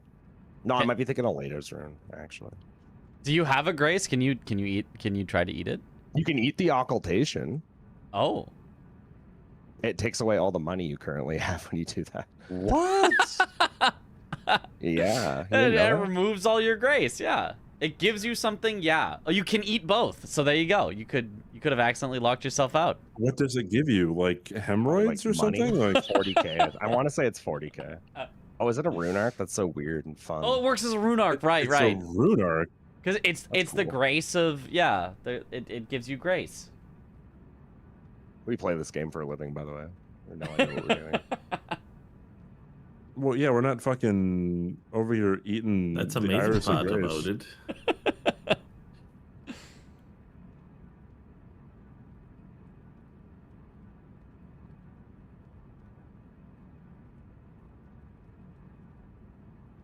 I like how you said like, oh yeah, I wanted to end the previous game so I could play another one, and it went 2 hours. Yeah. That's how it goes though sometimes. And you made it cinematic. There you go. Yeah, I mean, chat probably liked it. Surely, they love pain and misery. Chat did love it. We talked about how this is basically the equivalent of having randomized bingo. It pretty much would have been like, yeah, like that's the kind of shit we'd be dealing with. Yep. Okay, I leave. It's 5 Why did you a.m. not just start with America? Like, wait, what? Why did I what? Why did I why start? did with I just Blessings start of with America? America? No, just no. Why did you not just go straight to America for the I don't incants? know. I was just messing around, dude. Just testing stuff. It's just having fun with it. Part of me was like, I saw Beast Claw. That's why I went to Dane, is because I saw Beast Claw, and I was like, because like I don't know if you checked the incants, there weren't. It was kind of slim pickings. Yeah. And I was on my way to America, and then you marked it. I'm like, okay, I'm setting up everything else. Right. Yeah. No. I thought the Beast Claw would like go down the house that you can. CBD didn't cheese lose Dane from tonight, with and the yet will throwable still have shield. lasting mental damage. But it doesn't work like that. I thought it would like travel like down the house and get him from up there, but then it didn't work. And I was like, well, I'm already here and I'm in here. Let's see if I can like fight him. It just turned into a circus. Stars, you can't send a message in my chat and Mitch's chat in the same minute. Sure, you can. You have 2 tabs. I have 2 tabs open on my window all the time. Star, you're doing great, by the way. You're doing great, Stars. Stare. I'm leaving. It's way too late. I gotta. I'm leaving too. 10 hour stream. Bye-bye. GG's, fun games. Bye, everyone. GG's. Bye. Bye-bye. Bye-bye. Bye, Greg. Bye-bye. I will go do my solo practice and matches. Take care, Mitch, as well. Okay, Bye-bye. all right. Bye-bye. All right. There goes our bingus. I mean, it was bedtime anyway. It was definitely bedtime anyway.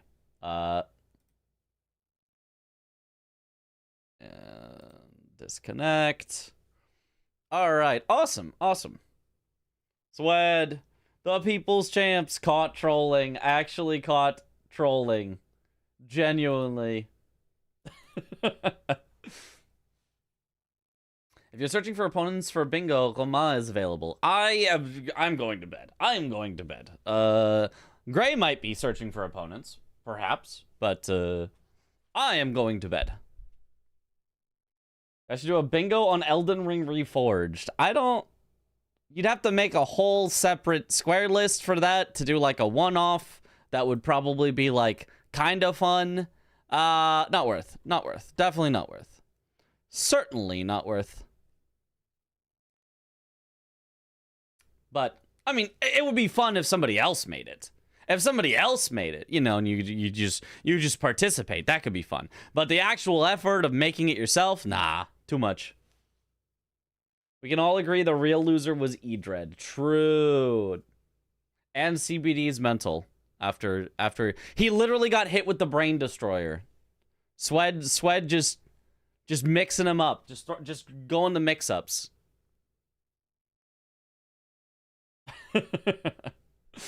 All right. Let's raid. How about Roma? As it was just mentioned. Who is currently doing, and you guys are going to love this, use what you get incant only. I know you guys love an incant only. And use what you get on top of that. I mean, what more could you ask for? Garfuma. It's perfect. Exactly. But yeah. Thank you all for watching. Have a good night, or morning, or afternoon, or evening. Wherever in the world you all happen to be. And I will see you all later. Have a good one, everyone. I started the raid too late, so I have to wave for a while. Oh, bye-bye. Hey, you just got here? You'll have to come in sooner next time. Bye-bye.